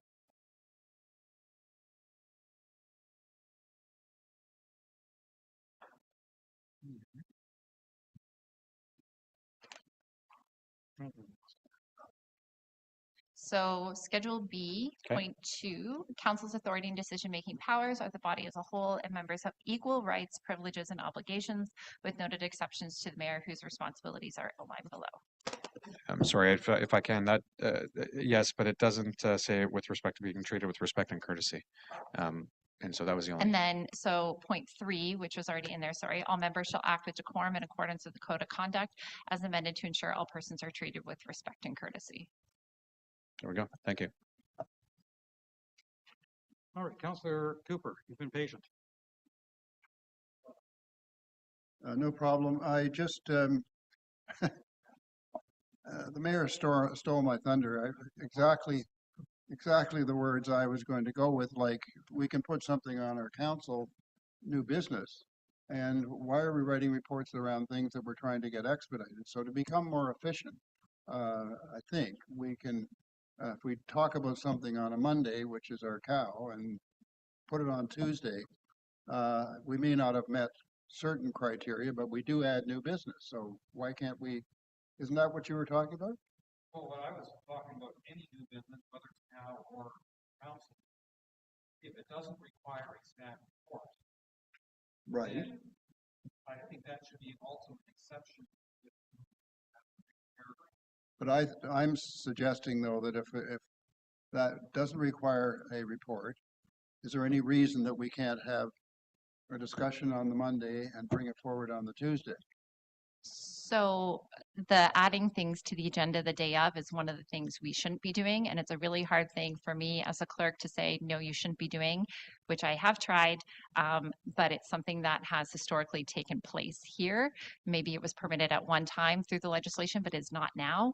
And we shouldn't be continuing with that practice. It's not permitted by the Municipal Act. The Municipal Act says you have to have X number of days notification or something? Yes, 48 hours. 48 hours.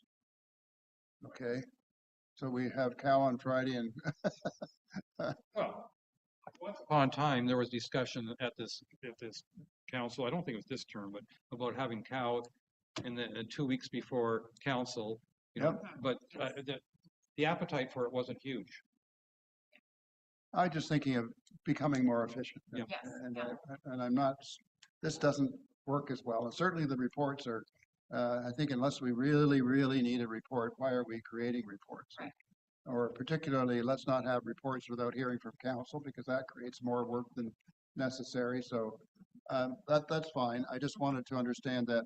Have we, so I haven't seen it here, but are we rejecting or accepting the idea that we could still have Cal on Monday and council on Tuesday? That's the next Oh, report okay. about meeting schedule. See, I haven't read that one. Ooh. Admitted. Oh. Councillor Hazelton. Thank you, Mayor. I have some questions, if I may. Sadly, the report is so long, finding them is a challenge, but I will get there as I scroll down here. Okay, so in section 7, it says per section 228 of the Act, the role of the Sorry, clerk. what schedule are you on? I have no idea. What page of the bylaw are you on? 8 of 46. Okay. It's the role of the clerk, and the role of clerk does all kinds of things. And I'm wondering, does it say that the clerk is to keep and be responsible for the documents of the township? In another piece of the municipal act, this is specific to meetings, and this procedure bylaw is specific to meetings. So this Okay. is my responsibility as clerk. Okay, thank you.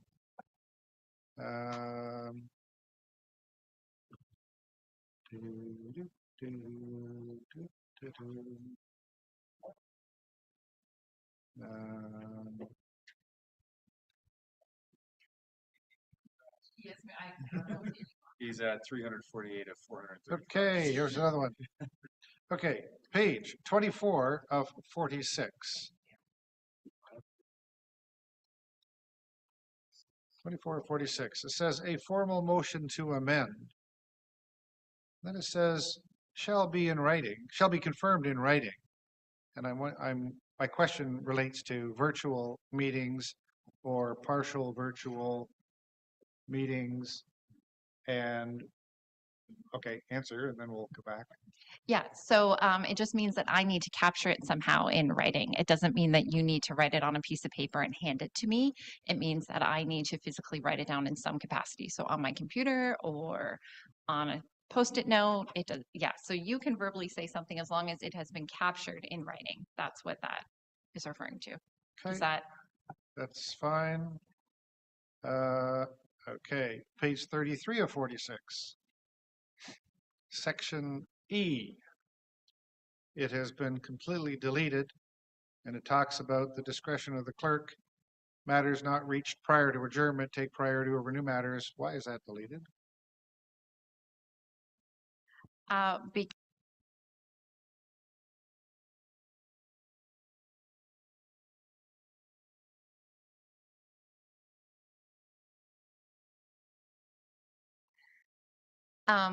Because it's not necessary that they need to take priority at the next item. So I don't want the discretion or to have to say this item is more because we missed it, it has to be carried over. I would rather be able to prioritize the items on the next agenda based off that month's actual priority versus. I understand that, carryover. but what I'm concerned about is something that I have not experienced personally, but I've heard in previous councils. So it's not your fault. That, you know, a matter keeps getting missed, and never makes the light of day. And what I'm reading in this E statement here is that it creates a sense of urgency to bring that matter back, regardless of whether you want to bring it back, because if it made it to an agenda, surely it should make it to the next meeting as a minimum, if it didn't get covered in this meeting. Well, in theory, we shouldn't be adjourning unless we've dealt with all of our business. I understand that, but these rules are being written for the exceptions, and I'm looking at it thinking, this is an exception, and I'm not sure that I want to let that exception go, personally. I think there's value in that statement. Okay. That's. Only if your mic's on. Yeah. I'm not done. I know you're not, but on this particular point, I think I'd like to suggest that it might be worthy rethinking because anything can happen to you, Karen, and somebody else is in that seat. It's happened before, exactly what is being described here. And so it's a worry. And we have to think about it in terms of not how we personally behave, but maybe how others have behaved and have been able to do that and get away with bringing things forward. So I think there's some merit in what's being raised here. If you don't mind, thank you. And I imagine the clerk would like it because his or her discretion is exercised under this paragraph. Yeah. And I lied. I was done. Thank you.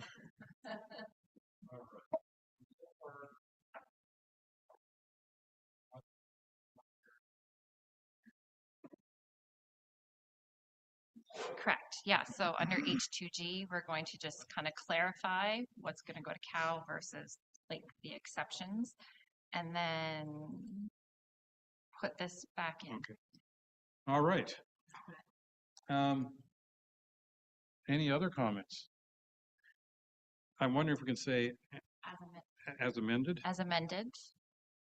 My question then, does council want another report, or can I just put this, make these changes and list it under the bylaw section in December?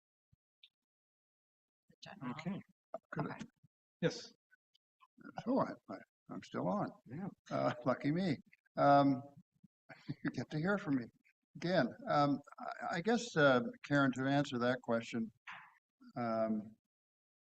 it's at 4:45 on our second day in a row, and it's a big document. I would, I don't know that we need a report, but I'd prefer not to pass it today so that. No, we're not passing. Oh, we're not. So we could come back in another meeting and say, yeah, but how about this? We missed this or that.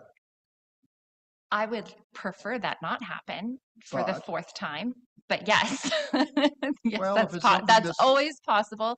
My question is, I guess, do you want me to write another report saying these are the things I changed based off of this conversation, Yes, and or which I can do and attach a draft bylaw, in which case then, so that would come in December, and then the bylaw then wouldn't come back until February, depending on how the next report goes.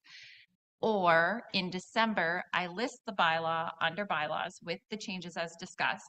And if everyone is still happy, as I'm hoping we will be, then you can adopt it in December.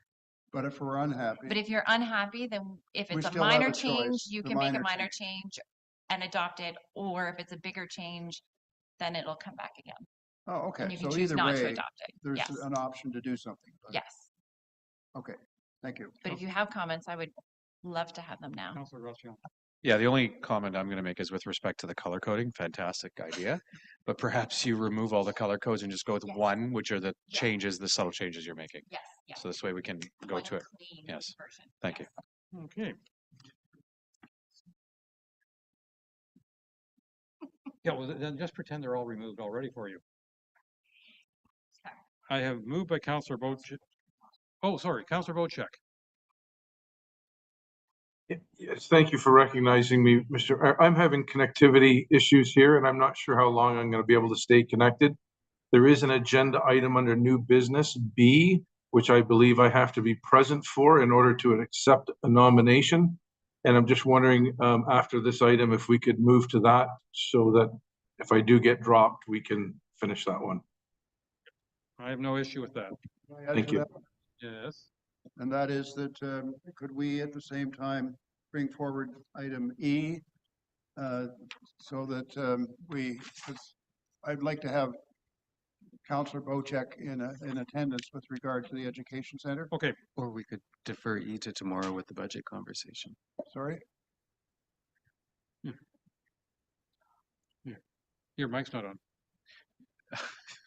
Through you, Mr. Mayor, we could potentially also defer it to our budget conversation tomorrow morning too, if that works as well. I may not Or be we present could tomorrow. adjourn. Oh, you're not present tomorrow. Okay.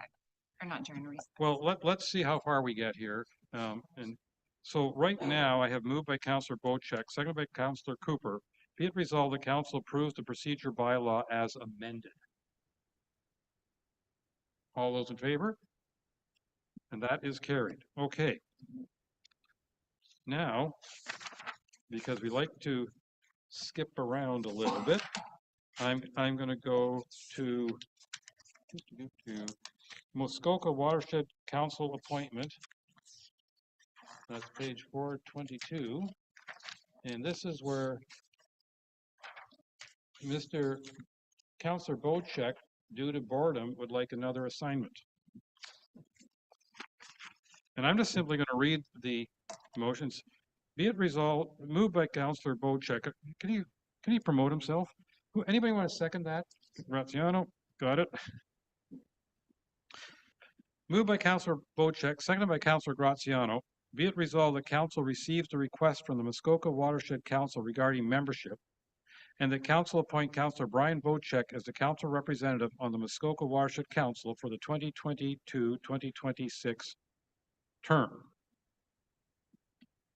All those in favor? Or,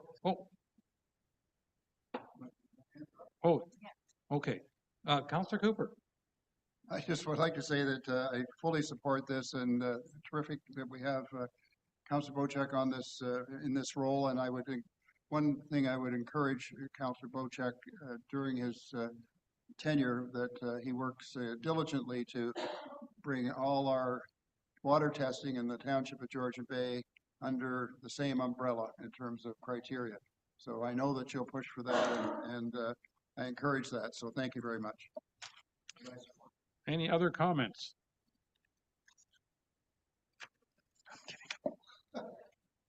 Them's fighting words.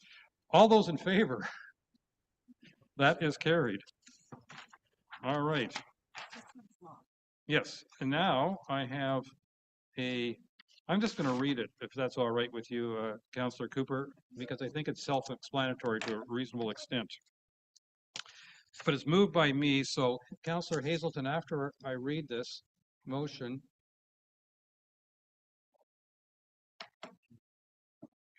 Councillor Hazelton, after I read this motion, would you be kind enough to chair the meeting? Because I'm a mover on this motion. Well, then you should be reading. Oh.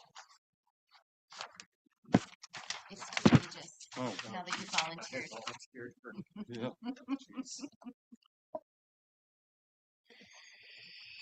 Moved by Peter Coutier, seconded by Peter Cooper, whereas the Delawana Resort is located on waterfront lands in Honey Harbor, and whereas the current owner of the Delawana Resort property has agreed in principle to donate a parcel of the lands for the location and construction of an education center, and whereas the Township of Georgian Bay has supported 2 studies to determine the feasibility of building an education center for experiential learning, including environmental, geological, indigenous, and other topics and fields, and whereas the District of Muskoka also unanimously supports this endeavor, and whereas the second portion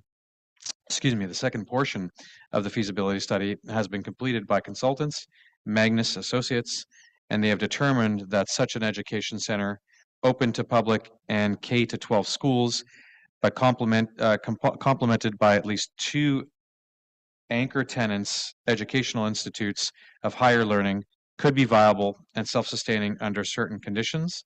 And whereas the next step is to access adequate funding sources from the various levels of government, the corporate and private sectors, interested not-for-profit organizations, and private donors or trusts to build and equip the center and its operations.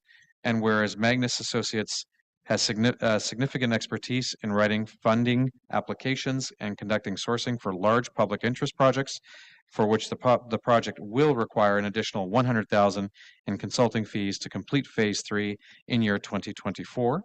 Now therefore be it resolved that the Township of Georgian Bay single source Magnus Associates to continue moving the project forward with phase 3 sourcing, funding, and that the Township of Georgian Bay will support 1/2 of the costs at $50,000 and look to the District of Muskoka to cover the remainder of the consulting fees and an additional $50,000, and that the $100,000 in funding will remain Magnus Associates will retain Magnus Associates to support various funding requests, as well as to assist in establishing long-term local leadership for the project, and that the Township of Georgian Bay Council support the creation of a working group of interested and qualified individuals with relevant expertise in managing capital projects and relevant experience and fundraising, and that this working group will identify NGO funding sources and augment the work of Magnus Associates and the fundraising working group, and will be identified and selected by the Township of Georgian Bay's 3 representatives at the District Council of Muskoka. And just a personal note, if anyone asks me to reread, no. There we go. Thank you.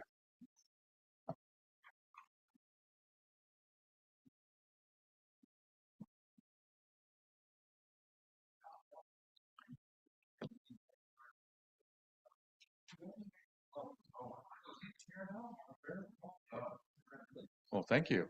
It's my first time. The power is immense. Councillor Predko, over to you. Thank you, and through you, Chair. Do we need to identify the source of the $50,000 funds? Would it come from contingency, from reserves, or 2024 budget? Through you, Mr. Chair. Since this is a one-time project, I would recommend that we draw from reserves. So may I recommend that we add that sentence and the chair can reread the motion for our clarity?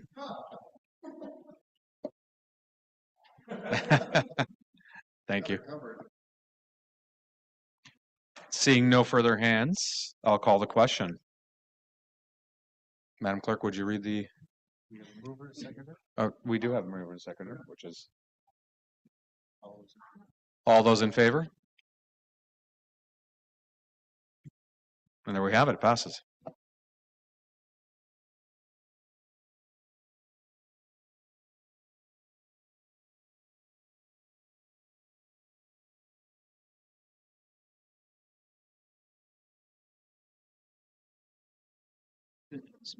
Could say that there's if Councillor Bocek is pushed for time or for connectivity, there's another resolution that we need him to move, which is item D. Okay, let's go to Honey Harbor water sampling.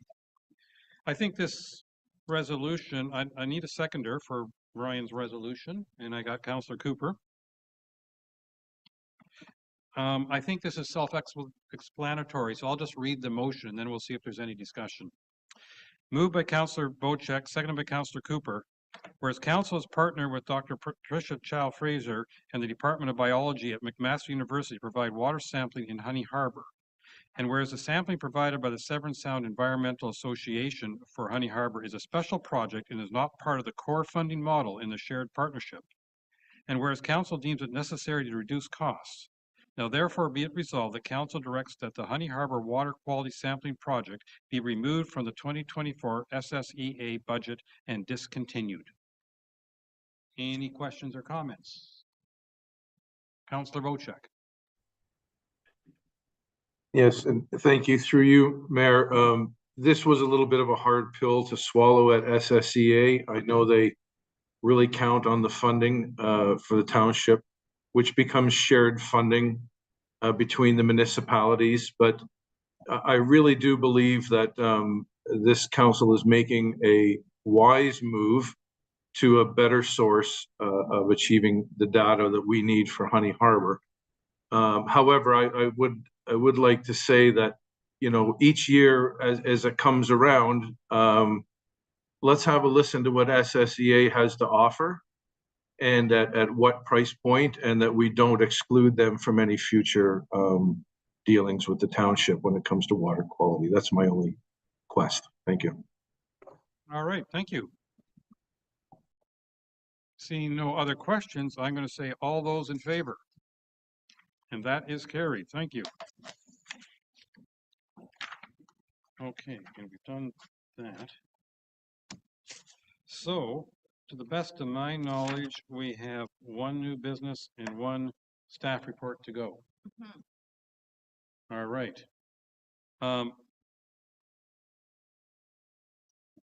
Let's You have no preference. Let's do do the final new business, because I think it'll be a little shorter, and then we'll see how much people want to talk about calendars. So, Councillor Hazelton, do you want me to do the same thing of just reading the motion, or do you want to make a presentation beforehand? Let's go with the expeditious approach Okay. of reading the resolution, I think. And then we'll see if there's any discussion. But we have. Yeah, question. Okay. Yeah. Would you like me to ask the question before you read the resolution? Sure, if the reading of the resolution. Only if you read the report. I did read the report, and so I would just like to, through your, Mr. Mayor, I would like to ask staff if there are opportunity costs that the township would be foregoing by giving exclusive use of the lower level to the library for this building. Could it be leased out for some other costs?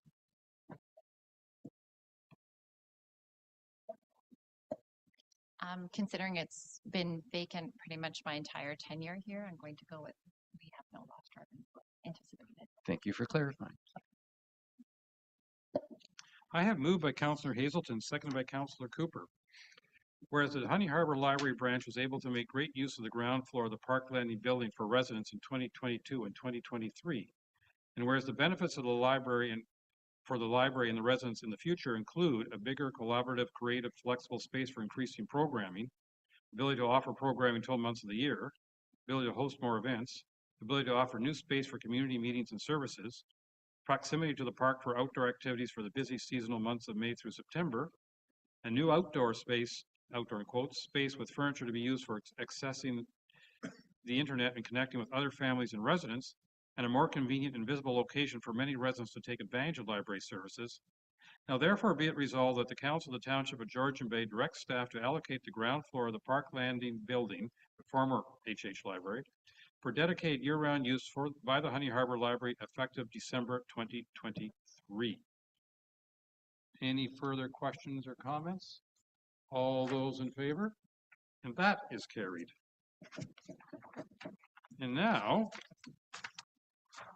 I've moved by Councillor Hazelton, second by Councillor Graziano, be it that we approve the calendar. Any questions? Just seeing if anybody's awake. If I may. You may. I would like to go through the survey results because I did receive some extra commentary from some members just to kind of, that was a little more difficult. Please go ahead. Okay, fabulous. So.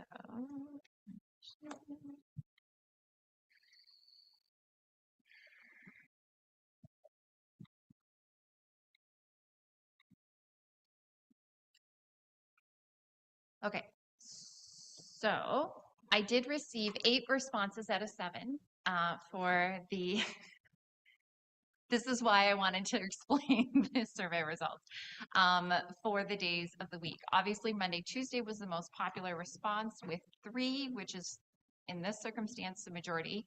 However, a couple of comments to that. So the calendar was kept based off of the majority of the survey results, the draft calendar. However, there's some exceptions that need to be considered. So the one individual did respond to Tuesday and Wednesday and Thursday as the preferred option to not have it in the middle of the week, either or, if that had tipped the scales one way or another, which in this circumstance it didn't really. The other caveat is later on, we do reference, or the survey does speak to overnight stay from the first night to the second night, and I have been advised that none of the local hotels that are close to us are open Monday nights. Good to know. So I don't know if that'll make an impact. You can't sleep in one of these motels on a Monday night or hotel? Apparently in the winter season, they're not open 7 days a week. So If I can make a comment on that. Mm-hmm. Well, given that our future short-term rental will preclude the costs associated with people within our ward, maybe we can find a short-term rental. That's another option we can look at. Yes. So that's just something I want just kind of in the back of your minds. So that was a couple of the comments about the days of the week. There was comments made about, I know there's in the past, it's been either the Monday, Tuesday, or the thought of the Thursday, Friday, tying it to the weekend for the cottagers in the summer season.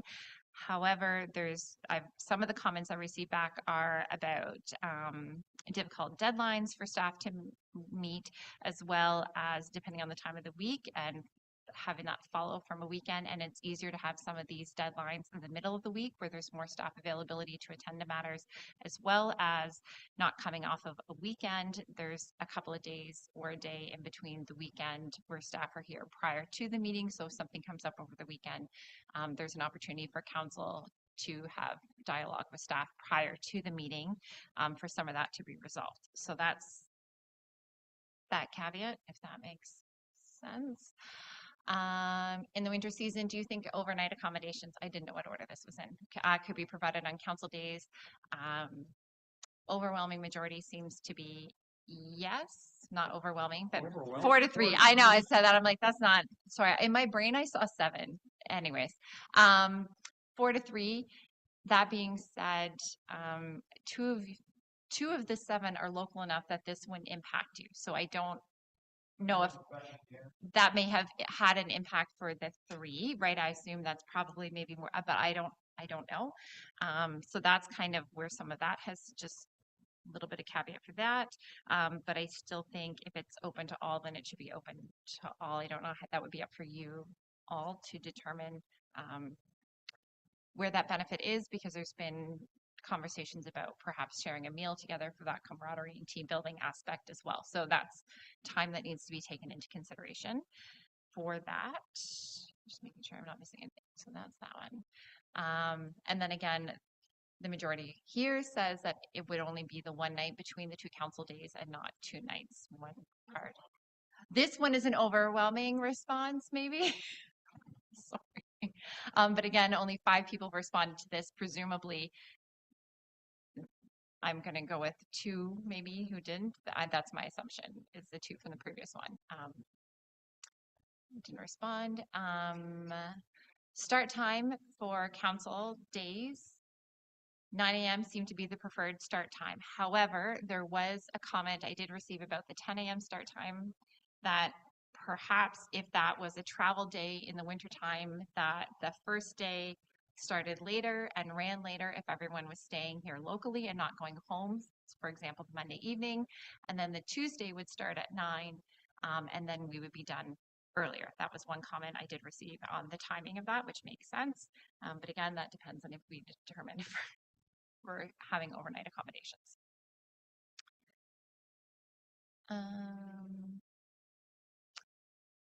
Okay, so this was, do you prefer a 4:30 end time with a caveat to stay to 6, which I think was my option, or 5:30 is like a hard stop, is like a somewhere in the middle, and most people prefer to have the flexibility. Kind of our goal is 4:30, but we have the buffer if need be. No, I lied. This one, sorry, was 4:30 with the option to extend to 7. The next one was 5:30 with the 4:30 option to extend to 6, 5:30 option to extend to 7. Obviously, the majority is 4.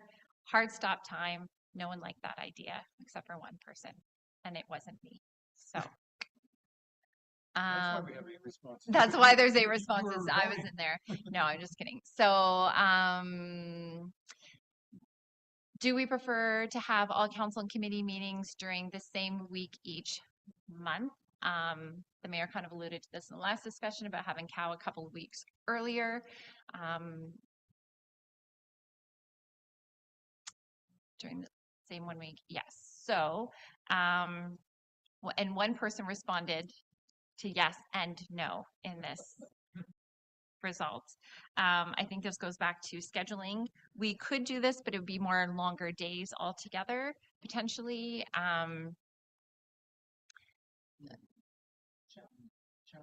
All of the committees so it might, I mean, it changes the workload from staff, but it would be more of a challenge for, I think, the committee members who, for example, both the Sustainability Advisory Committee and the MACT Arena Advisory Committee members prefer Mondays.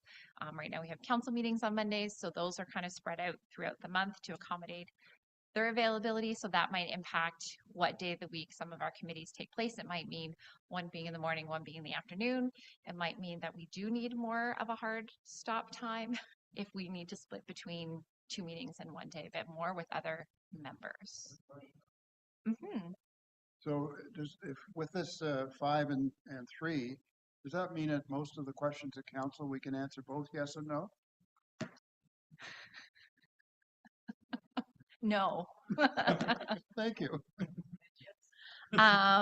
This one, I know it isn't really part of the scheduling, but it is part of the scheduling conversation because do you think council should serve as the committee of adjustment? Currently, we have 6 members, 2 of which are council members. Again, I have 8 responses and 1 person responded yes and no. I assume that maybe I should have had a yes, no, undecided or yes, no, maybe option. Maybe then I would have eluded some of these duplicate responses, but we're clearly a split, but just a consideration if committee of adjustment was to become part of council. So for what that would mean structurally from the meeting perspective, basically then you would have planning council, and COW, and all of the applications that, you know, the minor variants, et cetera, that now go to committee of adjustment would go to planning council. So we would still kind of delineate the two, kind of here's all your planning property items and then kind of all the other business. But in this. But the committee of adjustment would be still separate structurally from the planning council even if it's on the same day. Because do we not require municipally to have a committee of adjustment? It's how it's appointed and structured and within our procedure files. So like we would have to, this wouldn't be a quick fix. We would need to amend our terms of reference, et cetera. Yeah, it's, yeah. Everyone, this is the overwhelming response. Yes, everyone is happy with the hybrid meeting option. So I'm just want to make sure I didn't miss any other of the cabinet notes.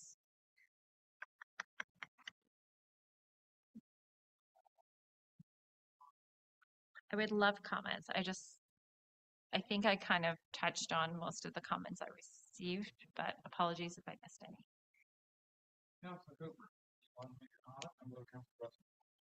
Oh, sorry, I didn't mean to jump in front of you, Councillor Graziano, but I see you're sitting there to my left. Oh, just be quiet, will you? Anyway, so one of the things that I would defer to here, and maybe it's I don't want anybody to have to do another poll, but part of my thinking with this survey was that we have 3 councillors that are coming from Toronto. And now I realize that they have options, certainly in the summer months and spring and fall, they can get to their places up here. But in the winter months, it's that's a heck of a haul unless you have somewhere to stay. And so it wasn't, when I sort of talked about having something like this, I was thinking of exactly those 3, because it's, you know, if you're coming from Toronto, you're getting up probably at 5:30 or 5 to get up here for a 9 o'clock meeting. And especially if you had to do that 2 days in a row in a snowstorm, it isn't funny. It's dangerous. Yes. And so it'd be great to know how the 3 councillors from Toronto think about, especially the winter period. I think in the spring and the summer and so on, we're probably taken care of, but in, well, let's say November, December, January, February, or something like that, maybe 5 months, that would be the option to have, or at least our city councillors, and I say it for a couple of reasons. A, their safety, but B, in the future, attracting other councillors to our council. We have a huge population of seasonal residents, and some people would say, well, lovely, but I'm not sure I want to go through that in terms of the danger of driving at night at the end of the day, or you're tired and it's snowing and so forth. And I realize our staff are commuting, but you're not commuting from downtown Toronto. So I just, I wanted to raise that issue, and I'd be very interested to hear from our, one of our councillors, by the way, is not even here to discuss it, which is also maybe concerning or not, but sort of for me it is. And the other 2, I'd sort of like to hear that you've been through sort of one winter partially, but not a second one. So what's that going to look like for you this year and maybe next year? And should we be thinking about that? And if that's sort of A part of it. The B part of it is something that CAO Mariotti talked to me about, which was the fact that the councillors at the archipelago do come up on Thursday afternoons, stay overnight, and then finish their council on Friday by noon or 2 o'clock or something along those lines.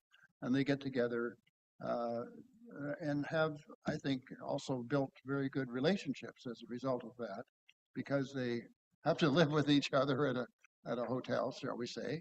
And so there's a building of camaraderie and so forth. So there's another sort of benefit to doing this some of the time. So it might even make some sense, not only to listen to our Toronto councillors, but to think about building some team building. So that's why I've sort of supported the thought of the Thursday, Friday thing. It doesn't have to be Thursday, Friday, except that we have a bit of a problem in terms of where you're going to stay. But maybe the mayor has offered up his place and we can stay there. I don't know. Not if you want running water. There's that. Okay. Anyway, I just thought I'd like to hear from our two city councillors, and I think it would be important for us to also hear from Councillor Jarvis. Well, before I pass it over to Councillor Graziano, I don't know if he brought all of us or just me, but Councillor Bocek, before he exited, said he'll respect whatever we decide because he only lives a minute away. Yeah. Having said that, he was in Arizona when he wrote that. Councillor Graziano. Thank you, and through your worship. So two things with respect to my principal residence. I find myself up here far more than just council, and I'm an avid snowmobiler. I also have all the toys, fortunately enough, and I do spend quite a bit of time up here. I'd say likely about 70% of the time outside of council. So from my perspective, I'm indifferent. I do see a lot of value in having an opportunity to break bread with my fellow councillors and perhaps stay the night, where we all endeavor to go into either Midland or perhaps Bala on a Monday night to grab a dinner together. That to me, I think, is invaluable. And I would agree that if that opportunity were to arise, I would likely utilize the option of staying over with my colleagues and doing a group powwow.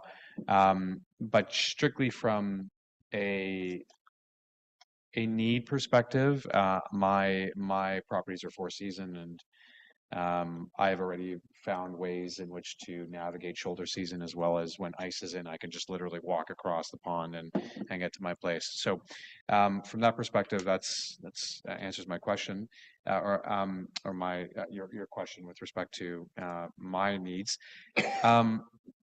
Has anyone approached Sharon from Christie's to see whether or not she would endeavor to open up on a Monday? Because if 7 of us are committed to it, that's a pretty, at least at once a month, that's a pretty profitable night for her. So We wanted to make sure that we had clear direction from council Got it. before making that Got it. type of request. Okay, thank you. Councillor Craigville. Oh, it's okay. Through you, Mr. Mayor. So I also have accommodation lined up for when we have council in the shoulder seasons and we can't get to our cottage. Having said that, though, and I am back and forth multiple times up here and in Toronto during the week. But exactly the same as Councillor Graziano, I would gladly spend time with my fellow councillors to try to, converse in a non-formal setting where we can kind of talk about other things other than just township matters, and really, I think, enhance the team sort of experience. In terms of staying over with, of course, that would work out possibly. And I think if, Christie's isn't the best option, then in the next township over, Raleigh's has outbuildings that they can rent, even though the resort is closed, and there might be 7 rooms there that could accommodate. But um, again, the Monday night is not just the accommodation, it's where to eat. So if that's part of the consideration, that would be going to Bala or going to Midland or going to Bass Lake Lodge up by MacTier, which is kind of a hike if you're staying down south. But oh, well, there you go. But what days of the week? You know, I'm open for any days of the week. I think in terms of the calendar that has been proposed, my only concern, and I've raised this to our clerk and CAO, is that because of the committees that I'm on, I'm scattered 3 weeks every month to be engaged with council activities, which if we could limit that to 2 weeks, that would help me with my personal scheduling greatly. But that's the majority of my feedback that I had for the calendaring questions. I just want to make a comment. You're talking about days of the week and all that. Well, maybe we could, if we go down the direction of spending the night, maybe we decide in winter we meet Tuesday and Wednesday as opposed to Monday and Tuesday, because then we can have the local accommodations and food. Yeah, and I think, you know, now I'm sort of in between the group of you. I mean, my home address is Barrie, so it's on a good day, and if the OPP aren't listening, it's a 35-minute drive, which is different than an hour's drive or more from further south. But it kind of defeats the purpose if we're driving over to Midland for dinner and then driving back here for the night, or we're driving up to, you know, MacTier or Bala or something. And so to me, if we're going to do it, it makes more sense to do something as local as possible. And obviously Christie's Mills is the closest address. So I don't think we're going to resolve that one today, of whether or not we're going to do the overnighters. And maybe it'll even come up in the conversation tomorrow, because you know what's the cost of that overnight? I mean, if you try to book a room with Christie's Mill without trying to get any volume discount, you know, you're talking $150, $175 a night. You multiply that by 8 or 10 people, all of a sudden we're talking $1,500 a month of hotel expense before we even talked about food. So it becomes a budgetary discussion as well. But having said that, there may be other alternatives. Maybe there is an Airbnb or rental property that has, or 2 of them, between which we can find 8 bedrooms or something. I don't know. But I think that's a pretty big conversation to have at 5:15 with 2 councillors absent on the overnight side. But I think it's not an unreasonable discussion for the winter. Councillor Graziano.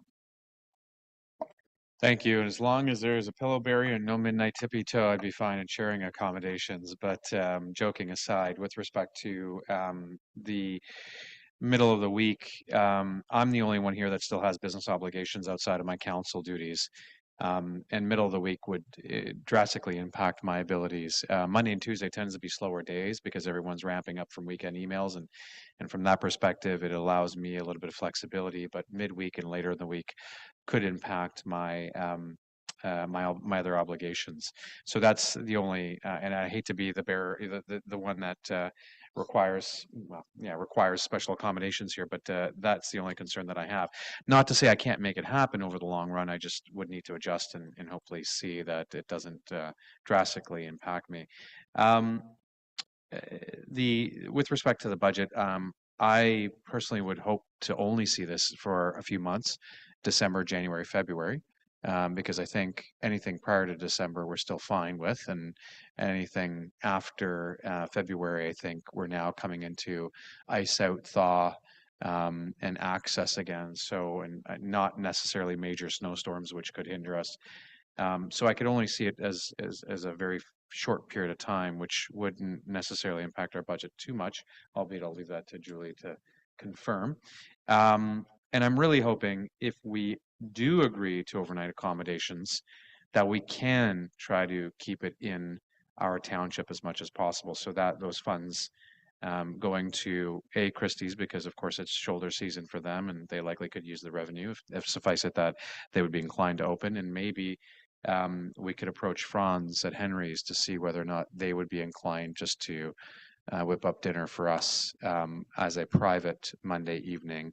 Not sure if they would be inclined to do that, but that's something to think of, because again, I'd like to see our local or us to support our local microeconomy if possible. Thank you. Councilor Cooper.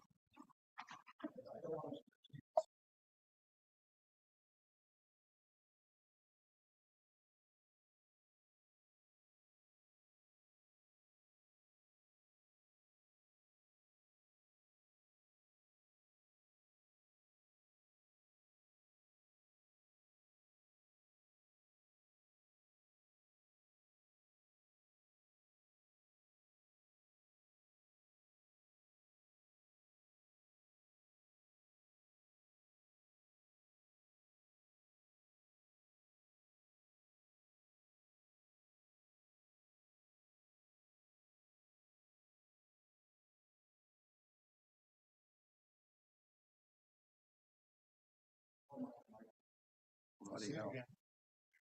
Did it again. Anyway, I don't think you need to hear much more, other than I'm suggesting maybe an alternative, doing it 2 or 3 times in a month and using local facilities. Thank you. Well, and the good news is we're proposing a calendar with no meetings in January, and therefore we wouldn't be overnighting in January. So we could do December. We're in February.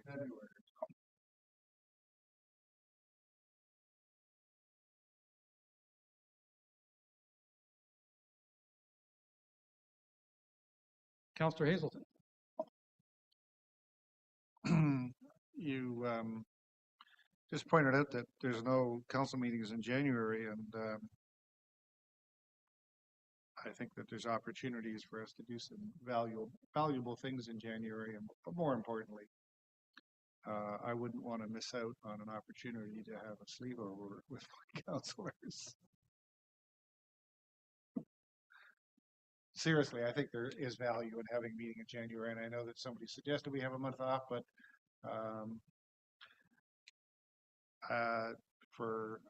anyways, I don't see a reason to not do business in January, and there's so many things that we need to be accomplishing. Personally, I think that there should be an opportunity for us to make progress on things. We've already scheduled 2 special budget meetings in January for this year. I don't know if that's going to be a normal recurrence, but it doesn't give us an opportunity to cover other topics. And anyways, I think there's opportunities to do that. I'm not sure that we need to. I'd rather have a month off in March instead of January. Just to respond, I know it was suggested a couple of months ago, and I can't remember which council member here suggested it. Sorry. It wasn't. Okay, thank you. About having a month off. I was already going to suggest that we take January off prior to that coming forward when we discussed this meeting calendar. The reason being, January is a very hard month to get agendas out for, typically because we're closed for a week, but B, staff often take time off on either side of that closure. And so getting everyone in who needs to review, comment, respond, reply, approve, etc., in some capacity, it slows the work down for really a total of 3 weeks between December and January. And so the agendas are generally lighter and they're much more difficult to put together. So that's why, not that there isn't work to be done, I think all that will do is make February's agendas heavier, but that's. And I'm hoping that tomorrow's budget meeting is so successful that we can wrap it up before Christmas. Absolutely. And I that Ms. Boutiette brings her biggest stick in. Yes, these aren't goals for January for special counsel for budget. If I could, they're not like we must have meetings on those days. Those are if we need meetings still. Just to clarify, we don't need to aim. Thank you, and through you, Mayor. Kind of piggybacking on that, I think there may be instances where we have, because of timelines on our clocks for planning these days, that we may need to have some sort of planning council meeting to meet deadlines that have been imposed, and perhaps rather than having 2 days of meetings scheduled for January, we could have the sort of mandatory agenda items in a 1 day morning council, afternoon planning council, and try not to expand beyond that. So I've been talking to planning staff about their timelines and their deadlines. Right now, this instant, there's nothing that has to come in January. That there's still option for that to change, and if that changes, that's different. But that'll be taken into consideration. And I do think, you know, we have the option to call a special meeting and to do it by Zoom if it's going to be a relatively brief agenda, or if we're hopeful it's going to be a brief agenda. Sorry. If I could, then what I'm hearing is $1,500 for rooms, $1,500 for the meals. You do it twice because you're not going to do it in January. That's a December, February thing. It's what, $6,000? I would say that the value that our ratepayers are getting from having council engage and become more functional, that's a pittance and well worth the investment.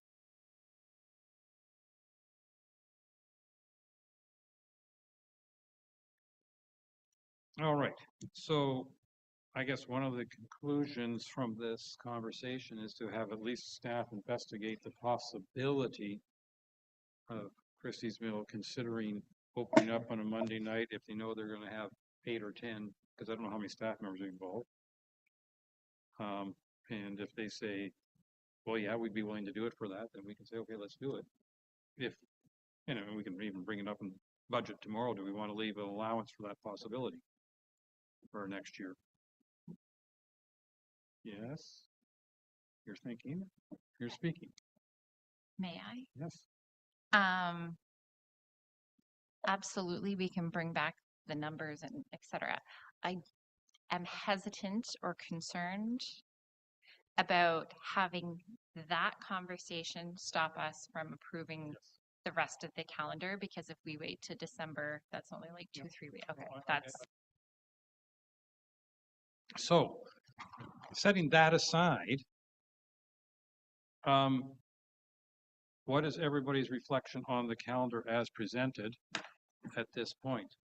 I see one thumbs up, I see an indifference, I see another thumbs up, I say so why don't I see whether we can pass it? Okay. Yes, Councillor Predko, you're going to speak. My main concern is the scheduling of the Committee of Adjustment on the Orphaned Week. Okay, so if we did need, let me gather my thoughts and then talk. If we were to have a Committee of Adjustment meeting in January, my recommendation would be to have it on Friday, January the 12th. Would that tentative date, pending planning staff's approval, understanding, be an amendment to accepting the calendar? But I think if I understand Councillor Predko correctly, like in February, it's a Committee of Adjustment is the Friday before, actually it's a week and a half before. And in March, it's the weekend, it's before the weekend. So like, in other words, most months, it's a week earlier than it has been traditionally.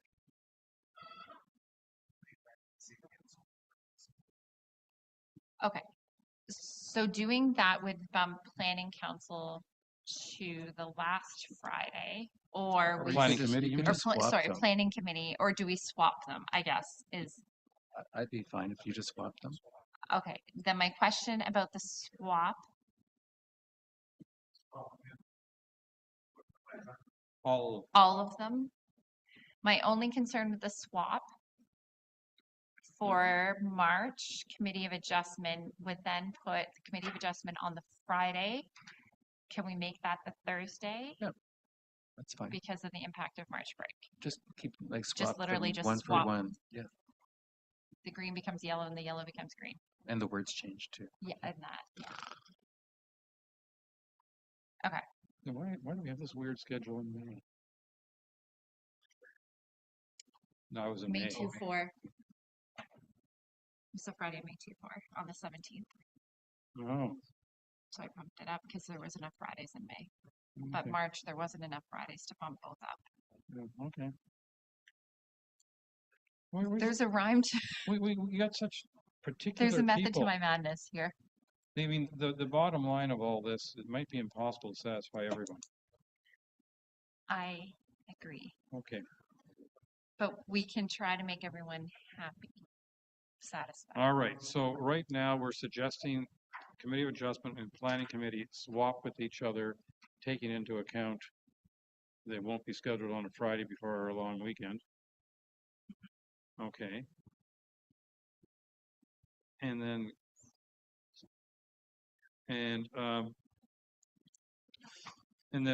if Councillor Hazelton gets mass resignations because of the scheduling, well, then we'll have to revisit that situation. Yeah. And so can I say to everyone, moved by Councillor Hazelton, seconded by Councillor Graziano, be it resolved the Council approves the 2024 meeting calendar as amended. And the amendment, of course, is the Committee of Adjustment Planning Committee swap. All those in favor? Well, that's 5 of us. The other 2, sorry. Always. I mean, yeah, chairs have certain powers of calling meetings. Now, I think this is all that's left. That was it. Okay, nobody's aware of anything we missed. And if we missed anything, we always have tomorrow because we get to do this again.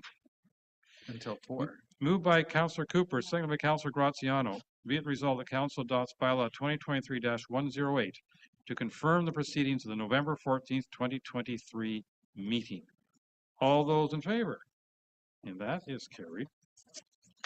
And what you've been waiting for, moved by Councillor Predko, seconded by Councillor... No, it won't be seconded by Councillor Jarvis. It'll be seconded by Councillor Hazelton. Be it resolved that Council is now adjourned at 5:32 p.m. until November 15, 2023, 9 a.m. Or at the call of the chair?